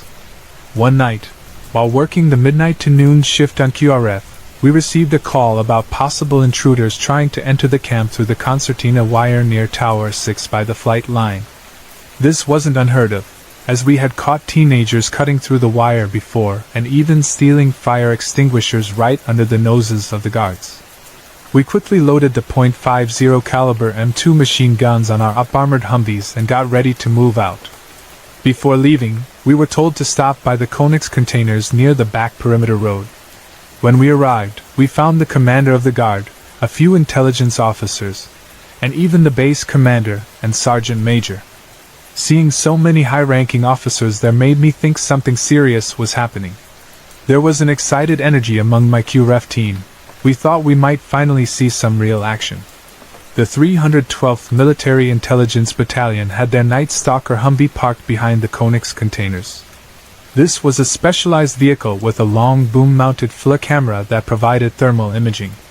The commander of the guard showed us the monitor, where we could clearly see 4 or 5 figures moving near and inside the first line of concertina wire. There was no doubt that something was out there. A plan was made for us to move in on foot and catch them in the act. This had worked before when the first shift QRF team caught a young teenager trying to break in a few weeks earlier. My team and I moved toward the perimeter road, splitting into 2 groups for safety. One group stayed on one side of the road while my team moved across to ensure we had different angles covered. As we approached Tower 5, we had about 100 to 200 meters left to cover. We contacted the guard base and Tower 6 to confirm that the intruders were still there. Both Night Stalker and a soldier using night vision from Tower 6 confirmed they could still see 5 individuals inside the fence line. We continued moving forward. Everything was going as planned. Then, without warning, we heard Tower 6 call the guard base. "They're gone." The guard base responded immediately. "What do you mean they're gone?" "Guard base, Tower 6. They just disappeared. They're not there anymore." The radio fell silent for a moment. Then the guard base contacted us. "Warrior QRF 1 and 2, did you copy that last transmission?" We acknowledged. By this time, the base commander was en route to our position with additional vehicles. The Night Stalker team was still scanning the area, but they couldn't find anything. One of the soldiers monitoring the screen muttered, "Dude, they ain't there anymore." All of them had eyes on the intruders. Then, in an instant they were gone. We were now standing outside the wire, completely exposed, knowing that we had just walked into a situation where something, whatever it was, had vanished without a trace. One of my guys was visibly shaken. I was too, but I had to keep him focused. I told him to stay alert, to keep his weapon ready. Just then, several Humvees passed us on the road, heading toward Tower 6. We maintained radio contact with the corporal and his team, keeping a tight formation as we moved. We were no longer trying to catch an intruder, we were trying to understand what the hell just happened. When we reached the tower, we had to find an entry point through the wire to get back inside the perimeter. The whole time, I felt like I was being watched. Every shadow in the tree line looked like a threat. Every small movement made my skin crawl. We ran the last few meters to the tower, taking cover the moment we were inside. "What do you mean they disappeared?" I asked the lieutenant. He shook his head. "They were there. We saw them. Then they were just gone." Night Stalker had nothing. No heat signatures, no movement. The Apaches and Kiowa warriors that had been dispatched to circle the base found nothing either. The search continued for another hour, but it was like whatever had been there simply vanished into thin air. After we returned to the QRF tent, we were met with plenty of jokes. "You guys see any ghosts? Casper and his friends messing with the army now?" Everyone laughed it off, but we knew what we had seen. A few nights later, I was walking alone from the front gate back to my room. My friends had gone to the chow hall, but I wasn't hungry. On the way, I passed the woman who I assumed was one of the civilian workers heading home. I smiled and greeted her, and she smiled back. Then, as I walked a few more steps, something clicked in my mind. The civilian workers all checked out at 9 p.m., and it was already past 4 a.m. I turned around. She was gone. She hadn't had enough time to disappear from sight. There was no sound of movement, no doors opening or closing. She had simply vanished.